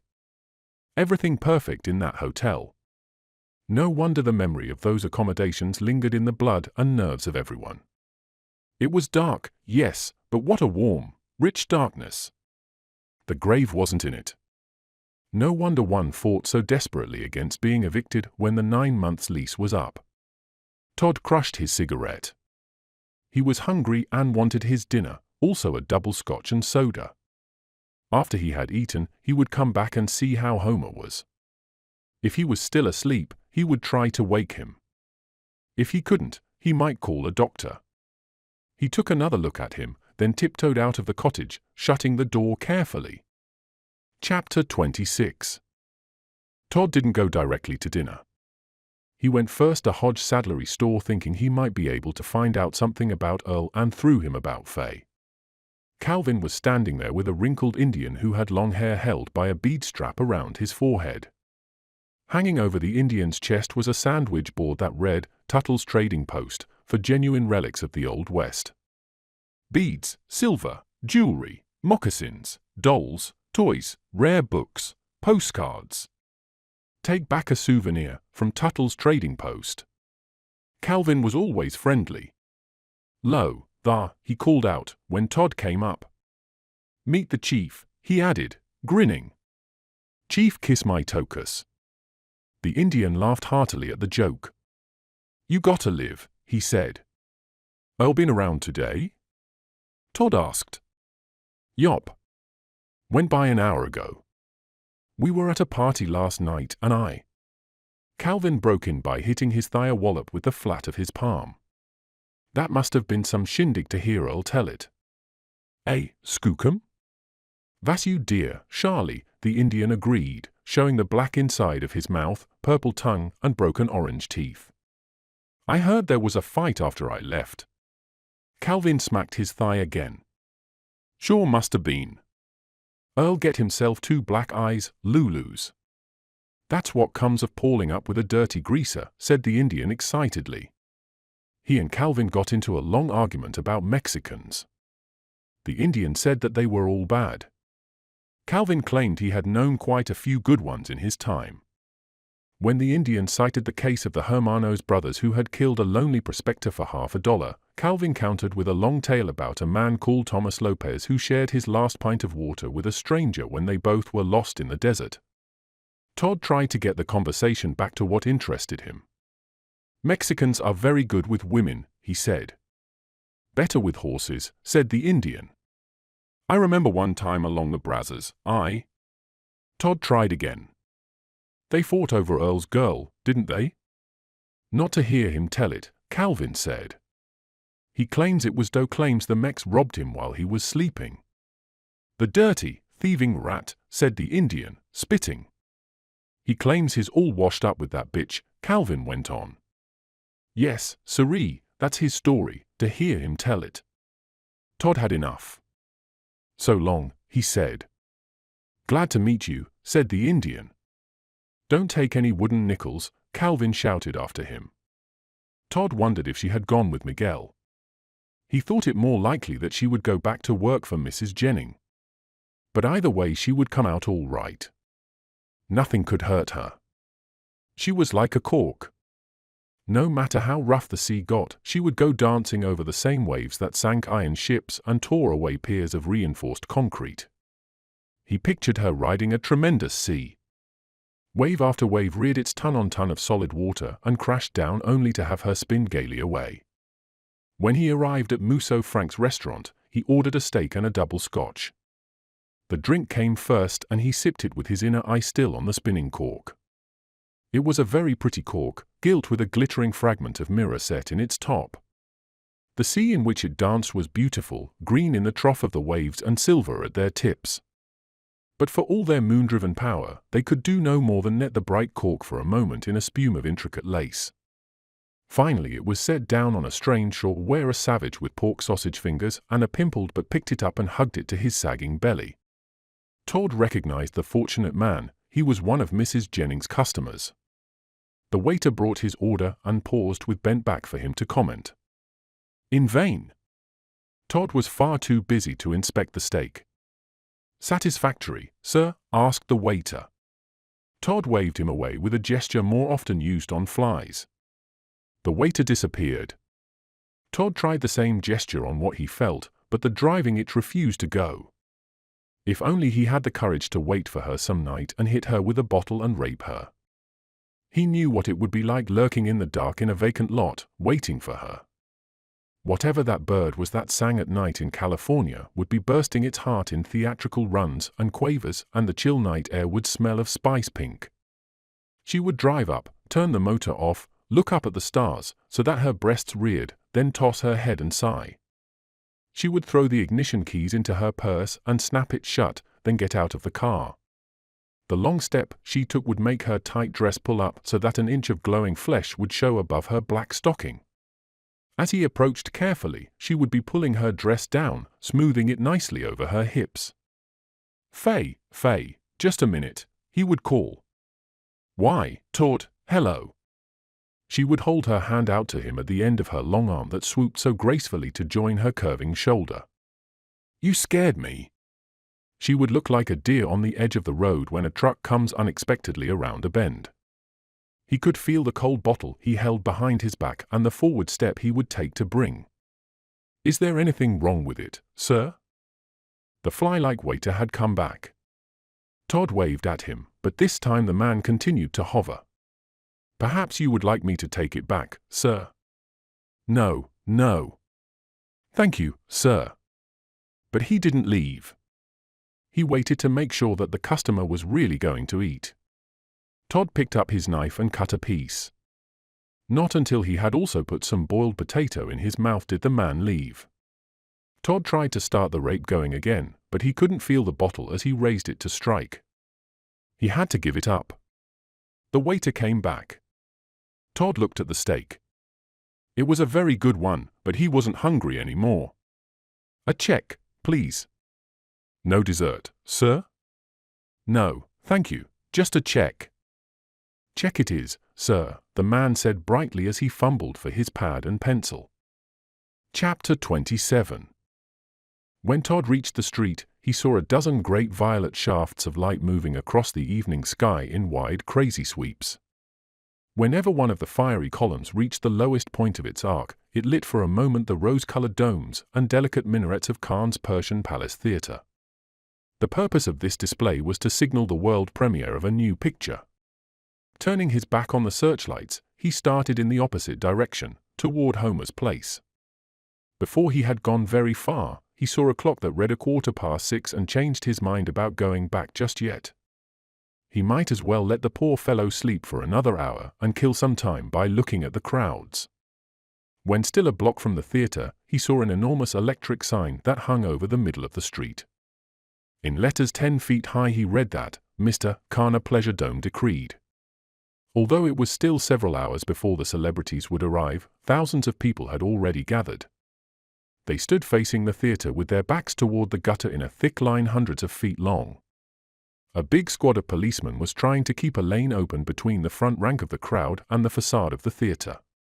Todd entered the lane while the policeman guarding it was busy with a woman whose parcel had torn open, dropping oranges all over the place. Another policeman shouted for him to get the hell across the street, but he took a chance and kept going. They had enough to do without chasing him. He noticed how worried they looked and how careful they tried to be. If they had to arrest someone, they joked good-naturedly with the culprit, making light of it until they got him around the corner, then they whaled him with their clubs. Only so long as the man was actually part of the crowd did they have to be gentle. Todd had walked only a short distance along the narrow lane when he began to get frightened. People shouted, commenting on his hat, his carriage, and his clothing. There was a continuous roar of catcalls, laughter, and yells, pierced occasionally by a scream. The scream was usually followed by a sudden movement in the dense mass, and part of it would surge forward wherever the police line was weakest. As soon as that part was rammed back, the bulge would pop out somewhere else. The police force would have to be doubled when the stars started to arrive. At the sight of their heroes and heroines, the crowd would turn demoniac. Some little gesture, either too pleasing or too offensive, would start it moving, and then nothing but machine guns would stop it. Individually the purpose of its members might simply be to get a souvenir, but collectively it would grab and rend. A young man with a portable microphone was describing the scene. His rapid, hysterical voice was like that of a revivalist preacher whipping his congregation toward the ecstasy of fits. "What a crowd, folks! What a crowd! There must be 10,000 excited, screaming fans outside Khan's Persian tonight. The police can't hold them. Here, listen to them roar." He held the microphone out and those near it obligingly roared for him. "Did you hear it? It's a bedlam, folks. A veritable bedlam. What excitement! Of all the premieres I've attended, this is the most stupendous, folks. Can the police hold them? Can they? It doesn't look so, folks." Another squad of police came charging up. The sergeant pleaded with the announcer to stand further back so the people couldn't hear him. His men threw themselves at the crowd. It allowed itself to be hustled and shoved out of habit and because it lacked an objective. It tolerated the police just as a bull elephant does when he allows a small boy to drive him with a light stick. Todd could see very few people who looked tough, nor could he see any working men. The crowd was made up of the lower middle classes, every other person one of his torchbearers. Just as he came near the end of the lane, it closed in front of him with a heave, and he had to fight his way through. Someone knocked his hat off, and when he stooped to pick it up, someone kicked him. He whirled around angrily and found himself surrounded by people who were laughing at him. He knew enough to laugh with them. The crowd became sympathetic. A stout woman slapped him on the back, while a man handed him his hat, first brushing it carefully with his sleeve. Still another man shouted for a way to be cleared. By a great deal of pushing and squirming, always trying to look as though he were enjoying himself, Todd finally managed to break into the open. After rearranging his clothes, he went over to a parking lot and sat down on a low retaining wall that ran along the front of it. New groups, Whole families kept arriving. He could see a change come over them as soon as they had become part of the crowd. Until they reached the line, they looked difficult, almost furtive, but the moment they had become part of it, they turned arrogant and pugnacious. It was a mistake to think them harmless curiosity seekers. They were savage and bitter, especially the middle-aged and the old, and had been made so by boredom and disappointment. All their lives they had slaved at some kind of dull, heavy labor, behind desks and counters, in the fields and at tedious machines of all sorts, saving their pennies and dreaming of the leisure that would be theirs when they had enough. Finally that day came. They could draw a weekly income of $10 or $15. Where else should they go but California, the land of sunshine and oranges? Once there, they discover that sunshine isn't enough. They get tired of oranges, even of avocado, pears, and passion fruit. Nothing happens. They don't know what to do with their time. They haven't the mental equipment for leisure, the money, nor the physical equipment for pleasure. Did they slave so long just to go to an occasional Iowa picnic? What else is there? They watched the waves come in at Venice. There wasn't any ocean where most of them came from, but after you've seen one wave, you've seen them all. The same is true of the airplanes at Glendale. If only a plane would crash once in a while so that they could watch the passengers being consumed in a holocaust of flame, as the newspapers put it. But the planes never crash. Their boredom becomes more and more terrible. They realize that they've been tricked and burn with resentment. Every day of their lives they read the newspapers and went to the movies. Both fed them on lynchings, murder, sex crimes, explosions, wrecks, love nests, fires, miracles, revolutions, war. This daily diet made sophisticates of them. The sun is a joke. Oranges can't titillate their jaded palates. Nothing can ever be violent enough to make taut their slack minds and bodies. They have been cheated and betrayed. They have slaved and saved for nothing. Todd stood up. During the 10 minutes he had been sitting on the wall, the crowd had grown 30 feet and he was afraid that his escape might be cut off if he loitered much longer. He crossed to the other side of the street and started back. He was trying to figure what to do if he were unable to wake Homer when, suddenly the saw his head bobbing above the crowd. He hurried toward him. From his appearance, it was evident that there was something definitely wrong. Homer walked more than ever like a badly made automaton and his features were set in a rigid, mechanical grin. He had his trousers on over his nightgown and part of it hung out of his open fly. In both of his hands were suitcases. With each step, he lurched to one side then the other, using the suitcases for balance weights. Todd stopped directly in front of him, blocking his way. "Where are you going?"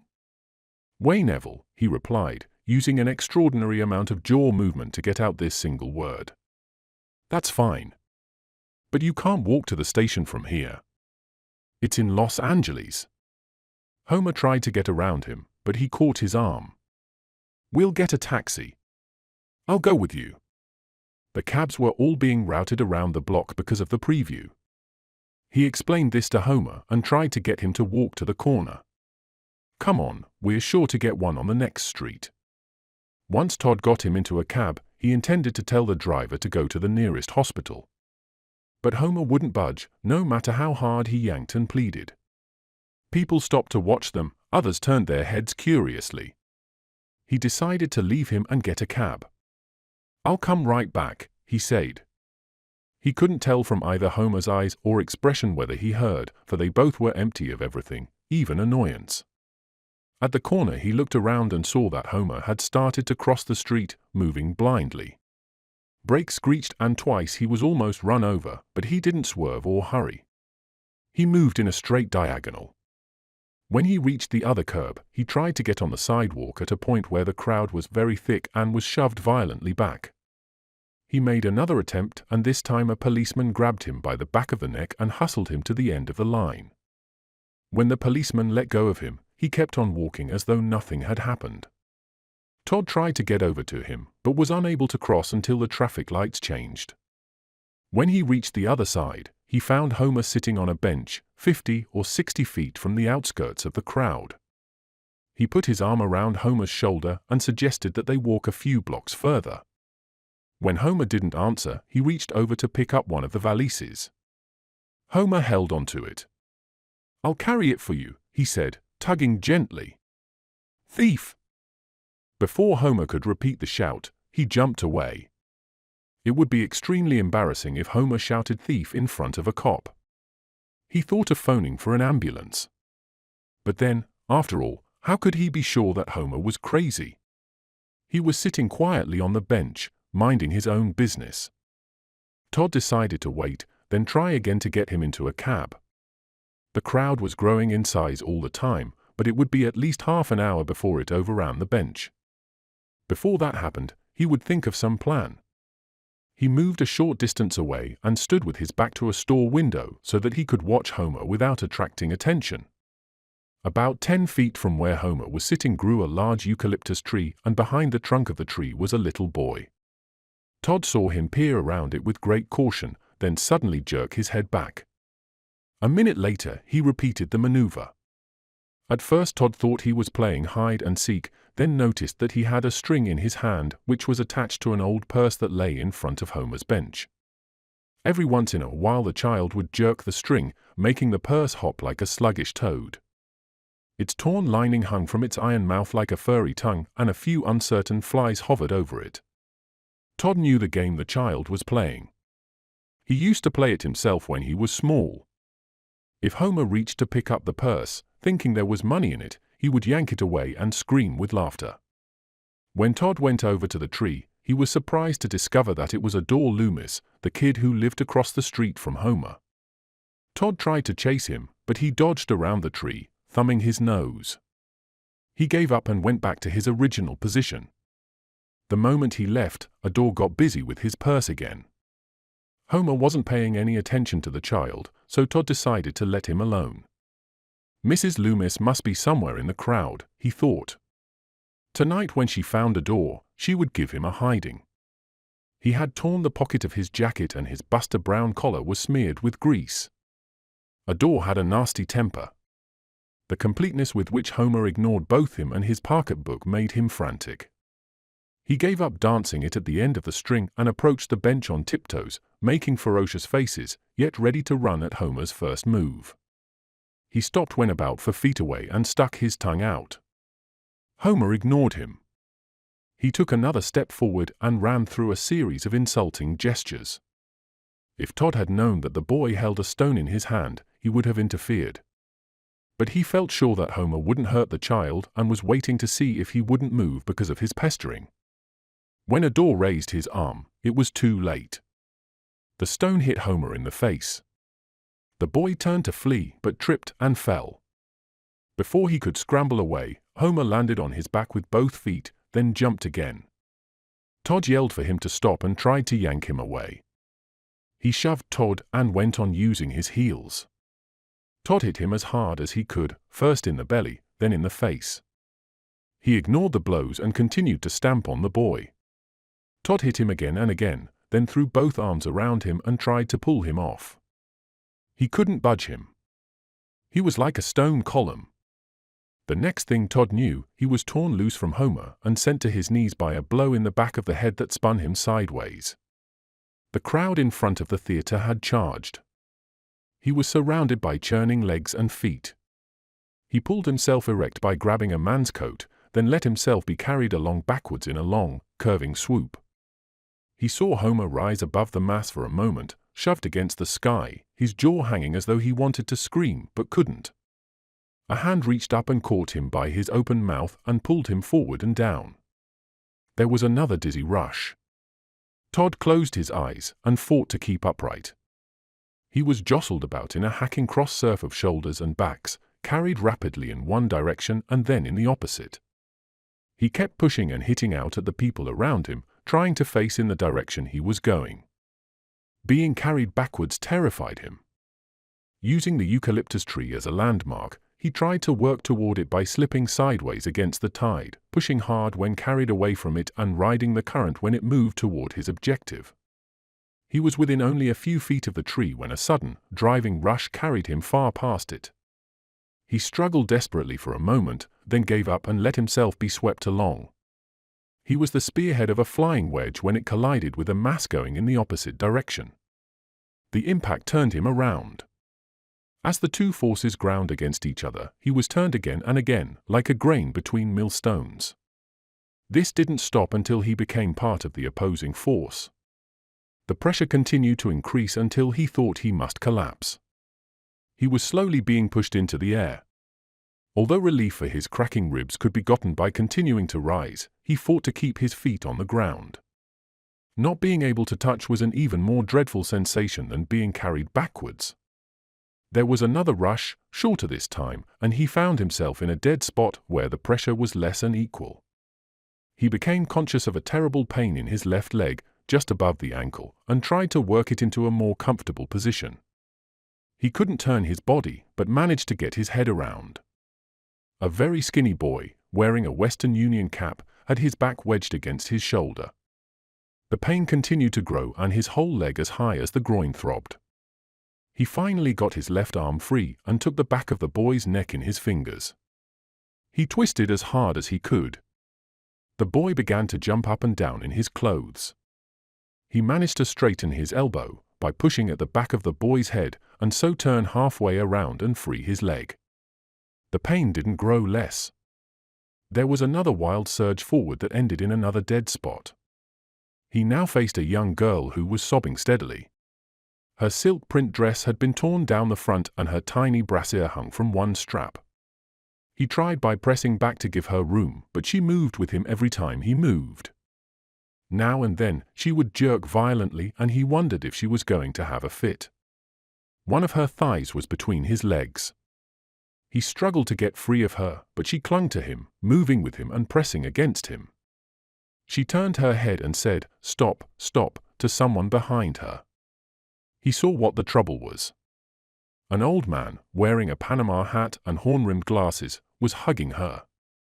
He had one of his hands inside her dress and was biting her neck. Todd freed his right arm with a heave, reached over the girl and brought his fist down on the man's head. He couldn't hit very hard but managed to knock the man's hat off, also his glasses. The man tried to bury his face in the girl's shoulder, but Todd grabbed one of his ears and yanked. They started to move again. Todd held onto the ear as long as he could, hoping that it would come away in his hand. The girl managed to twist under his arm. A piece of her dress tore, but she was free of her attacker. Another spasm passed through the mob and he was carried toward the curb. He fought toward a lamp post, but he was swept by before he could grasp it. He saw another man catch the girl with the torn dress. She screamed for help. He tried to get to her, but was carried in the opposite direction. This rush also ended in a dead spot. Here his neighbors were all shorter than he was. He turned his head upward toward the sky and tried to pull some fresh air into his aching lungs, but it was all heavily tainted with sweat. In this part of the mob no one was hysterical. In fact, most of the people seemed to be enjoying themselves. Near him was a stout woman with a man pressing hard against her from in front. His chin was on her shoulder and his arms were around her. She paid no attention to him and went on talking to the woman at her side. The first thing I knew, Todd heard her say, there was a rush and I was in the middle. Yeah. Somebody hollered, "Here comes Gary Cooper," and then wham.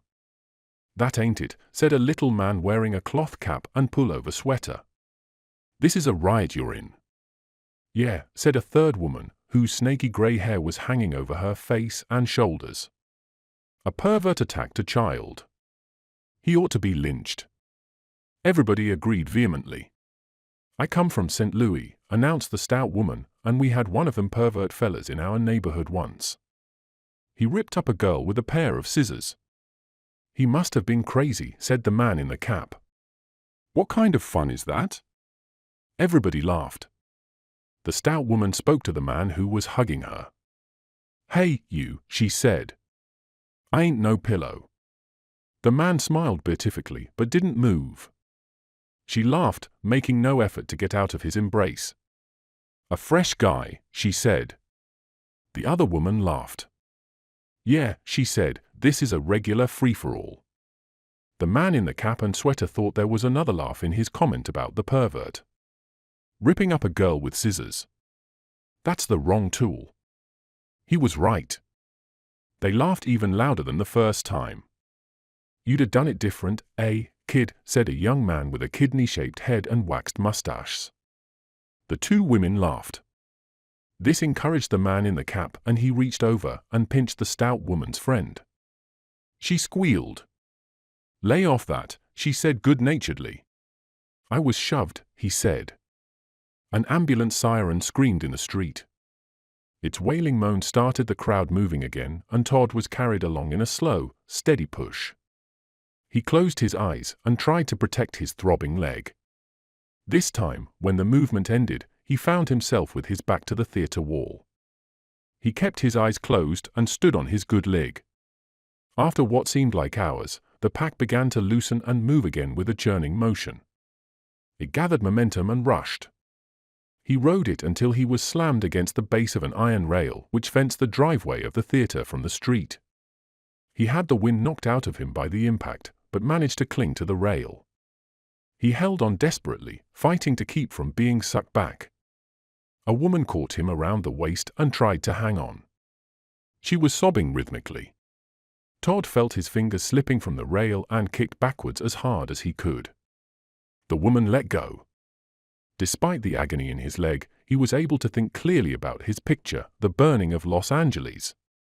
After his quarrel with Faye, he had worked on it continually to escape tormenting himself, and the way to it in his mind had become almost automatic. As he stood on his good leg, clinging desperately to the iron rail, he could see all the rough charcoal strokes with which he had blocked it out on the big canvas. Across the top, parallel with the frame, he had drawn the burning city, a great bonfire of architectural styles, ranging from Egyptian to Cape Cod colonial. Through the center, winding from left to right, was a long hill street, and down it, spilling into the middle foreground, came the mob carrying baseball bats and torches. For the faces of its members, he was using the innumerable sketches he had made of the people who come to California to die, the cultists of all sorts, economic as well as religious, the wave, airplane, funeral and preview watchers, all those poor devils who can only be stirred by the promise of miracles and then only to violence. A super Dr. Noel Pearsall had made the necessary promise, and they were marching behind his banner in a great united front of screwballs and screwboxes to purify the land. No longer bored, they sang and danced joyously in the red light of the flames. In the lower foreground, men and women fled widely before the vanguard of the crusading mob. Among them were Faye, Harry, Homer, Claude, and himself. Faye ran proudly, throwing her knees high. Harry stumbled along behind her, holding on to his beloved derby hat with both hands. Homer seemed to be falling out of the canvas, his face half asleep, his big hands clawing the air in anguished pantomime. Claude turned his head as he ran to thumb his nose at his pursuers. Todd himself picked up a small stone to throw before continuing his flight. He had almost forgotten both his leg and his predicament, and to make his escape still more complete he stood on a chair and worked at the flames in an upper corner of the canvas, modeling the tongues of fire so that they licked even more avidly at a Corinthian column that held up the palm leaf roof of a nut burger stand. He had finished one flame and was starting on another when he was brought back by someone shouting in his ear. He opened his eyes and saw a policeman trying to reach him from behind the rail to which he was clinging. He let go with his left hand and raised his arm. The policeman caught him by the wrist, but couldn't lift him. Todd was afraid to let go until another man came to aid the policeman and caught him by the back of his jacket. He let go of the rail and they hauled him up and over it. When they saw that he couldn't stand, they let him down easily to the ground. He was in the theater driveway. On the curb next to him sat a woman crying into her skirt. Along the wall were groups of other disheveled people. At the end of the driveway was an ambulance. A policeman asked him if he wanted to go to the hospital. He shook his head no. He then offered him a lift home. Todd had the presence of mind to give Claude's address. He was carried through the exit to the back street and lifted into a police car. The siren began to scream, and at first he thought he was making the noise himself. He felt his lips with his hands. They were clamped tight. He knew then it was the siren. For some reason this made him laugh, and he began to imitate the siren as loud as he could. End of the Day of the Locust, by Nathanael West.